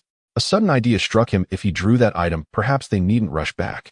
Opening the divine check-in system, Lin Tianyu bypassed the check-in option and entered the lottery interface. Ding! Congratulations, host. You've won the Shrank Gambling God Specialization bonus. Holy shit, the Gambling God bonus. I actually drew it. Lin Tianyu couldn't suppress his excited shout. Ding! Due to the host's exceptional luck, a bonus, one more chance lottery opportunity, is granted. There's such a thing as one more chance. Without hesitation, Lin Tianyu activated the lottery again. Ding! Congratulations, host. You've won a 5-point potential value bonus. Potential value? What was that? Before he could investigate, his cousin Li Rong's words interrupted him. Brother Tianyu, what were you saying? Gambling god. Lottery. Are you playing a game? Lin Tianyu glanced at him, ignored the question, and strode back toward the casino. Brother Tianyu, why are you heading that way? To gamble. Huh. Didn't you just say gambling was a bottomless pit never to be touched? No matter how much money you have, you'll lose it all. Li Rong urged frantically. That applies to you, but not to me, Lin Tianyu waved dismissively. Let me show you what a true gambling god looks like. Returning to the casino, Lin Tianyu surveyed the games. With the Shrank Gambling God bonus, he learned swiftly, grasping the rules in mere glances. Give me 20 yuan in chips, Lin Tianyu said flatly to the beautiful croupier at the counter. She stared at him with disbelief and utter contempt. 20 yuan. Shed seemed stingy, but never this stingy. What could he possibly play with 20 yuan? Brother Tianyu, the minimum chip here is 50 yuan. Li Rong whispered from behind. He couldn't understand. Hadn't his cousin just warned him against gambling? Weren't they about to leave this cursed place? Why come back? To his surprise, Lin Tianyu returned the croupier's contemptuous gaze. Ever seen Chow Yun-Fat's movies? He asked coolly. Back in the day, Chan Daozai turned 20 yuan into 37 million. With these 20 yuan, Lin Tianyu will win this entire casino, no problem. His words drew laughter from the croupier. What a fool, she thought. It was common to see people enter wealthy and leave penniless, but claiming he'd take down the casino with 20 yuan was absurdly comical. Ha ha, buddy, come over here. He'll play with you. A man wearing a gold watch laughed heartily. Seated near the counter, had overheard Lin Tianyu's boast. In fact, everyone at his table had heard, and they all burst into laughter, eyeing Lin Tianyu like a fool. Buddy, the minimum bet here is 50, but no worries. He'll treat your 20 as 50. Lin Tianyu glanced at him and nodded. Why not take advantage of a free 30 yuan boost? Just as he was about to sit down, Li Rong grabbed his sleeve. Brother Tianyu, no? Don't gamble with him. Why, oi? His name is Bai Qinxian. He's notorious here for his gambling skills. I've lost tens of thousands to him before. Li Rong trembled at Bai Qinxian's arrogant demeanor, clearly scarred from past encounters. Don't worry. Watch your big brother win it all back. Lin Tianyu patted his back, smiled, and took his seat. All right, well, keep it simple. Standard golden flower. You know the rules. Bai Qinxian grinned cruelly. Lin Tianyu nodded. Had already figured out the rules. Though golden flower seemed simple, playing without skill often led to escalating bets and total loss in a single hand. Lin Tianyu glanced at his cards, then tossed his 20 yuan onto the table, matching the bet. Buddy, think carefully. You've only got one shot. Lose this and you're done. Bai Qinxian warned, annoyed by his impulsiveness. But Lin Tianyu ignored him entirely, infuriating Bai Qinxian so much that he clenched his fists and immediately called Lin Tianyu's hand. Huh, a flush. This. Bai Qinxian froze, stunned by his loss. He stared at Lin Tianyu's flush in disbelief. How could this kid be so lucky drawing a flush on his first hand? Pay up, Lin Tianyu said calmly, starting the next round. With only 20 yuan as capital, his winnings were modest. After collecting his chips, Lin Tianyu slipped the original 20 yuan into his pocket and pushed all his winnings into the pot. After collecting his chips, Lin Tianyu slipped the original 20 yuan into his pocket and pushed all his winnings into the pot. Seeing Lin Tianyu's betting style, Bai Qinxian was stunned and couldn't help but say, brother, are you sure you want to bet at all? This is no different from going all in. Yet Lin Tianyu remained silent, completely ignoring him, which infuriated Bai Qinxian, who vowed to win back all his chips and see if he still dared to act arrogant. But Bai Qinxian noticed that after 3 or 4 rounds, the chips in front of Lin Tianyu kept piling up, having multiplied his initial 20 yuan many times over. This made him wary. Winning once or twice could be attributed to luck, but winning 3 or 4 times in a row was no mere coincidence. So this kid actually had some gambling skills. No wonder he dared to boast about winning the entire casino with just 20 yuan. However, with his level, not to mention the whole casino, he couldn't even escape this very table. After glancing at his cards, Bai Qinxian finally revealed a cruel smile. He pushed all his chips forward and said, playing with a few chips back and forth is boring. How about we go big? I'm all in. You can follow if you want. After speaking, Bai Qinxian stared intently at Lin Tianyu, as if trying to see through his thoughts. However, Lin Tianyu, as if no one else was there, glanced at his whole cards and calmly placed a single 50 yuan chip in the center of the table. Who was it that said they'd win the whole casino? Why are you now too scared to bet more than 50? Seeing Lin Tianyu only throw in one chip, Bai Qinxian immediately mocked him ruthlessly. Oh, didn't you say to do as I please? I just casually tossed it. Is that not allowed? Lin Tianyu raised an eyebrow and said indifferently. You. Bai Qinxian was furious. This time he held a fantastic hand second only to the ultimate trips, and he believed that Lin Tianyu would lose to him no matter what. He had expected Lin Tianyu to go all in again as before, but instead he didn't follow through and only threw in a measly 50 yuan. Although he won, Bai Qinxian felt extremely dissatisfied. Winning only 50 yuan with such a great hand was like using a cannon to kill a mosquito. What infuriated Bai Qinxian even more was that except for this round, Lin Tianyu followed every other hand and went all in, and the most outrageous part was that he won every single time. Initially, Lin Tianyu didn't have enough capital, so even when he won, the gains were small. But after winning a few times, his capital grew, and his Allen bets became too much for Bai Qinxian to handle. Seeing that his own chips were dwindling, Bai Qinxian gritted his teeth and pushed all his chips onto the table, shouting, "If you've got the guts, put all your chips in too, and well, settle it in one round. How about it? Do you dare to bet?" With Bai Qinxian's command, the others also went all in, joining the uproar. Yeah, do you dare to bet? Win this, and it's all yours, or lose, and get the hell out of here. Stop dawdling. Exactly, if you've got the skill, place the bet. If you don't, then leave now. You talked big about winning the whole casino with 20 yuan, but you can't even place a bet. How do you expect to win? With just your mouth. The entire table erupted into chaos, which was their usual tactic to make you lose your head, stake everything, and end up with nothing. Brother Tianyu, don't fall for their trap. It's a provocation. Li Rong, who had clearly been duped countless times, was earnestly advising Lin Tianyu, based on his own painful experiences. Given that Lin Tianyu had already won a considerable sum, it would be best to quit now rather than impulsively losing all the hard-earned money. But Lin Tianyu just smiled and waved his hand, saying, "Although a true gambler never acts recklessly, I don't mind playing with you. After all, I've already recovered my initial 20 yuan." Hearing this, Bai Qinxian's face darkened, and he felt deeply aggrieved. Indeed, Lin Tianyu had only staked 20 yuan, and the bets he was now placing were all Bai Qinxian's money. In other words, if he won, all the money would go to Lin Tianyu. If he lost, he wouldn't be at a loss since he hadn't spent a cent of his own. This was essentially gambling with Bai Qinxian's money, a classic case of making something out of nothing. Fine, you've got some nerve. Going all in, huh? Let's see how you spit back everything you've won from me. Bai Qinxian growled fiercely. When he revealed his whole cards, the sight of the suit and rank nearly made him faint with excitement. Holy crap, what incredible luck. Trips, the strongest hand in this game. No matter if it's a straight flush or a flush, once you see trips, everything else is worthless. Ha ha ha, heaven is on my side. Let's see how you can beat me now. Bai Qinxian could already envision a pile of chips waving at him. But Bai Qinxian was a seasoned gambler. He knew that the better the hand, the more one must avoid showing excitement, as it would reveal a weakness. Though ecstatic inside, he kept his expression neutral. Calm down, calm down. He'll laugh after I reveal this hand. He deliberately wore a blank expression and said to Lin Tianyu, "Let's not drag this out. Just show your cards." With that, Bai Qinxian flipped his wrist, and all three of his whole cards were revealed to everyone. Holy crap. Trips. Brother, Bai, what a lucky hand. Ha, let's see if this punk still acts cocky now. After all this playing one round, and it's all back. Kid, I think you shouldn't even bother showing your cards. Why open when you're up against trips? Better than revealing 3 singletons and embarrassing yourself. Everyone looked at Lin Tianyu with a sense of schadenfreude, thinking now you're done for. All those chips you worked so hard to win in several rounds are gone. Let's see if you're angry enough to jump off a building. It's over, it's over. Brother Tianyu, we've lost everything, Li Rong said with a mournful face. Even though it wasn't his money, he still felt the pain deeply. Although they were just chips, they could be exchanged for real red 100 yuan notes. There must have been at least 5 or 600,000 yuan on this table, and now it was all gone in an instant. So do you choose to lose after revealing your cards, or do you admit defeat directly? Bai Qinxian asked with a smug smile, as if asking someone, would you rather be beaten to death with clubs? Or would you rather commit suicide? Either way, the outcome was the same, you're doomed. However, Lin Tianyu merely cast him a fleeting glance and said, I'm not in a hurry to collect my money, why are you so eager to deliver it? Xiao Rong, bring me a cigarette. Brother Tianyu, at this hour you still have the mind to smoke. Li Rong was almost in tears, unable to comprehend how Lin Tianyu could sit there leisurely smoking, so unfazed by the situation. Ha, kid, you are indeed quite interesting. Bai Qinxian laughed heartily. At this moment, regardless of what Lin Tianyu said, he interpreted it as a cover for his inner panic. Very well, let you be a glutton then. Go. Bring him the best cigarette. Having lost so much money to me, he deserves at least a fine smoke.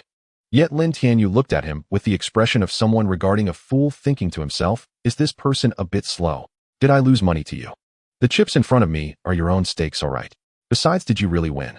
Thus a bizarre scene appeared at the table. Everyone had stopped playing cards and shaking dice, sitting at the table watching Lin Tianyu smoke. With his feet propped up on the table, comfortably exhaling a puff of smoke, Lin Tianyu sighed deeply. This feeling was truly delightful. How is it?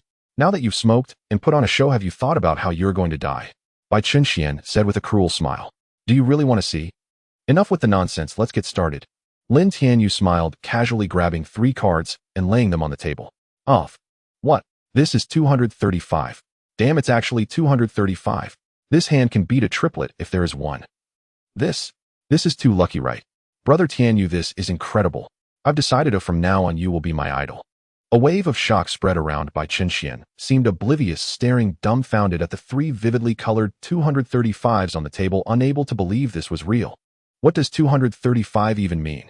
It's not strong when there is no triplet, but once there is, it can directly beat the triplet. Why did such a lucky hand appear in his hand? You're cheating. Bai Chunxian suddenly pointed at Lin Tianyu and shouted angrily. Such a lucky hand, if not cheating, then what is it?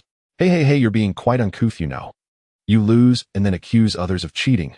Lin Tianyu looked at Bai Chunxian with a faint disdain.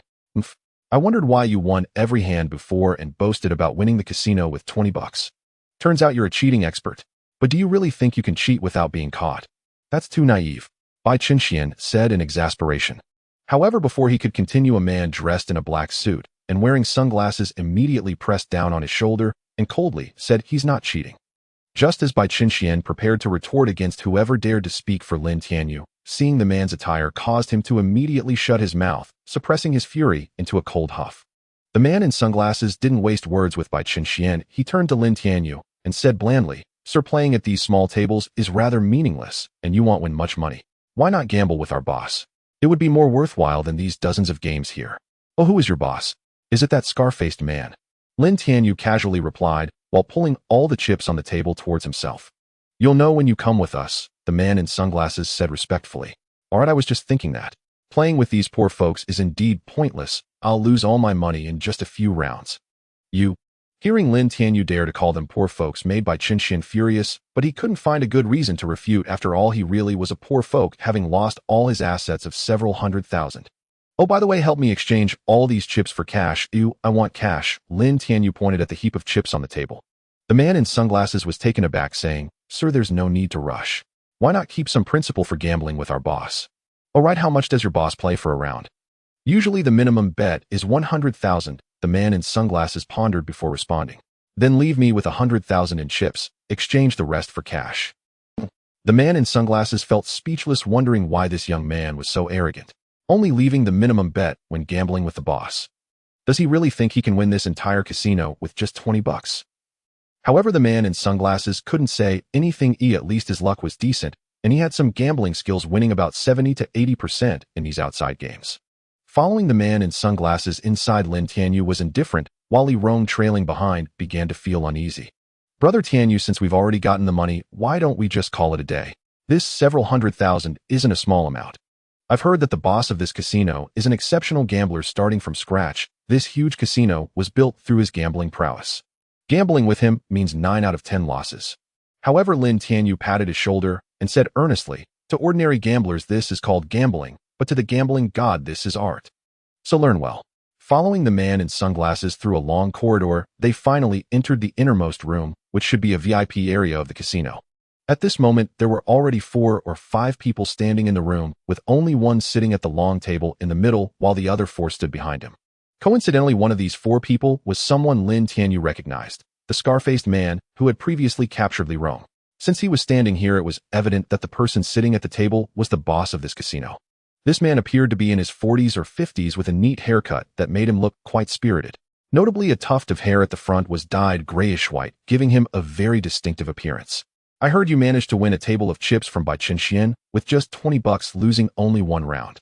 You have quite the gambling skills, young man. The gray-haired boss Lu Zhongyan leaned on his cane, looking at Lin Tianyu with a playful smile. However, Lin Tianyu merely glanced at him and, finding a seat opposite him, said, Thank you for the compliment. Your hair is quite nice as well. Where did you get it styled? I like it.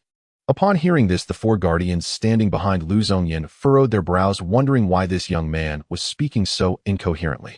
The scar-faced man even directly warned, "Kid, this is our boss. Watch your damn mouth." "Hey, don't be like that." Lu Zhongyan waved his hand to stop the four guardians behind him, smiling as he spoke. "I actually find this young brother's words quite interesting." Seeing Lin Tianyu remain silent, he continued with a smile. "Since you are here, let's begin. As you can see, I have all sorts of gambling equipment ready, ensuring you have a good time. You can pick any of these, and I, Lu, will be happy to oblige." Lu Zhongyan smiled, then lit a cigar and began to smoke. He wasn't boasting when he said these words. He had ventured into the world at 15 and worked for roughly 30 to 40 years. What kind of gambling game hadn't he played? Any gambling tool that could be named, he could play with his eyes closed. Lin Tianyu swept his gaze across the entire room. Indeed, as Lu had said, all sorts of gambling equipment were fully stocked. It was clear this man was an old gambling addict. However, Lin Tianyu shook his head at the sight of these items and said, "You may have plenty, but I find them too flashy. I prefer something simpler." "Oh, what does the young brother want to play?" Lu Zhongyan smiled. "For instance, fighting the landlord." "Fighting the landlord?" Hearing this, Lu Zhongyan couldn't help but frown. He thought, "Young brother, what's wrong with you? Who comes to a casino to play fighting the landlord? Do you think this is a chess and card room? Go play upstairs if you want." Though he had 1,000 complaints, Lu Zhongyan maintained his boss composure and smiled. "I don't have fighting the landlord here. Since the young brother likes something simple, how about we play bluff instead?" Lin Tianyu nodded. He had only mentioned it casually. He didn't actually want to play fighting the landlord with him. After all, that game required 3 players. If Lu Zhongyan brought someone in to collude with him, playing tricks and using signals, then even with his level gambling boost, he wouldn't stand a chance. The game began. Lin Tianyu directly pulled out a chip worth 100,000 yuan and placed it on the table, causing Lu Zhongyan's mouth to twitch. He thought this man was too arrogant, actually betting only 100,000. In the first few rounds, Lin Tianyu won, thus earning some capital. This was partly because Lu Zhongyan was holding back. After all, it was just for fun. If he had won all of Lin Tianyu's money from the start, where would be the enjoyment? Just like a lion hunting its prey, it first toys with the victim until it's exhausted and defenseless. That's when it strikes. After all, a few 100,000 to 1,000,000 yuan was no big deal in his eyes. Young brother seems quite lucky drawing such good cards several times in a row. Lu Zhongyan toyed with the ring on his finger, appearing completely at ease, as if losing hundreds of thousands wasn't his concern. But gambling can't rely solely on luck. Skill is also very important. Take this round, for example. Lu Zhongyan slowly revealed his whole cards, which were 3 unmatched singles, an extremely weak hand. Bluff is often a game of using small bets to win big. Even if your hand is weak, pretending to have a strong hand to force your opponent to fold a better hand is a skill in itself. Lu Zhongyan precisely used this tactic, placing a large bet. Seeing Lin Tianyu hesitate for a moment before folding, he gradually broke into a smile, ready to impart some wisdom. But then he saw Lin Tianyu reveal his own whole cards. "What? Your hand is also this weak." Lin Tianyu's cards were also 3 unmatched singles, even smaller than Lu Zhongyan's, almost impossible to win with. Lu Zhongyan had thought he had bluffed Lin Tianyu out of a strong hand with his weak one, but the truth was right before him. All his flashy maneuvers had led to nothing but wasted effort. Although he had won against Lin Tianyu's hand, Lu Zhongyan felt as terrible as if he had eaten something foul, his expression turning extremely grim. This feeling of being out of control infuriated him. Because Lin Tianyu had folded in time, he only lost the ante, which wasn't much money. Lin Tianyu glanced at Lu Zhongyan's ugly expression and said with a faint smile, "This time you were on the 2nd level, but you thought I was on the 1st. In reality, I was on the 5th. Because you won against me, you didn't actually win. That's a piece of philosophy. Figure it out yourself." "What levels? Are you selling layered pancakes? Let's go again." Lu Zhongyan said, a mix of anger and embarrassment. Previously, he had regarded Lin Tianyu as a junior, skilled, but ultimately too young. He had intended to lecture him with the air of a seasoned veteran, but instead he had shot himself in the foot. It was too disgraceful. In the following rounds, Lu Zhongyan grew increasingly alarmed with each game, feeling completely dominated by this young man, as if his every thought was known. Lu Zhongyan had made his name in the gambling world of Jing City through his superb skills. For so many years, no one had surpassed him. Yet today he was outmatched by a youth. Who on earth was this person? After the final round, Lu Zhongyan slumped into his chair, frustrated. In that last hand, he had pushed all his chips and going all in. He had hoped to win big and recover all his losses, but Lin Tianyu revealed a triplet, and Lu lost everything. Although he could afford to lose 30 million yuan, it was still a huge sum, and even he, as the casino owner, couldn't ignore it. "Young brother, your gambling skills are impressive. I, Lu, admit defeat. May I ask which noble family you hail from?" Lu Zhongyan finally shed his dismissive attitude and began to treat Lin Tianyu as an equal. However, Lin Tianyu just smiled without answering the question. He wasn't from any noble family, so naturally he had no title to speak of. Boss Lu, gambling for chips is getting dull. How about we bet on something else? Lin Tianyu proposed. Oh, what does the young brother wish to wager on this time? Lu Zhongyan said with a smile. Lin Tianyu did not answer immediately. He looked around the room, glancing about before he casually replied. I've heard that Boss Lu relies on his unparalleled gambling skills to navigate the martial world and has built such a grand casino. Then how about we have a grand wager between us betting on your casino? However, before Lu Zhongyan could respond, the scar-faced man standing behind him couldn't sit still. With a fierce expression, he spoke. Kid, are you really planning to win this casino with just 20 bucks? If you win those chips, it would be sheer luck, but to think you could walk away with the casino. Dream on. Haha, truly outrageous. Boss Lu has dominated gambling for so many years. When has he not faced great storms? Do you really think winning a few chips can let you take the casino? Kid, be smart and scram. If you dare to talk nonsense here again, we won't be polite. Before Lu Zhongyan could speak, the 4 bodyguards started arguing. Lin Tianyu frowned, not bothering to be polite. I'm speaking with Boss Lu here. What do you dogs think you're barking about? What did you say, kid, eh? The 4 bodyguards immediately shouted in anger, but were interrupted by a gesture from Lu Zhongyan. You're right. Lu Zhongyan indeed started from scratch, and it's my gambling skills that created this grand establishment. You could say this casino was built on my bets. Since you want to gamble, Lu Zhongyan have no reason to refuse. However, the stakes must be equal. Only then can it be fair, right? If we're relying on those chips, I'm afraid it's still quite far off. Lin Tianyu nodded, understanding Lu Zhongyan's meaning. He needed to present something of value that would impress him to be worthy of betting. He glanced at the table. Those chips were worth about 30 million yuan. Adding the money in his bank card, it totaled only 50 million, indeed a significant gap from the actual value of the casino. However, it seemed Lin Tianyu didn't have much liquid capital at the moment. After contemplating, he decided to pull up the control interface of the divine sign-in system and silently recited a phrase. Start the lottery. Ding. Congratulations, host, successful sign-in. You have obtained a building, Jingxing Capital Tower. Refreshing worldview. Worldview refresh complete. Capital Tower. This must be worth quite a bit, right? Although Lin Tianyu didn't know the exact value of this asset, judging by the previous rewards from the system, it should definitely be worth at least a few hundred million. In any case, Lin Tianyu only intended to use it as collateral. It just needed to be valuable. After exiting the system, Lin Tianyu glanced at Lu Zhongyan and slowly pulled out a bank card and a small booklet from his pocket, then said calmly, this card has about 25 million yuan in deposits, and here's an asset certificate for Jingxing Capital Tower. Along with these chips in front of me, do you think these stakes are enough to wager on your casino? What did you say? Jingxing Capital Tower. Lu Zhongyan was momentarily taken aback, thinking he had misheard, but when he picked up the small red booklet and saw the words Jingxing Capital Tower written on it, he was so shocked, he almost dropped his jaw to the ground.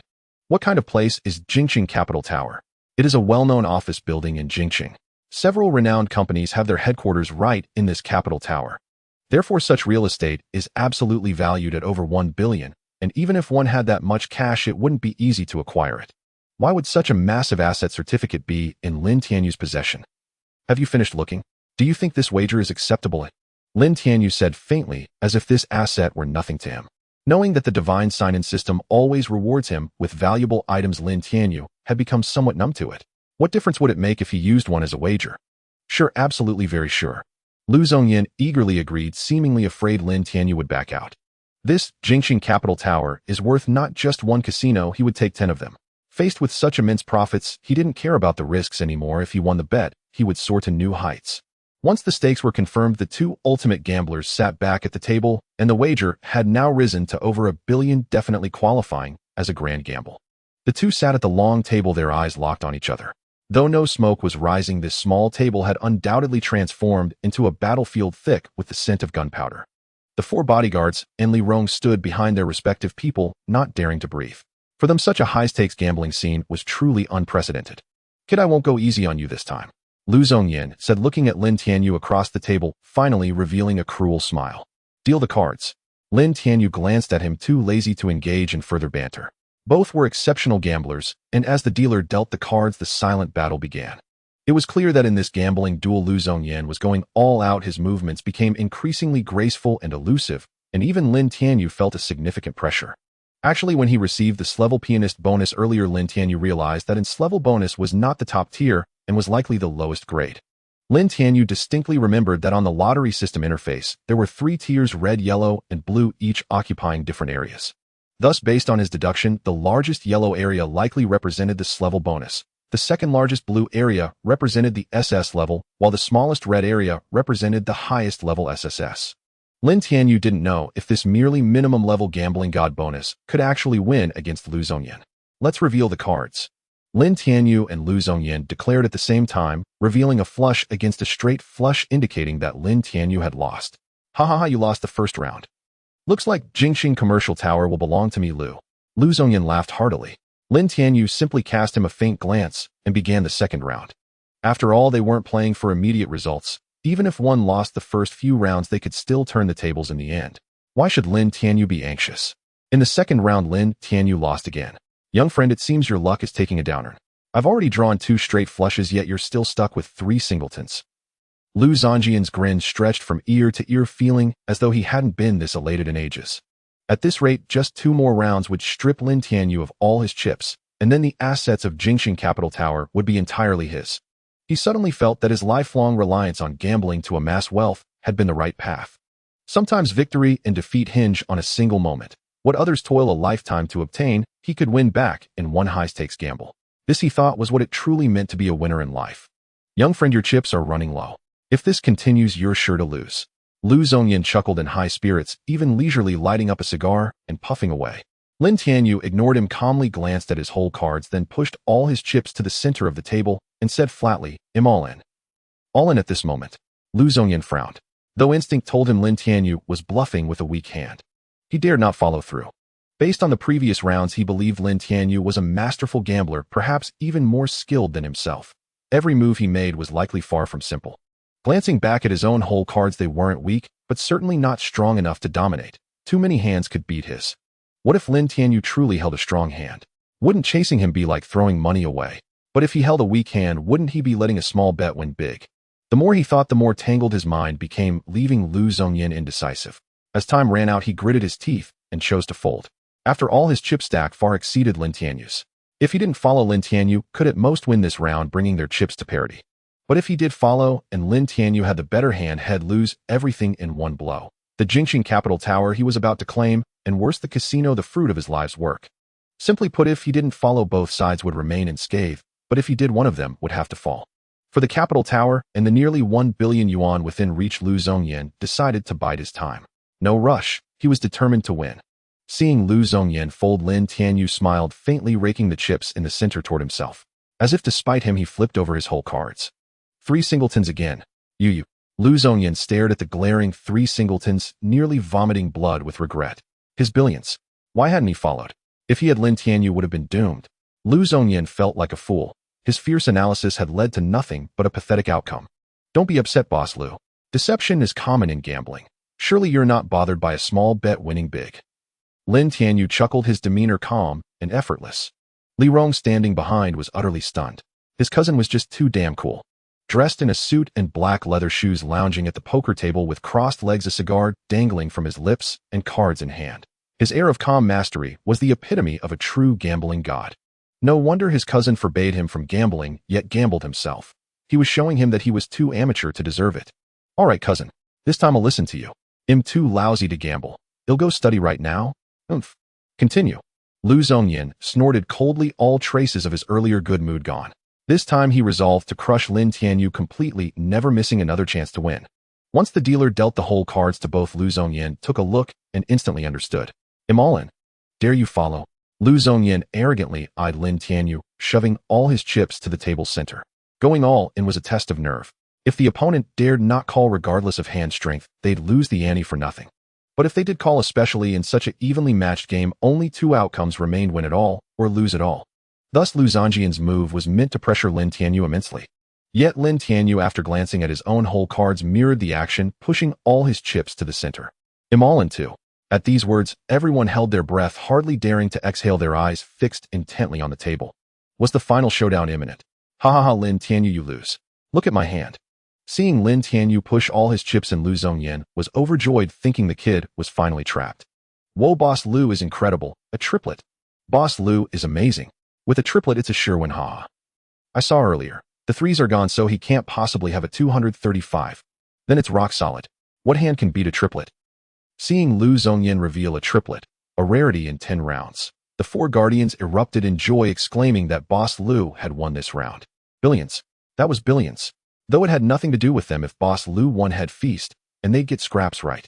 When Boss Lu was in a good mood, he might toss each of them $1 million or so. How sweet would that be? Ha ha, young friend, sorry, but a bet's a bet.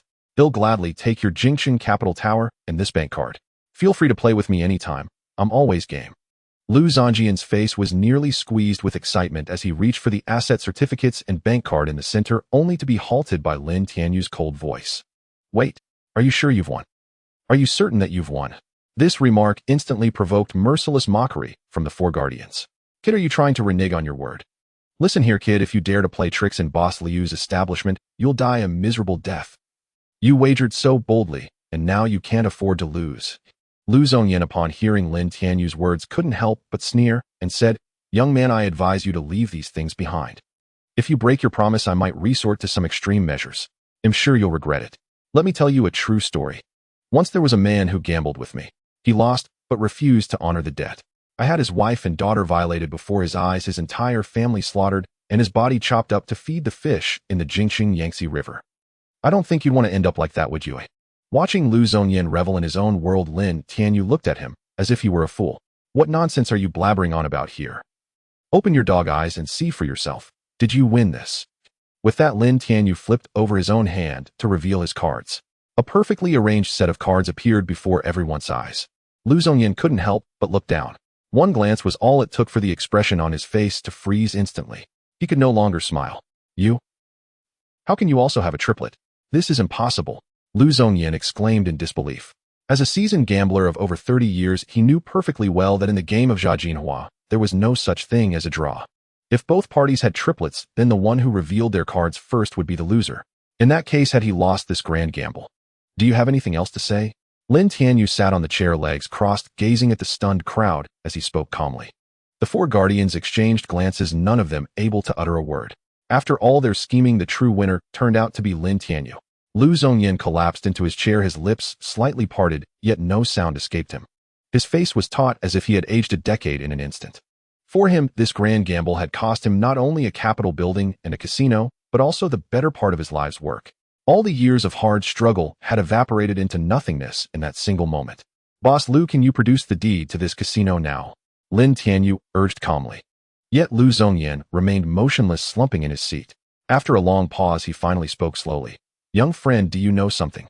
From the age of 15 until now, I've gambled countless times, big and small, and I've lost countless times too. But I've been lucky. I've won slightly more often than I've lost.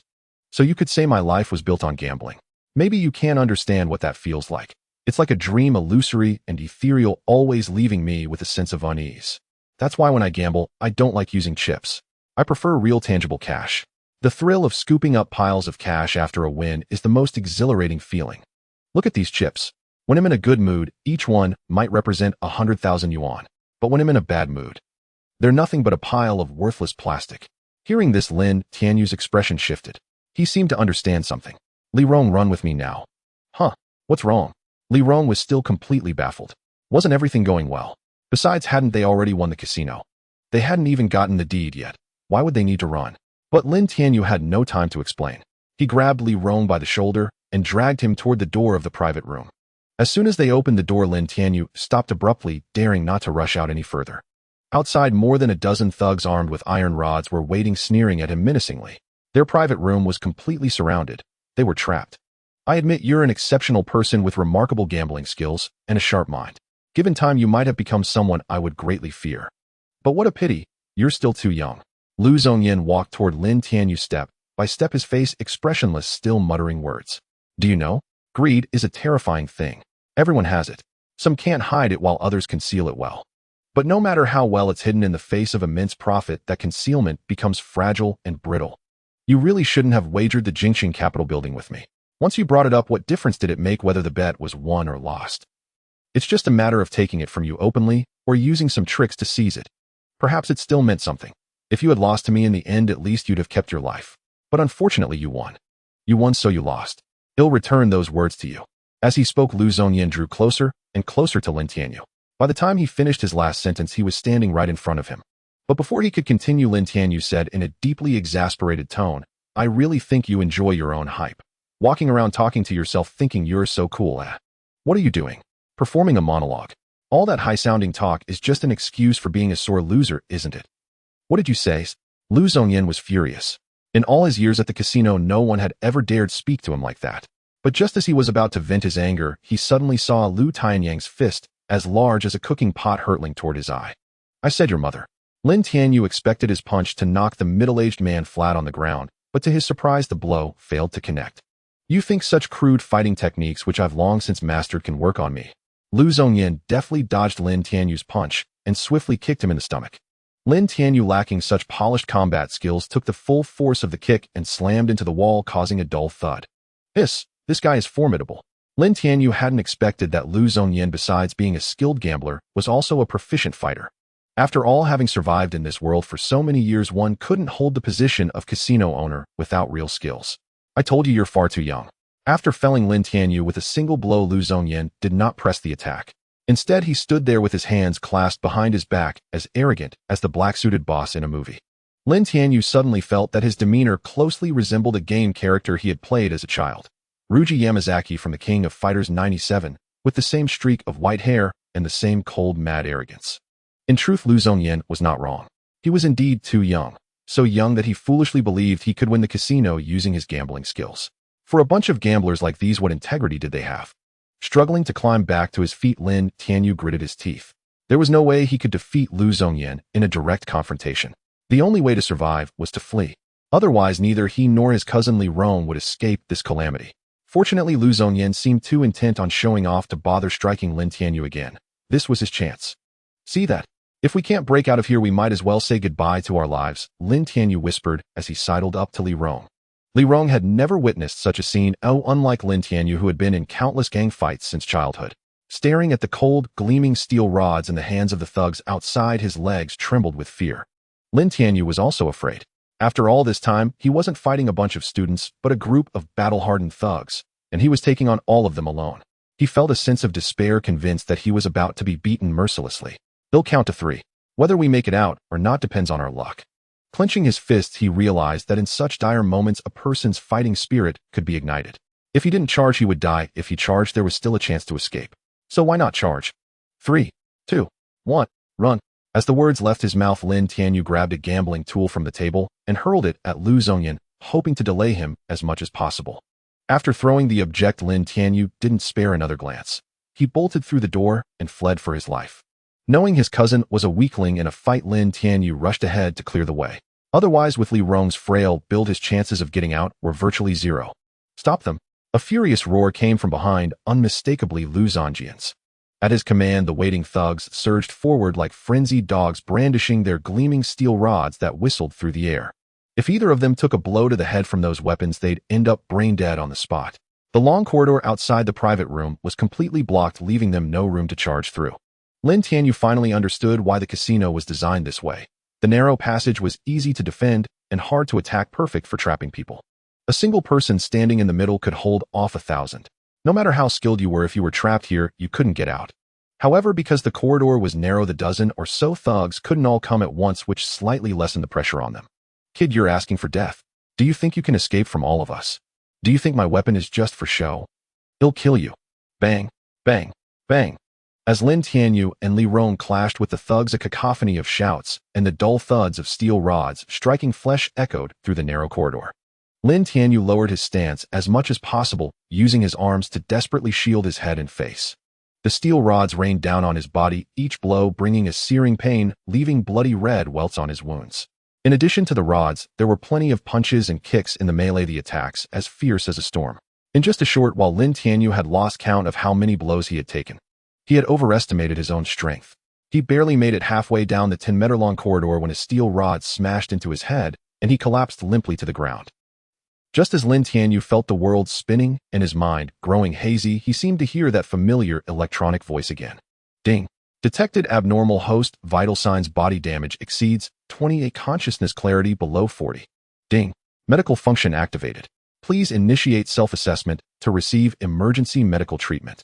Host consciousness is blurred, unable to autonomously initiate self-assessment function. Should system autonomous cruise mode be activated? This mode is an illegal operation. Current illegal operations 110 activating system autonomous cruise mode. System autonomous cruise mode activated. Current illegal operations 210 ding. Self-assessment in progress. Self-assessment complete.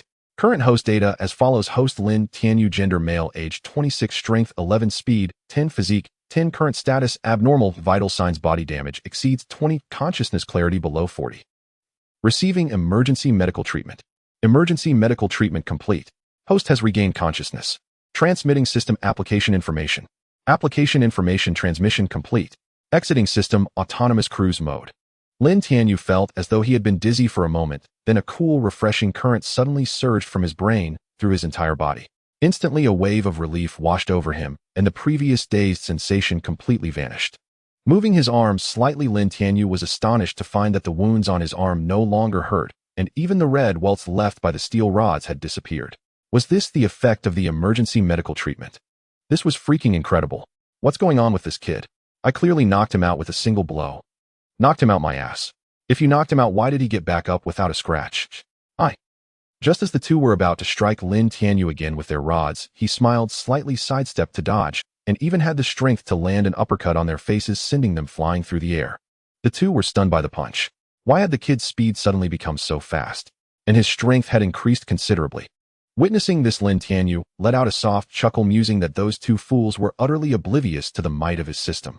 Just moments ago, as if by some mysterious turn, he had gained a comprehensive understanding of the system's manual, grasping both its operations and the usage of its rewards with newfound clarity. He recalled the potential points he had earned before the gambling began. It turned out they functioned like talent points, allowing the host to directly enhance his core attributes. Given the ongoing brawl, Lin Tianyu allocated 4 of his 5 potential points to speed and 1 to strength. Thus, Lin Tianyu's basic attributes now read: host Lin Tianyu, gender male, age 26, strength 12, speed 14, constitution 10, luck 15. One must not underestimate these modest increments. An ordinary person's baseline is a mere 10, so even a single point elevates one far above the average. Of course, this boost was still insufficient to take on a dozen armed thugs. So after swiftly dispatching these two, Lin Tianyu dashed desperately toward the corridor entrance. Li Rong, clever as he was, had panicked earlier when Lin Tianyu was felled by a single blow. Now, seeing him rise again, invigorated as if on a potent stimulant, he was overjoyed and clung close, causing Lin Tianyu little worry. Damn, how did that kid suddenly get so fierce? Scarface exclaimed in astonishment. The 4 guardians stood behind Lu Zhongyan, refraining from engaging Lin Tianyu. They deemed the dozen thugs more than enough to handle an ordinary man like him, preferring to spectate and enjoy the show. Yet unexpectedly, Lin Tianyu fought with a frenzied vigor, throwing the entire group into chaos. The key was his lightning-fast reflexes. Once he burst through the 10-meter narrow corridor, the thugs couldn't even lay a finger on him. Indeed, this kid has potential. What a pity, alas. He rivals me in my prime, taking on a dozen alone, without flinching. Are you all just going to stand there gawking? Lu Zhongyan's icy voice abruptly cut through the 4 guardians' lively chatter. Get after him now. By then, Lin Tianyu had reached the outer area of the casino, where patrons were deeply engrossed in their games. The sudden charge of men wielding steel rods sent them scrambling and terror-desperate to avoid collateral damage. Lin Tianyu sprinted ahead, realizing Li Rong was too slow to keep up. He hoisted the young man onto his back. Witnessing this, the thugs grew even more exasperated. They could grudgingly accept his solo speed, but carrying someone else while maintaining that pace was utterly intolerable. Yet the thugs found themselves falling farther behind. With no obstacles ahead, Lin Tianyu's speed advantage became glaringly apparent. By the time the 4 guardians arrived, Lin Tianyu had vanished without a trace. Damn, that's too fast. Scarface cursed breathlessly, hurling his steel pipe to the ground. Running into someone like that was simply their bad luck. Lin Tianyu only stopped when he reached his Bugatti Veyron, still carrying Li Rong. Exhausted, he slumped against the seat, panting heavily. Damn lucky they didn't keep chasing. Lin Tianyu felt a surge of relief, as if he had narrowly escaped death. A thrill unlike any other. Tianyu, is this sports car yours too? Li Rong stared in awe as Lin Tianyu approached the dazzling vehicle.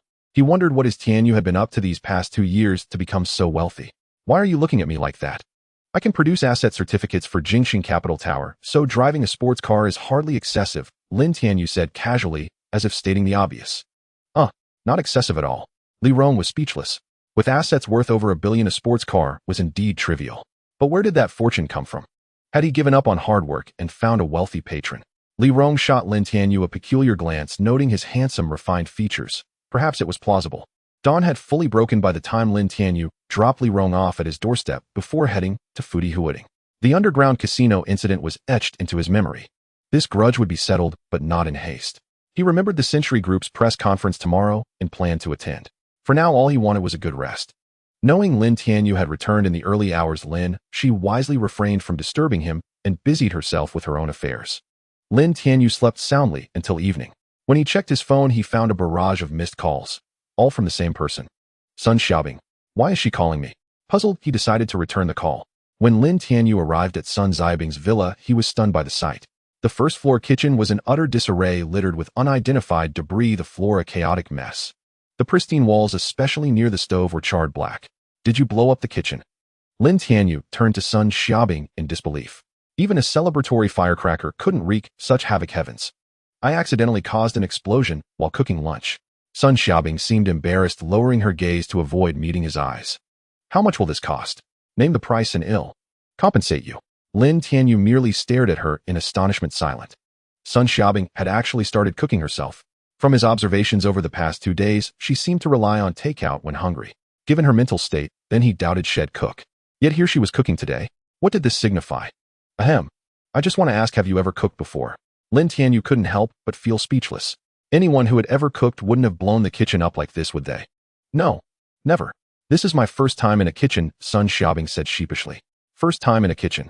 Well, she used to be a pop star free from worries about food and clothing, so it truly was unlikely for her to ever set foot in such a place. So what made you think of cooking? Sun Xiaobing froze and fell silent. Even she herself didn't know the answer. In the past, she had always refused to enter the kitchen, so why today did she unconsciously feel the urge to cook? Lin Tianyu, however, saw more than her.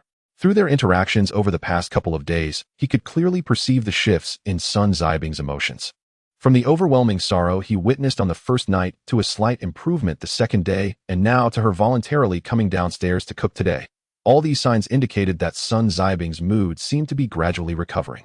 Lin Tianyu believed that cooking itself was an art, a profoundly profound art, because it was an indispensable part of life. Only those who loved life would think of cooking and would cook well. With a slight smile, Lin Tianyu said, "It's all right. They'll have someone fix your kitchen tomorrow. For today, come eat at my place." Sun Xiaobing seemed hesitant. Lin Tianyu added, "What? You think I'm going to eat you? I live right next door, and I haven't had dinner either." Seeing Lin Tianyu's persistence, Sun Xiaobing found it hard to refuse again and finally nodded in agreement. Originally, to further comfort Sun Xiaobing, Lin Tianyu had planned to take the initiative and seize this good opportunity to bring her to meet Lin Shi. But that girl had gone who knows where and seemed to be out for the entire evening. Having no other choice, Lin Tianyu had to cook himself. Watching Lin Tianyu busying himself skillfully in the kitchen, Sun Xiaobing was somewhat dazed. She simply stood at the kitchen entrance, staring, lost in thought. It wasn't until Lin Tianyu brought one exquisite dish after another full of color, aroma, and flavor to the table that she slowly snapped back to reality. "Try my cooking. I don't cook often, so if it's not to your taste, please bear with me," Lin Tianyu said with a smile. He had initially thought of opening a bottle of red wine, but remembering how much Sun Xiaobing had drunk over the past 2 days, he abandoned the idea for the sake of her health. Sun Xiaobing picked up her chopsticks and took a bite. Her eyes immediately lit up, and she nodded in pleasant surprise, saying, "I never expected that aside from being rich, you're also such a great cook. If you like it, eat more." Lin Tianyu smiled. He knew this was the effect of this level chef bonus. Though not top tier, it was comparable to an average 5-star chef. The two chatted as they enjoyed the delicious meal. Lin Tianyu found her to be quite innocent, without any trace of a star's airs. He had previously thought it was just a persona on screen, but in reality, she was just as straightforward. In theory, a woman from the entertainment industry shouldn't be so untainted by the mire, should she? One could only say that Sun Xiaobing was a breath of fresh air in the industry, which was why so many people adored her.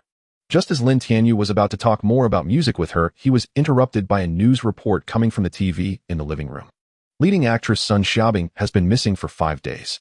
Person in charge Chiu Huachin claims February Sky Company will permanently blacklist her. A striking headline appeared at the bottom of the screen. On the screen, a man was holding a microphone indignantly denouncing Sun Xiaobing and the February Sky team for their immoral act of not renewing the contract. This man was the CEO of February Sky Company, who had started from scratch and single-handedly founded the February Sky team. However, back then the February Sky team wasn't strong. It was Sun Xiaobing's joining that later boosted its popularity, truly turning it into one of China's top entertainment companies. Because of this, the team managing Sun Xiaobing's career had always been called the February Sky Team. The team's formidable strength became a solid backing for her musical journey, clearing many obstacles for her. At that moment, Sun Xiaobing's eyes were fixed intently on the man on the screen, unmoving. Lin Tianyu could clearly sense that Sun Xiaobing's emotions were extremely agitated. She trembled violently, her fists clenched so tightly that her nails dug into her flesh, without her noticing, as if she was holding something back. Lin Tianyu still remembered that when he entered Sun Xiaobing's room last night and casually mentioned the February Sky Team, she had become so furious. Clearly, she harbored immense hatred for the February Sky Team, or rather for Qiu Huaqin. After a moment of thought, Lin Tianyu rose from his seat, walked over to the TV, and turned it off. You don't watch it. There's nothing but negative news about you everywhere now, saying all sorts of things. What good does it do you to watch this now? Lin Tianyu said calmly. Sun Xiaobing was stunned. After a long pause, she finally nodded and gave a bitter smile, saying, "You're right. Since I've already retired from the music scene, let them say what they want." Having spent many years in the entertainment industry, Sun Xiaobing had long grown accustomed to these online trends. With her popularity, she never had to handle such matters herself. Her backing team, the February Sky Team, always took care of it. But she never imagined that one day the February Sky Team would be the one to blacklist her. Letting out a deep sigh, Sun Xiaobing felt her heart was so weary. She just wanted to find a place with no one around and spend the rest of her life in solitude. I know you don't want to talk about it, but as a fan of yours, I'm still very curious about why you chose to leave the February Sky Team and retire from the music scene, Lin Tianyu asked with confusion. It's clear that you love your music so much and you have such great talent. You were practically born for it. But why did you give it up? Sun Xiaobing looked up at Lin Tianyu. After calming down, her emotions had finally returned to normal. She sighed and murmured, "Do you really want to know?" Of course, Lin Tianyu said flatly. It wasn't just him. Probably all of Sun Xiaobing's fans across the world wanted to know why.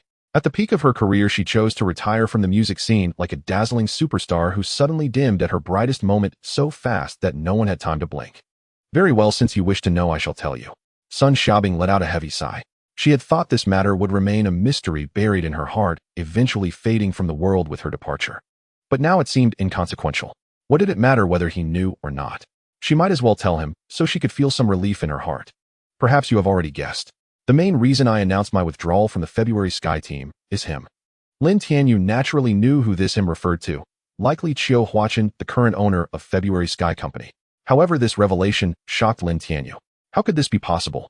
Back when the February Sky Team was merely a small group, Qiu Huaqin was its leader. After Sun Xiaobing joined the team, had poured nearly everything they had to make her a sensation. One could say that over the years of working together, Qiu Huaqin and Sun Xiaobing had forged a bond of revolutionary camaraderie, having both emerged from a pure era of chasing dreams while living in shabby rented rooms and surviving on instant noodles. Lin Tianyu recalled that there had been some gossip about Sun Xiaobing back then, suggesting she had a boyfriend, the team leader Qiu Huaqin. Somehow those rumors had been suppressed. In truth, he and I were childhood sweethearts who got along very well. Back then, it was for his career that I chose to join the struggling, nearly disbanded February Sky Team. Sun Xiaobing smiled as if lost in sweet childhood memories. Later, we became lovers, striving together for our musical dreams. Even when we lived in a shabby little room, barely able to afford our next meal, and spent countless hours searching for performance opportunities just to earn a meager living, I never complained. I even felt that those were the happiest days of my life. We were both happy. I remember when we received an invitation to perform at a small concert, we were so overjoyed we couldn't sleep all night. We used what little money we had to buy wine, sang songs, chatted, and finally slept until dusk the next day. But later, as I became increasingly popular and the February Sky Team finally got on track, he began to change.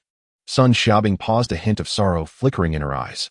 He renamed the February Sky Team as February Sky Company and made himself its chairman.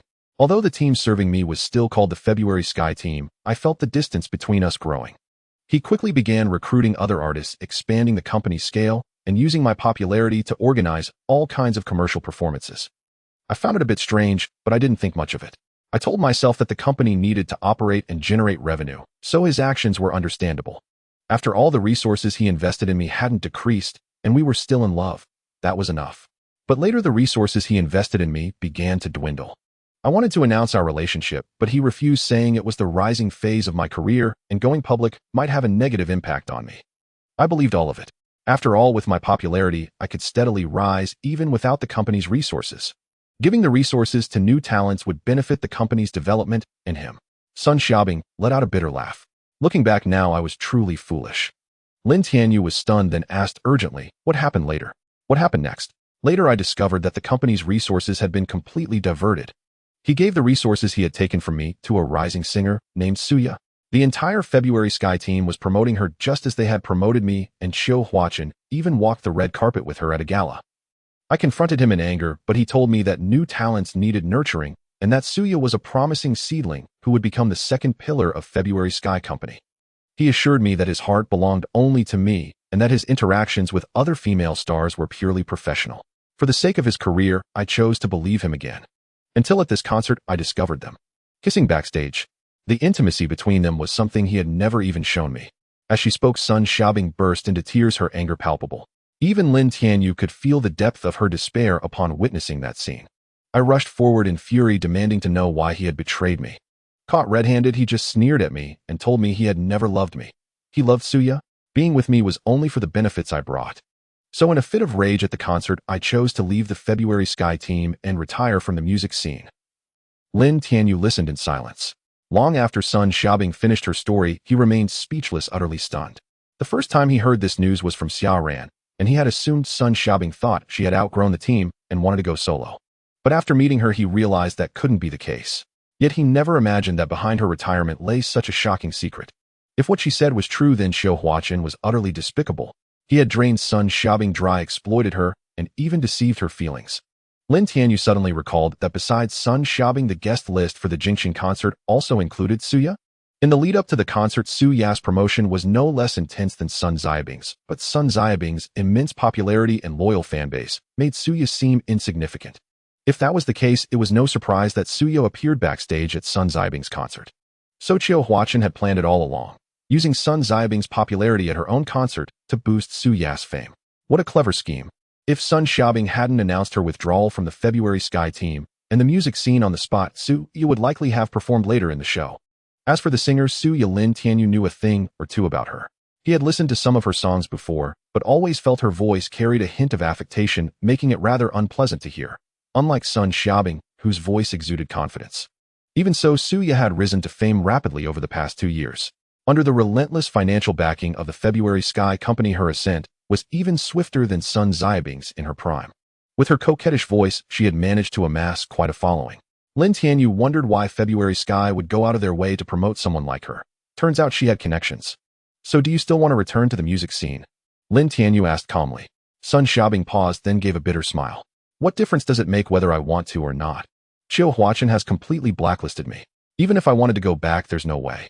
Given the resources of February Sky, thoroughly blacklisting a singer was hardly a challenge. All it took was a bit more money. Once the star's popularity faded and no one paid attention, she ceased to be a celebrity.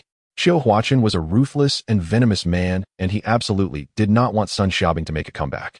His blacklisting would be thorough and absolute. Sun Xiaobing knew without a doubt that no matter which entertainment company she approached, she would be met with rejection. Why don't you try setting up your own studio and building your own team? Lin Tianyu asked, somewhat astonished. After all, Sun Xiaobing had started from scratch, graduated from the China Media Academy, and joined February Sky right after.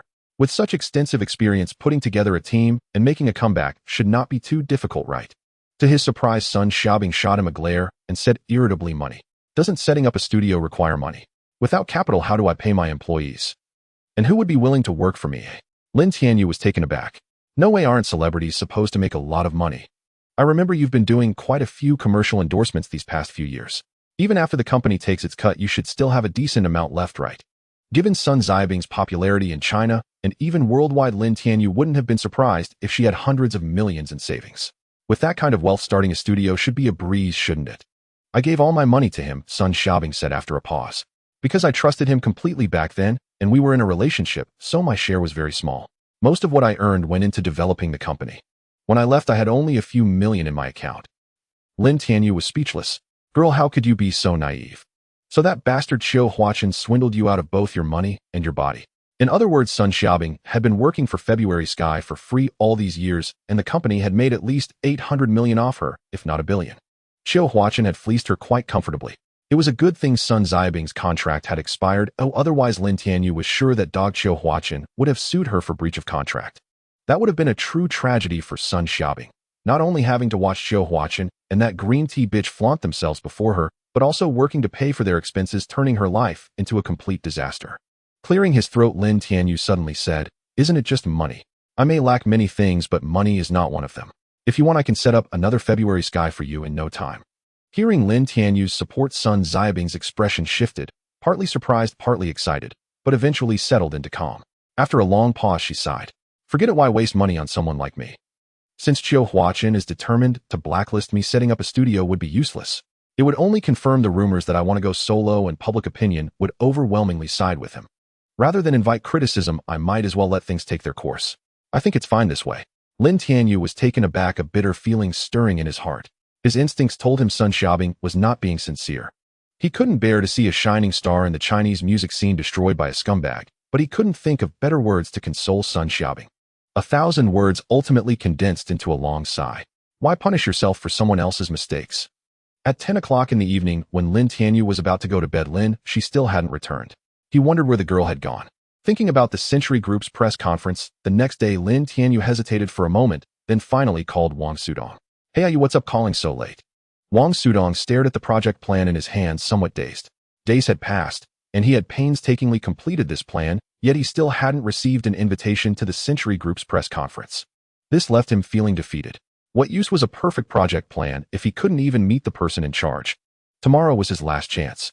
He had prepared everything, hoping for some opportunity to present the plan to the decision-maker. "Brother Dong, the press conference is tomorrow. I just wanted to ask if you've got the entry pass," Lin Tianyu said calmly. "I've been worrying about that too. He'll just have to try my luck tomorrow," Wang Sudong sighed. "Brother Dong, come with me tomorrow." Wang Sudong was stunned. "Where? You don't mean the press conference, do you? You don't have an invitation either. How are we getting in?" "You'll find out then. The press conference starts at 10 in the morning. They'll pick you up at your office at 9:20. With that, Lin Tianyu hung up. Wang Sudong was a bit confused. Logically, Lin Tianyu was in the ride-hailing business, nowhere near real estate, so he shouldn't have an invitation from the Century Group. But Lin Tianyu sounded so confident it didn't seem like he was bluffing. How exactly did he plan to get them both into the press conference? Could it be? Wang Sudong suddenly recalled the sports car Lin Tianyu drove when they left that day. That car must have been worth a lot, right? Maybe he had changed jobs and become a private driver for some company's boss. Then his boss would probably have an invitation, wouldn't he? Was Lin Tianyu planning to introduce him to his boss tomorrow and ask for a favor to get them both in? Yeah, that explanation made sense. Wang Sudong couldn't help but smile warmly. After all, a true brother always remembers you when good things come along. After hanging up the phone, he glanced at the time. It was only 10 o'clock. Since he couldn't sleep anyway, he decided to play some games. Coincidentally, Lin Tianyu had discovered an interesting game called Jianghu a few days ago, which was basically about battling monsters, leveling up, and buying equipment. He had heard that one could play the game for a whole year without spending a dime, but after playing it, all he could say was, "I can't believe this nonsense. That old man is so devious." This game required spending money for in-game time. Even breathing cost money. Because of this, the wealthy players could ride clouds and fly on swords, wreaking havoc at will all while bringing cute girls along on their adventures. This was Jianghu. And what about those who didn't spend money? With terrible equipment, they would get instantly defeated in fights, and if they didn't have enough combat power for dungeons, they could only tend to flowers and walk dogs to make a living. Politely, they were called casual players, but less kindly, they were referred to as beggars. It was obvious that Lin Tianyu belonged to the latter category. Logging into his game account and seeing his character still in the pathetic state from days ago, Lin Tianyu couldn't help but chuckle. Soon you will don the God of War armor and wield the Demon Slayer sword. Your martial prowess unmatched, your combat power supreme. Playing a game like this without spending money. What a joke. Ding. Player Yiyu Jinghan has purchased a 648 package distributing red envelopes across the server. Ding. Player Yiyu Jinghan has purchased a 648 package distributing red envelopes across the server. Ding. Player Yiyu Jinghan has purchased a 648 package distributing red envelopes across the server. What the heck? Who is this god? Is he too rich, or what? 1, 2, 3, 4. A full 1,648 packages. My hands are getting sore from grabbing these red envelopes. 1,648 packages. That amounts to 64800 yuan. When did our server get such a wealthy person? Lin Tianyu quickly tapped, and 1,000 of the 648 packages were instantly purchased, causing the game announcement to be flooded with his purchase records. The world channel exploded as all previous discussions about what equipment should swordsmen wear were wiped away, replaced with who is this rich guy? Which guild is he from? Does he still need leg accessories? And other astonished remarks. As for Lin Tianyu himself, after selecting his giant dragon mount and purchasing godly equipment, he saw his combat power soar to the top of the server before turning to enter the guild battle interface. While he was busy charging money, he noticed some comments in the guild war chat that greatly displeased him. Bloodthirsty demon, haha, look at that guild over there, just 3 players in the guild war with 2 of them being complete newbies. It's hilarious. One sword cuts Lolon, the guild leader, seems to be a girl. You all better not compete with me. I want to tease her with my spirit snake whip, hee. Micro life, does this trashy guild even deserve to exist? A bunch of pathetic players, oh let's overturn them in a moment. Pathetic players. How dare they call him a pathetic player? This is intolerable. Lin Tianyu wasn't initially planning to deal with them, but since they insulted him first, he couldn't hold back. He decided to test the new equipment he had just purchased on them. In a fit of rage, he entered the guild battle interface, and upon seeing the opponent's combat power and aura, Lin Tianyu finally understood why they were so arrogant. On the opposite side, there were 40 to 50 players, one clad in golden armor and sporting a flashy title, exuding an overwhelming aura. They must be from a super guild. In contrast, Lin Tianyu's guild had only 4 members, including himself. Aside from the guild leader, the other 2 didn't even have full equipment. They looked like newbies who had been tricked into joining the guild war. In fact, only the guild leader had some combat power, but she only had 200 combat power, while the highest on the opposite side had already reached 700. She could barely do anything even if she stood there. Maybe we should just call it off. Let's not fight in today's guild war. Seeing Lin Tianyu's account, Yi Wanshi felt little emotional fluctuation. Although the taunts and lewd remarks from the opponents made her grit her teeth, she felt helpless. They couldn't win. If they went and wouldn't, that'd just be asking for trouble. Before Lin Tianyu entered, he had hidden his equipment, and since the guild war interface didn't show the world chat system, once entered, Wanshi had no idea that the swordsman standing in front of her bare-chested had already topped the combat power leaderboard. Seeing that the guild leader was about to give up, Lin Tianyu would never agree. How could he let them bully them without fighting back? Lin Tianyu quickly typed, Sister Wanshi, don't retreat, yet let me take on their entire guild by myself. Sitting in front of the computer, Shun Wanshi couldn't help but laugh upon seeing this message. It wasn't that she looked down on him, but she simply couldn't hold back. That broken iron sword on you might break when it hits their golden armor. What do you plan to fight with?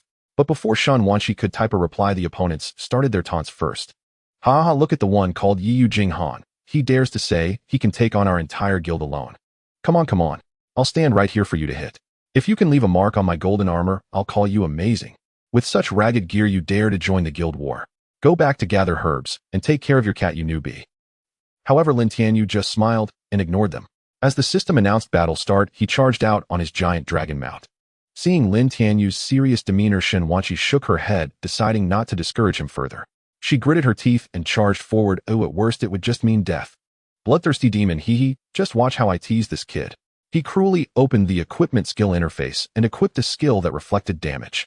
This skill was not very useful against opponents of the same level, but it was perfect for bullying newbies. With his current defense, if Lin Tianyu hit him a few times, he could end up dying from the reflected damage. Watching Yu Jinghan strike at him, Bloodthirsty demon coldly smiled, deliberately standing still. He wanted to see this little trash die from the reflected damage. However, he accidentally blinked, and when he opened his eyes again, he was shocked to see an astonishing change on the computer screen. Huh? What the hell? Why did my screen go black? Is the monitor broken?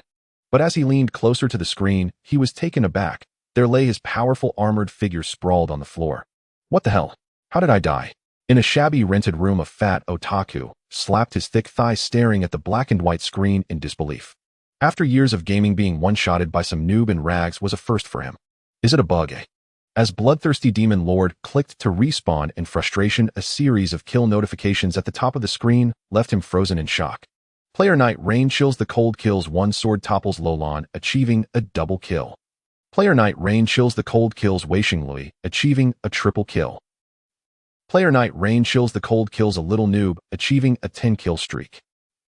The Wandering World Guild has been wiped out. This.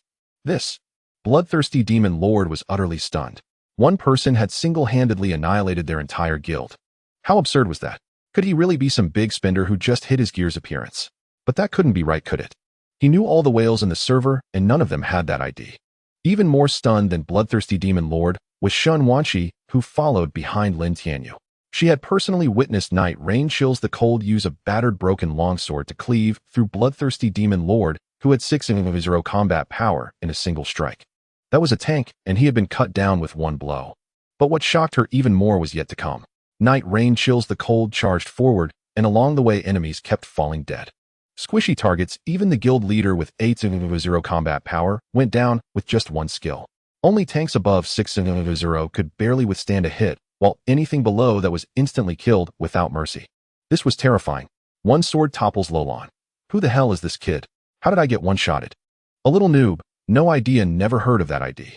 He must be hiding his gear. Weishingly, gear that can one-shot us must have cost at least a few 100,000, right? Which boss has that kind of money? In just a few moments, Lin Tianyu had forced the entire Wandering World guild back to their respawn point, killing them one by one as they revived. Is this the power of money? I love it, I love it. Lin Tianyu grinned, rolling his face across the keyboard. A game meant for grinding monsters, leveling up, and buying gear had turned into a hack-and-slash fest. Damn it, a single skill one-shots me. How am I supposed to play? I can't take it anymore. Finally, someone couldn't bear Lin Tianyu's torment and rage-quit the guild war. Where there was one, there were more. Being slaughtered without any fun or challenge made no one want to continue. Within a minute, only a few remained in the Wandering World Guild. As bloodthirsty demon lord stared blankly at his grayed-out screen again, a private message notification chimed. He opened it to find a message from a guildmate. Stop fighting. Get out now. This guy bought 1,000 of the 648 packs, and his combat power is #1 in the server. You can't beat him. What? 1,000 packs of 648. That's 648000. How rich must he be? After taking a sharp breath, he typed out a line and quit the guild war. The top spender is awesome. We surrender. Shin Wanshi remained in a daze throughout the entire battle. She hadn't dealt any damage or used a single skill, just watched night rain chills the cold slice through enemies like cutting vegetables. Only when the guild war screen displayed the huge word victory did she snap out of it. Seeing a line in the chat, she hastily replied, "Oh, okay. Sister Wanshi, I won the guild war. I have some things to do today, so I'll log off. Let's play together another time." Staring at the dimmed avatar of night rain chills the cold, Shin Wanshi murmured, "So you were just pretending to be a casual player all along." After logging out of the Jianghu game, Lin Tianyu checked the time and saw it was already the early hours of the next day. When he entered the divine sign-in system to check in, he noticed that both the sign-in and lottery buttons had turned a glaring red. When Lin Tianyu pressed it, a message popped up. Ding. Due to data corruption caused by using the rapid healing feature, the system is currently undergoing repairs. Except for the self-inspection function, all other features are temporarily unavailable. Data corruption. That's a thing. Lin Tianyu was taken aback, a wave of worry washing over him. Could his divine sign-in system be gone for good? He hadn't had his fill of fun yet. System bro, is there a set time for this repair? What am I supposed to do if you just vanish on me? Ding. Estimated repair time, 71 hours, 24 minutes, and 13 seconds.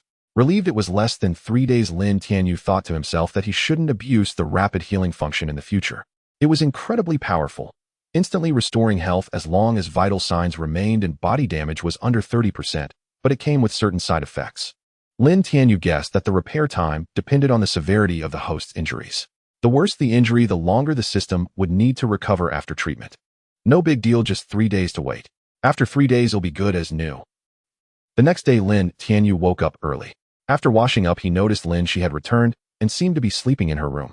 He had no idea what she had been up to last night. After fixing himself a quick meal, Lin Tianyu changed into a well-fitted suit, hopped into his Bugatti Veyron, and drove towards Wang Sudong's company. Ever since Lin Tianyu had told him about the company matter, Wang Sudong had been too excited to sleep well. The next morning, he arrived early at the company and waited at the entrance. He felt he had to make a good impression on Lin Tianyu's boss so as not to let Au down. After all, convincing his own boss to bring a stranger to such an important press conference couldn't have been easy. Seeing Lin Tianyu's eye-catching Bugatti Veyron pull up, Wang Sudong waved from a distance. But when he saw that Lin Tianyu was alone in the car, he was taken aback and couldn't help asking, "Oh, where's your boss?" "Boss? What boss?" Wang Sudong's question left Lin Tianyu momentarily stunned. Since he stopped driving for ride-hailing services, how could he have a boss? "Isn't this your boss car?" Wang Sudong asked, puzzled. He suddenly realized something, casting a shocked glance at Lin Tianyu, afraid to delve deeper into the thought. If this car belonged to Lin Tianyu himself, then the company's invitation. Seeing Wang Sudong's expression, Lin Tianyu understood as well. He smiled faintly and said, "Let's get in the car first. It's a long story. You'll know when the time comes." At 9:30 in the morning, the highly anticipated press conference of Century Group's Jingqing branch was held at the Jingqing Convention and Exhibition Center. By the time Lin Tianyu and Wang Sudong arrived, the venue was swarmed with reporters, and numerous companies from Jingqing, both big and small, had also caught wind of the event. Those with invitations presented them to enter the venue while those without stood outside watching the large screen hanging overhead, hoping to catch a word with the company's leaders after the press conference ended. Yang Wenjie, dressed in a sharp black suit, led his group of classmates into the press conference hall. When showing the invitation to the security guard, he deliberately paused for a moment, as if flaunting his esteemed status. Obtaining an invitation to Century Group's event was indeed something to boast about. "This place is huge," exclaimed a bespectacled man excitedly after entering. He seemed to notice something and pointed to the other side of the hall. "Hey brother Wenj, isn't that the class monitor? And Lin Tianyu is here too." Yang Wenjie was taken aback. Following the direction the bespectacled man pointed, he indeed saw Wang Sudong and Lin Tianyu. "What are they doing here? I heard Wang Sudong didn't even get a company invitation right. Regardless, they're still old classmates. Let's go say hello." Yang Wenjie sneered coldly and walked toward Lin Tianyu and Wang Sudong. Lin Tianyu and Wang Sudong had entered through the fast track on the left. They had expected a lot of trouble, but surprisingly, they faced no obstacles at all. The security guard at the door let them in almost immediately after glancing at Lin Tianyu, even bowing respectfully to him. What was going on? Wang Sudong noticed that even the head of Tiandi Huayu Company, one of Jingcheng's top firms, didn't receive such treatment when entering. "Brother Dong, find a seat for yourself. I have something to attend to and need to leave for a bit." Lin Tianyu smiled faintly, said to Wang Sudong, and was about to leave when a jarring voice came from nearby. "Isn't this Tianyu and the class monitor? Don't rush off. Old classmates meet, and don't even say hello." Yang Wenjie looked at Lin Tianyu and Wang Sudong with a mocking smile. Since the last class reunion, he had realized that Wang Sudong was firmly on Lin Tianyu's side, given that he saw no point in wasting words with him. Lin Tianyu turned around and saw Yang Wenjie and his group still followed by their old classmates. "Something," Lin Tianyu said coldly, feeling no bond with these classmates anymore. "Oh, still acting tough." Yang Wenjie laughed upon seeing Lin Tianyu's attitude. "I just want to know how some people manage to sneak into this venue without an invitation. Should I tell the security about two dirty rats sneaking in and have them throw you out?" "You? Yang Wenjie, don't go too far." Wang Sudong cursed angrily, though he felt a pang of worry. He didn't know why following Lin Tianyu let them enter through the fast track, but they hadn't entered through proper means like showing an invitation. What if the staff had just been negligent? Lin Tianyu, however, remained calm. He smiled playfully and said, "Then go ahead and call them. Do you only have a mouth to run it here?" "You?" Yang Wenjie was furious. He thought you asked for this. He actually went to call the security, but when the guard saw it was Lin Tianyu, he ignored him and walked back. The guard was Captain Xie, who had clashed with Lu Mingyue before. At first, he was startled to hear someone had sneaked in. Hadn't he been watching carefully? But when he saw it was Chairman Lin, he rolled his eyes, gave Yang Wenjie a strange look, and wondered why there were so many fools this year. First, Lu Mingyue tried to kick the chairman out of the company, and now here was another idiot telling the CEO to leave at Century Group's own press conference. Seeing this, Lin Tianyu smirked coldly. He knew exactly what was happening, but couldn't be bothered to expose Yang Wenjie. After saying a few more words to Wang Sudong, he ignored Yang Wenjie completely and turned toward the backstage area. "Hey, brother Wenjie, why is that guy going backstage? Isn't that off limits?" The bespectacled man Sharpied kept watching Lin Tianyu's back until he disappeared behind the backstage door, then couldn't help asking Yang Wenjie. Yang Wenjie was also puzzled, then said disdainfully, "Who knows? Maybe he's here for a part-time job. After all, a big press conference like this needs plenty of hands." Brother Wenjie is right. What could someone like him ever amount to? Lin Tianyu turned into a break room backstage. He wasn't there for a part-time job. Chen Hui, who was waiting inside, had been there for a while. Seeing Lin Tianyu enter, he quickly stood up and respectfully greeted him. "Chairman Lin, the speech is ready for you." Chen Hui respectfully handed over a folder, but Lin Tianyu didn't reach for it. He said calmly, "No need. I don't plan to give a long-winded speech. I'm only here to announce the partner for the Hu Huai Village project." Chen Hui was taken aback, then nodded. After all, Lin Tianyu was the CEO of Century Group's Jingcheng branch. How the press conference was run was entirely up to him. As for Chen Hui, he felt he only needed to do his part. He said calmly, "No need. I don't plan to give a long-winded speech. I'm only here to announce the partner for the Hu Huai Village project." Chen Hui was taken aback, then nodded. After all, Lin Tianyu was the CEO of Century Group's Jingcheng branch. How the press conference was run was entirely up to him. As for Chen Hui, he felt he only needed to do his part. He said calmly, "No need. I don't plan to give a long-winded speech. I'm only here to announce the partner for the Hu Huai Village project." Chen Hui was taken aback, then nodded. After all, Lin Tianyu was the CEO of Century Group's Jingcheng branch. How the press conference was run was entirely up to him. As for Chen Hui, he felt he only needed to do his part. He said calmly, "No need. I don't plan to give a long-winded speech. I'm only here to announce the partner for the Hu Huai Village project." Chen Hui was taken aback, then nodded. After all, Lin Tianyu was the CEO of Century Group's Jingcheng branch. How the press conference was run was entirely up to him. As for Chun Hui, he felt he only needed to do his part. He said calmly, "No need. I don't plan to give a long-winded speech. I'm only here to announce the partner for the Huai Village project." Chun Hui was taken aback, then nodded. After all, Lin Tianyu was the CEO of Century Group's Jingxing branch. How the press conference was run was entirely up to him. As for Chun Hui, he felt he only needed to do his part. He said calmly, "No need. I don't plan to give a long-winded speech. I'm only here to announce the partner for the Huai Village project." Chun Hui was taken aback, then nodded. After all, Lin Tianyu was the CEO of Century Group's Jingxing branch. How the press conference was run was entirely up to him. As for Chun Hui, he felt he only needed to do his part. He said calmly, "No need. I don't plan to give a long-winded speech. I'm only here to announce the partner for the Huai Village project." Chun Hui was taken aback, then nodded.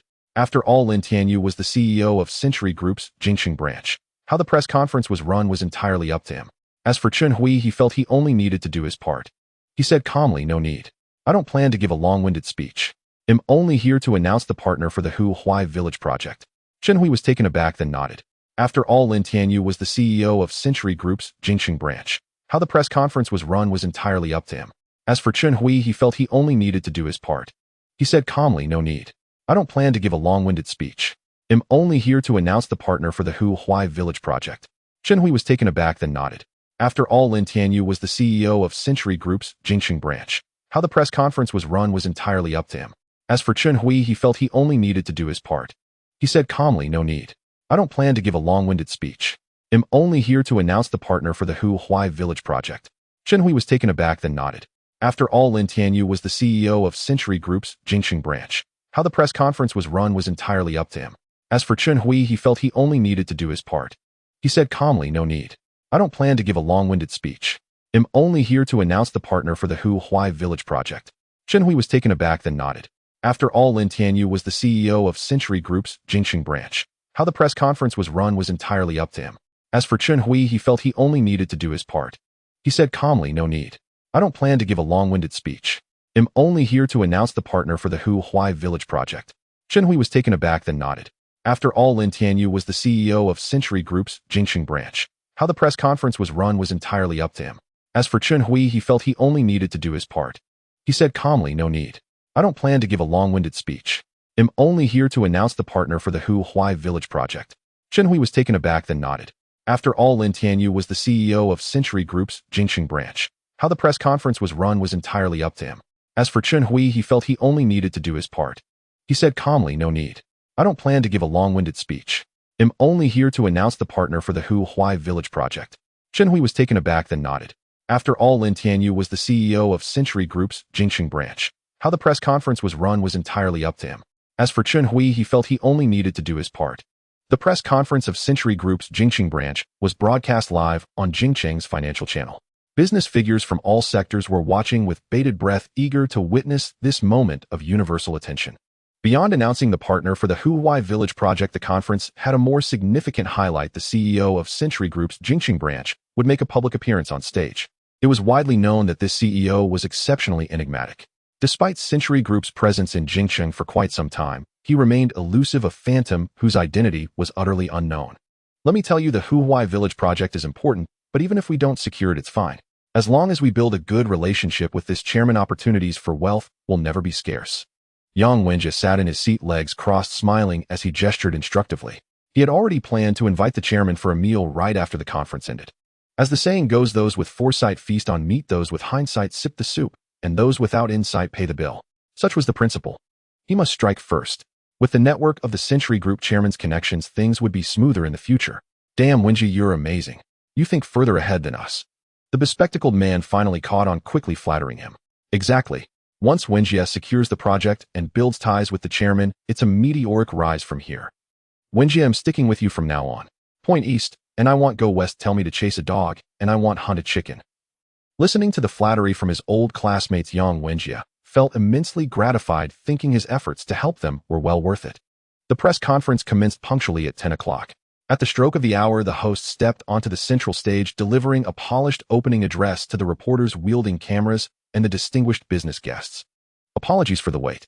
Without further ado, let's welcome Chun Hui, the head of Century Group's Jingxing branch, to speak. As Chun Hui emerged from backstage, thunderous applause erupted. Who didn't know Chun Hui? He was a figure transferred from Century Group's headquarters in Finching. Though not the chairman of the Jingqing branch, he held the undisputed top seat until the chairman appeared, a towering figure many could only aspire to approach. Taking the microphone from the host Chun Hui cleared his throat, greeted the audience, and began. Many are aware that since Century Group's Jingqing branch was established, the chairman has never shown his face. However, at today's press conference, we are honored to have the chairman present. Let's offer a warm round of applause to welcome Century Group's chairman Lin Tianyu to deliver his address. With Chun Hui's resonant call, the applause grew even more fervent. After all, this was the chairman of Century Group, a pinnacle figure in Jingqing's business circle. What? When did I hear that right? Chun Hui said. Lin Tianyu. That waste. How is that possible? The bespectacled man rubbed his ears, convinced he was hallucinating. It sounds like Lin Tianyu, but it must be a namesake. How could the chairman of Century Group be that kid? Yang Wenjie sneered, dismissing the thought outright. Yet what followed left him stunned. His cheeks burned as if slapped, and he froze like stone in his seat, unable to believe the figure stepping onto the stage. Lin Tianyu walked slowly to the center of the stage, took the microphone respectfully offered by Chun Hui, and swept his calm gaze across the venue. His eyes finally settled on Wang Sudong, seated near the middle. Wang Sudong was equally stunned. He never imagined Lin Tianyu was the chairman of Century Group's Jingqing branch. Despite some prior inkling, the moment Lin Tianyu appeared, he gasped sharply, his eyes fixed unblinkingly on his figure. How? How can it be you? Wang Sudong's gaze held not only shock, but also deep relief. He was happy for Lin Tianyu. His brother was no longer the useless Didi driver they mocked, but had risen to become the chairman of Century Group. Exchanging a glance with Wang Sudong, Lin Tianyu smiled slightly and nodded. Finally, he spoke into the microphone. Hello everyone, I am Lin Tianyu of Century Group. First, thank you all for attending Century Group's conference. Here I'd like to address matters concerning the Huai Village project. At the mention of the Huai Village project, everyone pricked up their ears, as it was intimately tied to each person's interests. What if Chairman Lin favored their project proposal? Though unlikely, it wasn't impossible. The Huai Village project is a real estate initiative launched by our company with an investment of 1 billion. I believe you all have some understanding of it. After careful internal deliberation, we have determined the partner for this project. Lin Tianyu paused, deliberately drawing the audience's full attention before continuing. That partner is Fuhua Group. Fuhua Group. These seasoned business veterans knew well the state of Fuhua Group. What puzzled them was why Century Group, with better options available, chose Fuhua Group for this project. It's over. Not only did we fail to secure the project, but the plan to dine with the chairman has also fallen through, the bespectacled man lamented. From the moment they saw Lin Tianyu in a suit on stage, they were all dumbfounded. No one had expected Lin Tianyu to be the chairman of Century Group. Wenjie, what do we do? Lin Tianyu has given the project to Wang Sudong's Century Group. We're finished, aren't we? Yeah, Wenjie, say something. But Yang Wenjie was too stunned to respond, still reeling from the blow of Lin Tianyu being the chairman. Yang Wenjie stared blankly at Lin Tianyu on stage, muttering incessantly, No, this can't be. He can't be the chairman, as if possessed by a spell. Yang Wenjie stared blankly at Lin Tianyu on stage, muttering incessantly, No, this can't be. He can't be the chairman, as if possessed by a spell. Yang Wenjie stared blankly at Lin Tianyu on stage, muttering incessantly, No, this can't be. He can't be the chairman, as if possessed by a spell. Yang Wenjie stared blankly at Lin Tianyu on stage, muttering incessantly, No, this can't be. He can't be the chairman, as if possessed by a spell. Yang Wenjie stared blankly at Lin Tianyu on stage, muttering incessantly, No, this can't be. He can't be the chairman, as if possessed by a spell. Yang Wenjie stared blankly at Lin Tianyu on stage, muttering incessantly, No, this can't be. He can't be the chairman, as if possessed by a spell. Yang Wenjie stared blankly at Lin Tianyu on stage, muttering incessantly, No, this can't be. He can't be the chairman, as if possessed by a spell. Well, I have concluded my presentation on the partners for the Huai Village project. Regarding other company matters, I believe President Chun is more familiar with them than I am, so I shall now yield the floor to him. Having said this, Lin Tianyu handed the microphone to Chun Hui, who was standing by, and stepped down from the stage. Taking the microphone with a wry smile, Chun Hui walked to the center of the stage, thinking to himself, so the chairman really just came to announce the project personnel. With no other choice, Chun Hui began to introduce Century Group's corporate culture, its future plans and direction, and fielded questions from the journalists. All the crucial points had already been covered, what remained was merely a formality. Lin Tianyu deliberately glanced at Wang Sudong and noticed he was already surrounded by several company representatives. Because Lin Tianyu had just announced that the partner for the Huai Village project was Fuhua Company, and everyone knew its head was Wang Sudong. Securing this project would be a massive boost for Wang Sudong. The commission of several million was no small matter, and his future career path would be smooth sailing. Thus Wang Sudong, who had previously been ignored, was now being fawned over by a crowd, much to his annoyance. The press conference concluded smoothly after about an hour. In the break room, the two sat on a sofa, seemingly in deep discussion. "Chairman Lin, are you satisfied with today's press conference?" Chun Hui asked respectfully. Lin Tianyu nodded. This was precisely the outcome he had desired. His sole purpose in attending the press conference was to announce the partner for the Huai Village project on the spot, to vindicate himself and Wang Sudong. How could Lin Tianyu not be angered by the mockery from Yang Wenjie and his cronies? Now that he had the capital to humiliate them in return, he would repay the debt with interest. From the stage, Lin Tianyu clearly saw the shock on the faces of Yang Wenjie's group upon learning he was the chairman of Century Group. The satisfaction was immense, though he couldn't openly express it with so many watching. "By the way, Qin Hui, from now on this company will be entirely under your management. I know nothing about business. I simply cannot handle these commercial affairs," Lin Tianyu stated calmly. He was never cut out for commerce, nor did he harbor any interest in it. For him, it was enough that the company was his, and he could draw dividends. If he were forced to manage the company and engage in cunning schemes with seasoned business foxes, he would be completely out of his depth. However, Chun Hui was taken aback by Lin Tianyu's desire to be an absentee boss, and quickly interjected, "Chairman Lin, that won't do." "What's wrong?" "The headquarters conducts irregular performance reviews of the branches.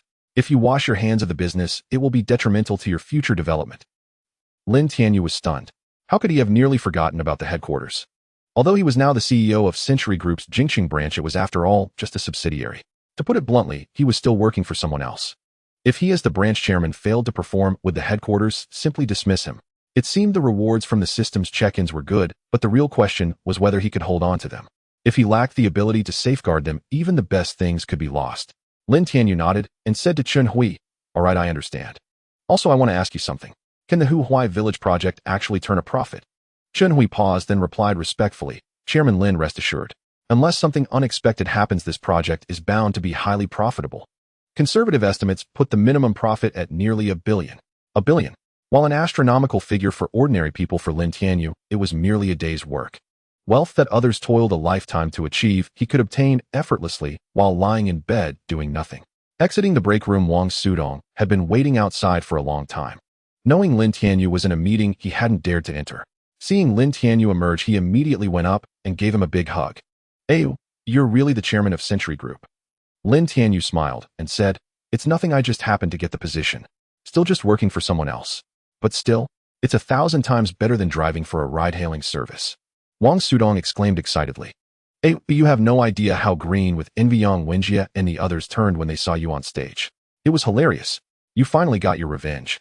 As they walked and chatted discussing where to have lunch, they saw several people standing at the hall in trance. It was Yang Wenjie and a group of their old classmates. Seeing them, Wang Sudong was taken aback and said with some confusion, "They're still here." Lin Tianyu was also puzzled. Could it be that they were here to curry favor with him after learning he had become the chairman of Century Group? That would be too opportunistic, wouldn't it? Not like Yang Wenjie's style at all. "Come on, let's go meet them and see what they have to say." Seeing Lin Tianyu and Wang Sudong approach, Yang Wenjie glared at them with undisguised anger, especially at Lin Tianyu, who had caused him such a loss of face in front of their classmates, shattering his carefully crafted image. How could he not be furious? "Lin Tianyu, don't get cocky. So what if you're the chairman of Century Group? What's so great about that? A former ride-hailing driver playing chairman. I'd like to see how long you can last in that seat." Yang Wenjie fumed. Faced with such mockery, Lin Tianyu merely chuckled. In the past, such words might have stung a little, but now the more he listened, the more ridiculous Yang Wenjie seemed. "Yang Wenjie, why do you keep hounding me day in and day out? Aren't you tired?" Lin Tianyu said in exasperation.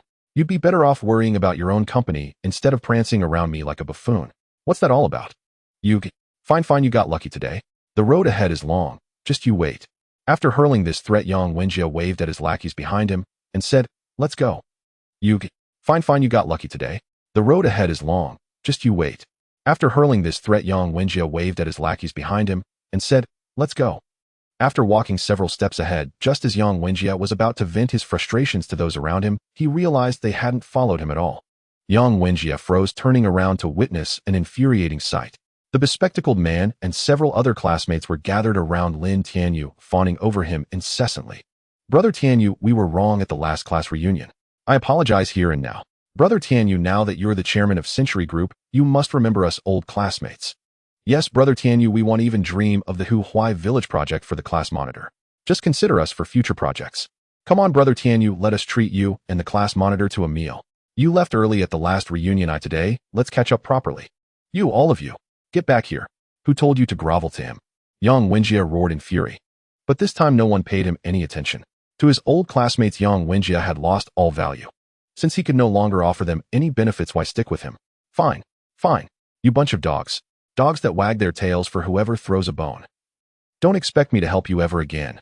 Yang Wenjie laughed in bitter rage, then flung his sleeves and stormed off along the roadside. Lin Tianyu coldly swept his gaze over his classmates, his emotions utterly unruffled. Back then they trampled on me for being a mere DD driver. Now that I'm the chairman of Century Group, they come crawling to lick my boots. Huh, disgusting. And they want me to cherish our old school ties. There's not a shred of that between us. Get lost. A pack of foolish mutts. Sorry I'm busy. And don't block my way. Lin Tianyu coldly pushed them aside and strode toward his Bugatti Veyron parked ahead.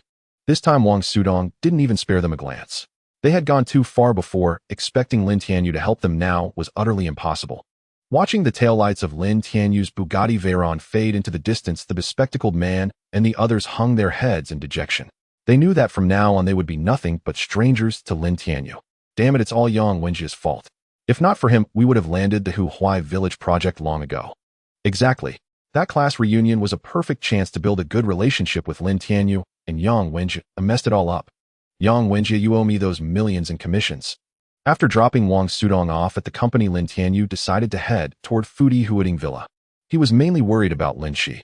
She had only returned early this morning after being out all night. How could that be acceptable? But just as Lin Tianyu drove into the villa's courtyard, he saw Xia Ran rushing over from the main road in a panic. Xia Ran was startled to see Lin Tianyu and said anxiously, Brother Tianyu, why are you only back now? What's wrong? Take your time, Lin Tianyu replied, puzzled. Seeing her so frantic, had something serious happened? Cici said she felt sick. She called you, but you didn't answer, so she called me to go to the hospital with her. I just got here. Xia Ran gasped breathlessly. From her tone, she seemed quite ill. Lin Tianyu then remembered he had turned off his phone for the press conference. Turning it on, he saw over a dozen missed calls, all from Lin Shi. He quickly parked the car, flung open the door, and dashed into the villa. When he reached Lin Zai's room, he found her seemingly asleep, her eyes slightly closed, brows furrowed, and lashes occasionally fluttering. She wasn't resting easy. Lin Tianyu immediately touched her forehead and was shocked by the heat.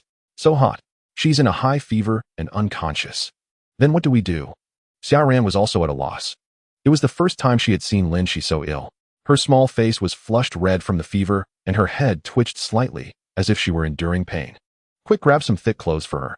They'll take her to the hospital. Hurry, Lin Tianyu said in a deep voice. Lin Tianyu knew all too well the consequences of a prolonged high fever.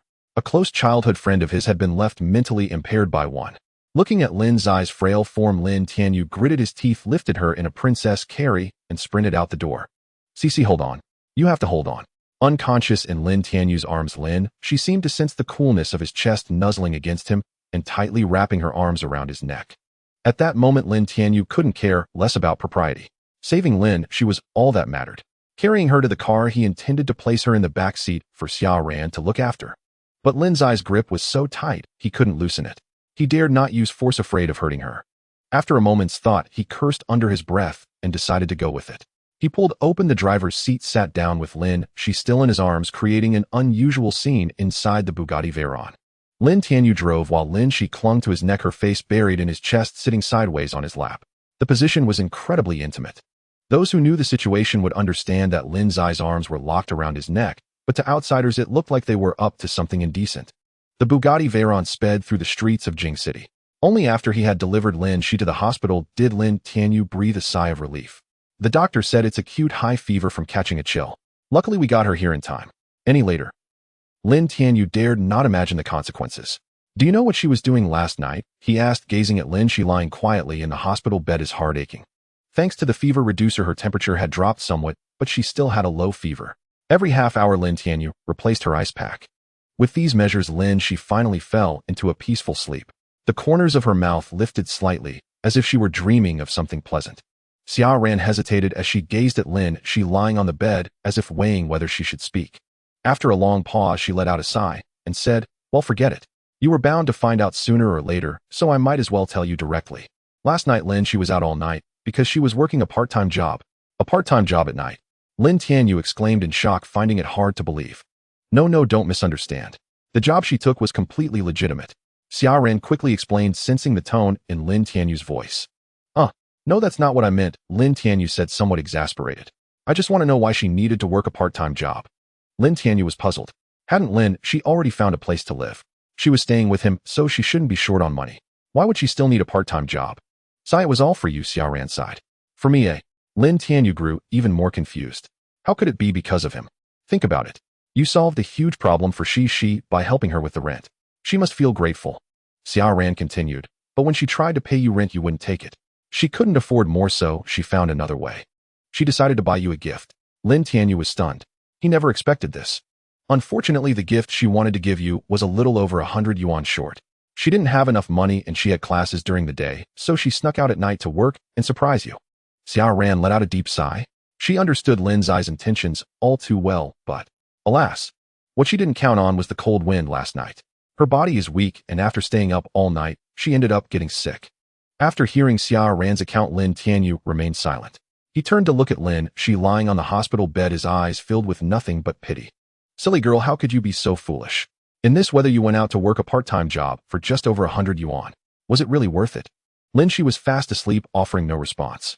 But the slight curve of her lips seemed to hold an answer. Lin, she slept straight through until the afternoon of the next day. When she opened her eyes, the first thing she saw was Lin Tianyu dozing by her bedside. Where am I? Lin, she murmured weakly, her voice drained of strength after her severe illness. Sensing Lin Zai's voice, Lin Tianyu jolted awake instantly. Seeing that she had finally come to, his eyes lit up with joy as he smiled. You're awake. You're in the hospital. You had a high fever. Just lie still and don't move around. To take care of Lin Tianyu had barely slept all night, constantly changing her ice packs until her fever finally broke. It wasn't until noon that he grew too exhausted to stay awake and dozed off by the bed. He checked her temperature with his hand and found her forehead had returned to normal, finally letting out a sigh of relief. You silly girl, going out to work a part-time job in the middle of the night, almost losing your life over it. How foolish can you be? Lin Tianyu scolded gently. Lin, she was taken aback, then couldn't help but ask Tian. Tianyu ji, you already know. What else do you think? If Xia Ran hadn't told me, how long were you planning to keep it from me? Lin Tianyu said, exasperated. He had found Lin Zai's behavior last night so strange. How could a well-behaved girl like her be out all night for no reason? To his surprise, Lin, she wasn't upset.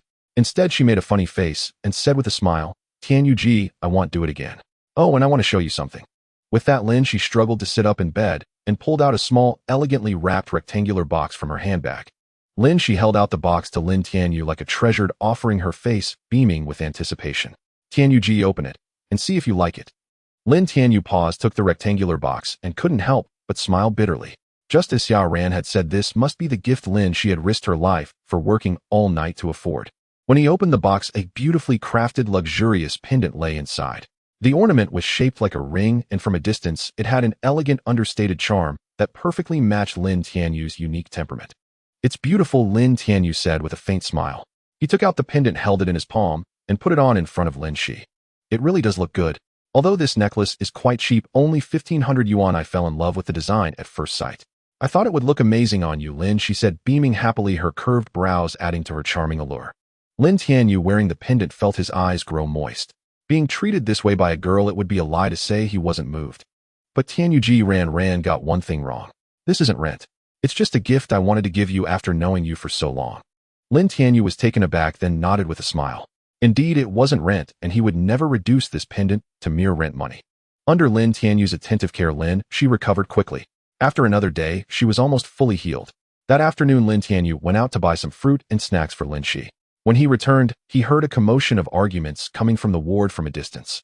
One of the voices was Lin Zai's, sounding very angry, while the other was a male voice that seemed vaguely familiar. Lin Tianyu paused, then rushed quickly to Lin Zai's ward and opened the door. Not seeing Lin Shi at school for 2 days long, Yi grew suspicious, wondering if she was sick or something had happened. After making some inquiries, it turned out just as he suspected. Lin Shi was hospitalized with a fever from a cold. He had been racking his brain for a way to pursue her, and this seemed like a golden opportunity. It said that girls are more vulnerable and sensitive when they're sick, and every little thing can be magnified. If he visited and took care of her now, wouldn't he earn her favor? Quickly sending someone to find out Lin Zai's exact location, Long Yi walked into the ward with a fruit basket in his left hand and a bouquet of flowers in his right. Quickly sending someone to find out Lin Zai's exact location, Long Yi walked into the ward with a fruit basket in his left hand and a bouquet of flowers in his right. But no sooner had he stepped into the ward than something displeasing occurred. Hearing the door open she assumed it was Lin Tianyu returning, so she sweetly called out, "Tianyu Ji, you're back." Yet when she saw that it was Long Yi who entered, her face instantly turned cold. She snapped, "What are you doing here? Who let you in? Get out." Lin Zai's swift shift from warmth to frost wounded Long Yi deeply. He wondered to himself in what way was he inferior to that brat named Lin Tianyu. Was it in appearance or character, wealth or possessions, ability or refinement? Clearly he surpassed that fellow in every regard. Why then did she hold him in such disdain?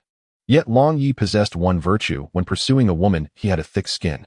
This was precisely why after years of chasing Lin, her coldness had never managed to drive him away. "Don't be upset, Cece. You're still unwell. Lie down." Long Yi offered an elegant, gentlemanly smile, placing the fruit basket and flowers on the bedside table. He reached out to help Lin lie back down, but she dodged him instantly. "What do you think you're doing? I'm warning you, this is a hospital. If you dare try anything, I'll call the police." Lin threatened directly. She was utterly sick of Long Yi, who clung to her like a stubborn piece of gum impossible to shake off no matter how hard she tried. All right, I won't touch you. I won't touch you." The moment Lin mentioned calling the police, Long Yi panicked slightly. It wasn't that he feared the authorities would do anything to him, but rather that he dreaded the humiliation of being taken away here.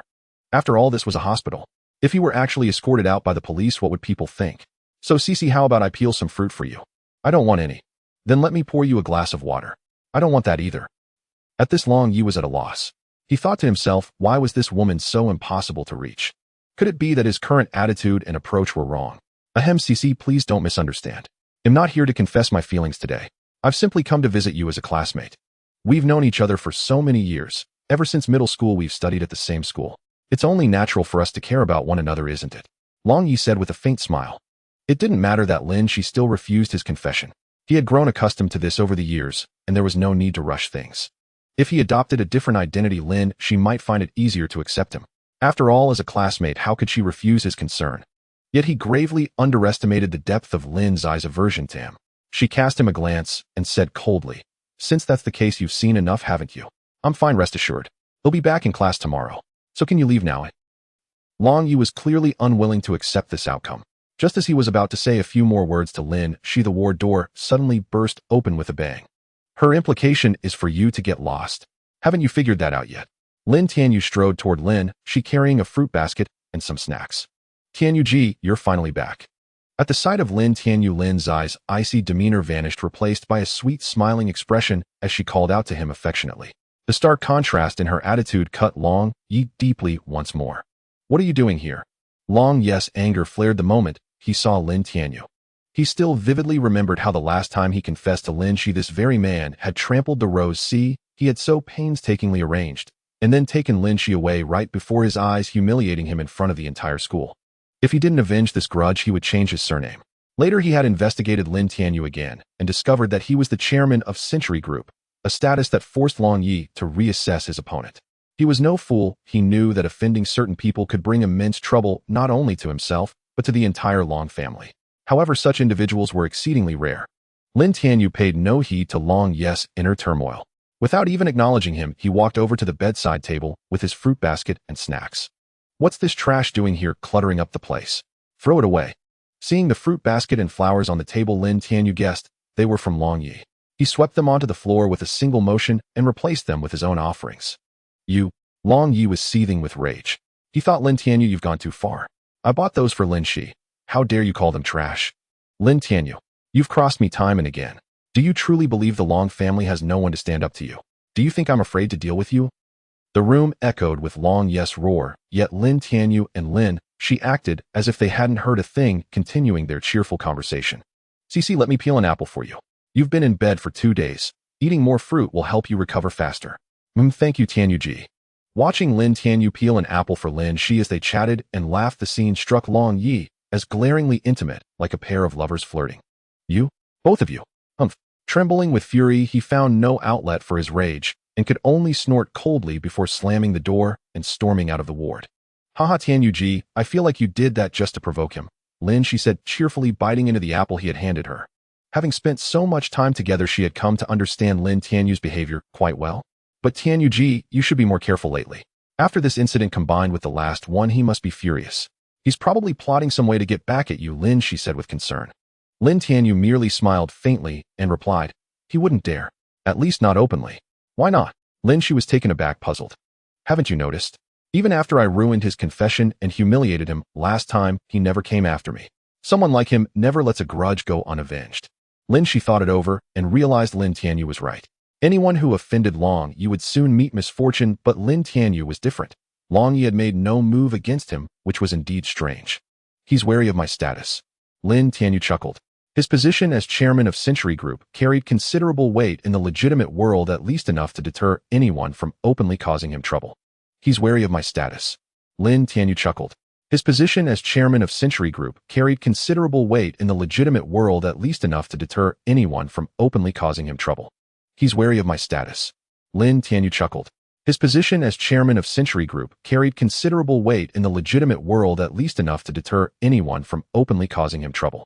Lin, she hadn't watched the news for days, and upon learning that Lin Tianyu was actually the chairman of Century Group, a look of undisguised astonishment spread across her delicate face. Brother Tianyu, I find you more and more mysterious. Lin, she murmured, her lips slightly parted. Just how many identities do you have that I don't know about? Lin Tianyu maintained a smile on his face, but inwardly he couldn't help but let out a bitter laugh. How could he possibly know how many identities he had? That wasn't for him to decide, it was all up to the system. In the afternoon, he took Lin Shi for another medical checkup. Only after confirming she was completely fine did the two leave the hospital and return home. Now that Lin Shi was weak and in need of rest, Lin Tianyu personally cooked dinner. After they ate together, he coaxed her to sleep. Glancing at his phone, Lin Tianyu pondered for a moment, then left the house and headed towards Sun Zibing's villa. You called me several times this afternoon. What's wrong? Lin Tianyu asked with a gentle smile. At that moment, Sun Zibing, dressed in a white dress, sat before the piano gracefully playing a famous piece. The melody was lively, her expression natural, and her piano skills were in no way inferior to those of a master pianist. In just 2 days, Sun Zibing's demeanor had improved considerably. Gone was the sorrow and desolation of their first meeting, replaced by a serene and elegant temperament. This was what a true goddess looked like. It's nothing. Can't I just chat with you? After finishing the piece, Sun Zibing stood up and smiled, as radiant as gardenia blossoms, strikingly beautiful and utterly captivating. With all this piano playing and singing, what's the matter? Got an itch? Lin Tianyu said with a slight smile. He knew that someone like Sun Zibing, whether in glory or in obscurity, would never abandon music. That love was etched deep into her bones. Anyone who listened to her music could feel her relentless pursuit of perfection, a standard that placed her leagues above any mere internet sensation. That was the very reason she had soared to such fame in the music industry. That's right. Can't I even entertain myself at home? Sun Zibing joked. With Qiu Huaqin's ruthless blacklisting, she had no intention of returning to the music scene. Fortunately, she had earned enough in the past 2 years. Although most of the money had gone to Qiu Huaqin, she still had a considerable amount left. As long as she spent frugally, she could live comfortably for the rest of her life.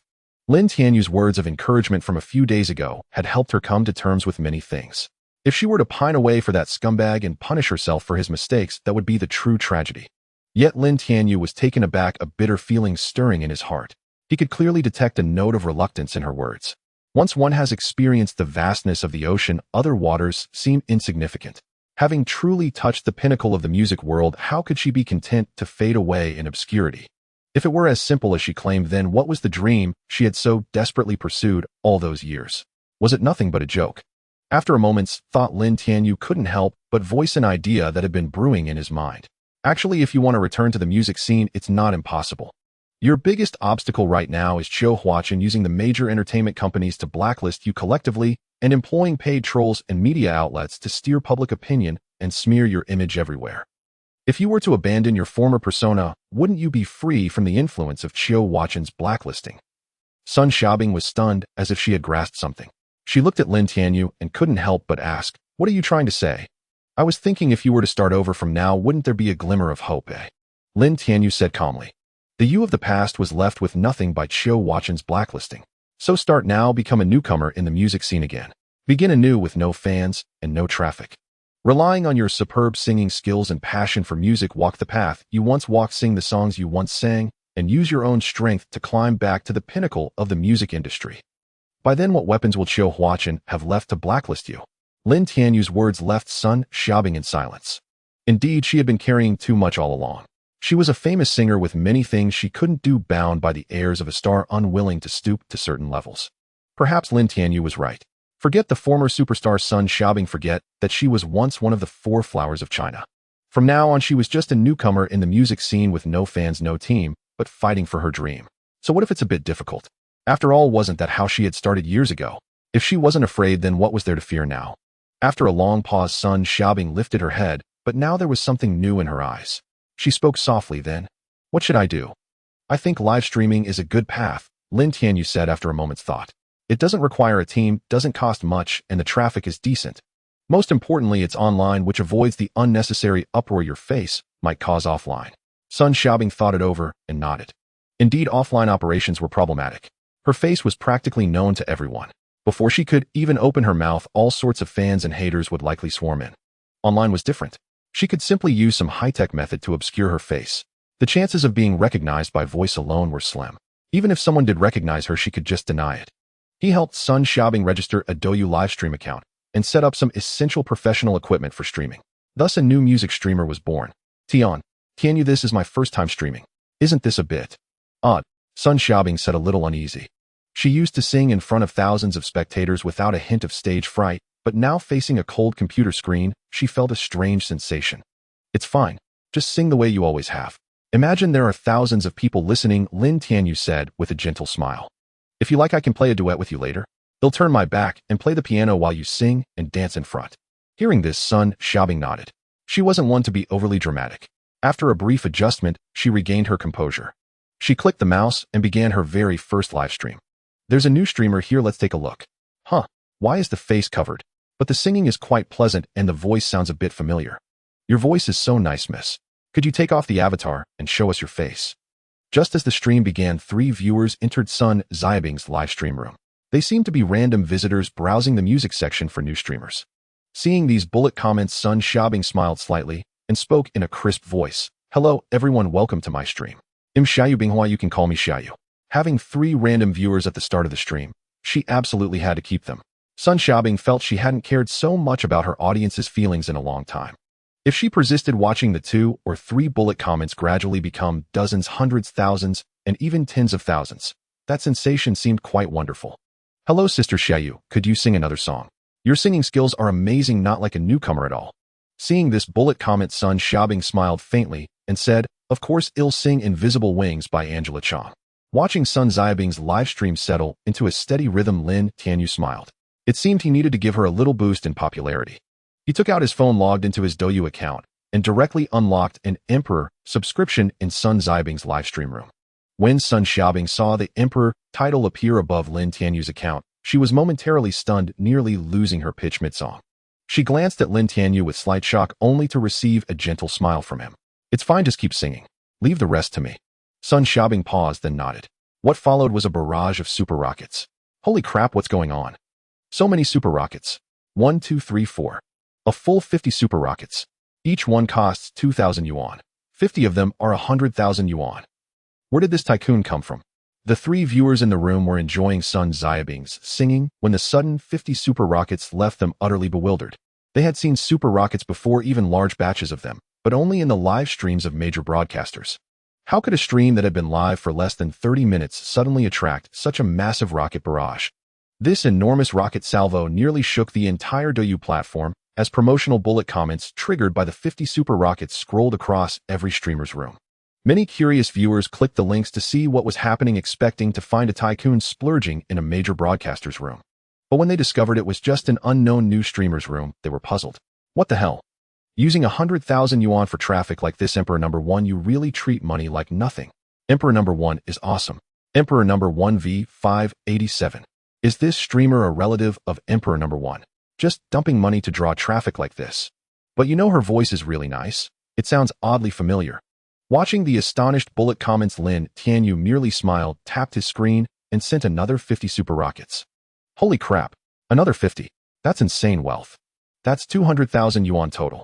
This streamer must be rolling in it. Wait, forget the tycoon talk for a second. This streamer's voice sounds just like Sun Xiaobing's. It's so familiar. Roughly every 10 minutes, Lin Tianyu sent another 50 super rockets.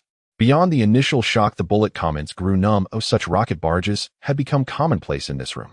Only the newly drawn viewers expressed their utter astonishment, creating a stark contrast with the mainstream comments.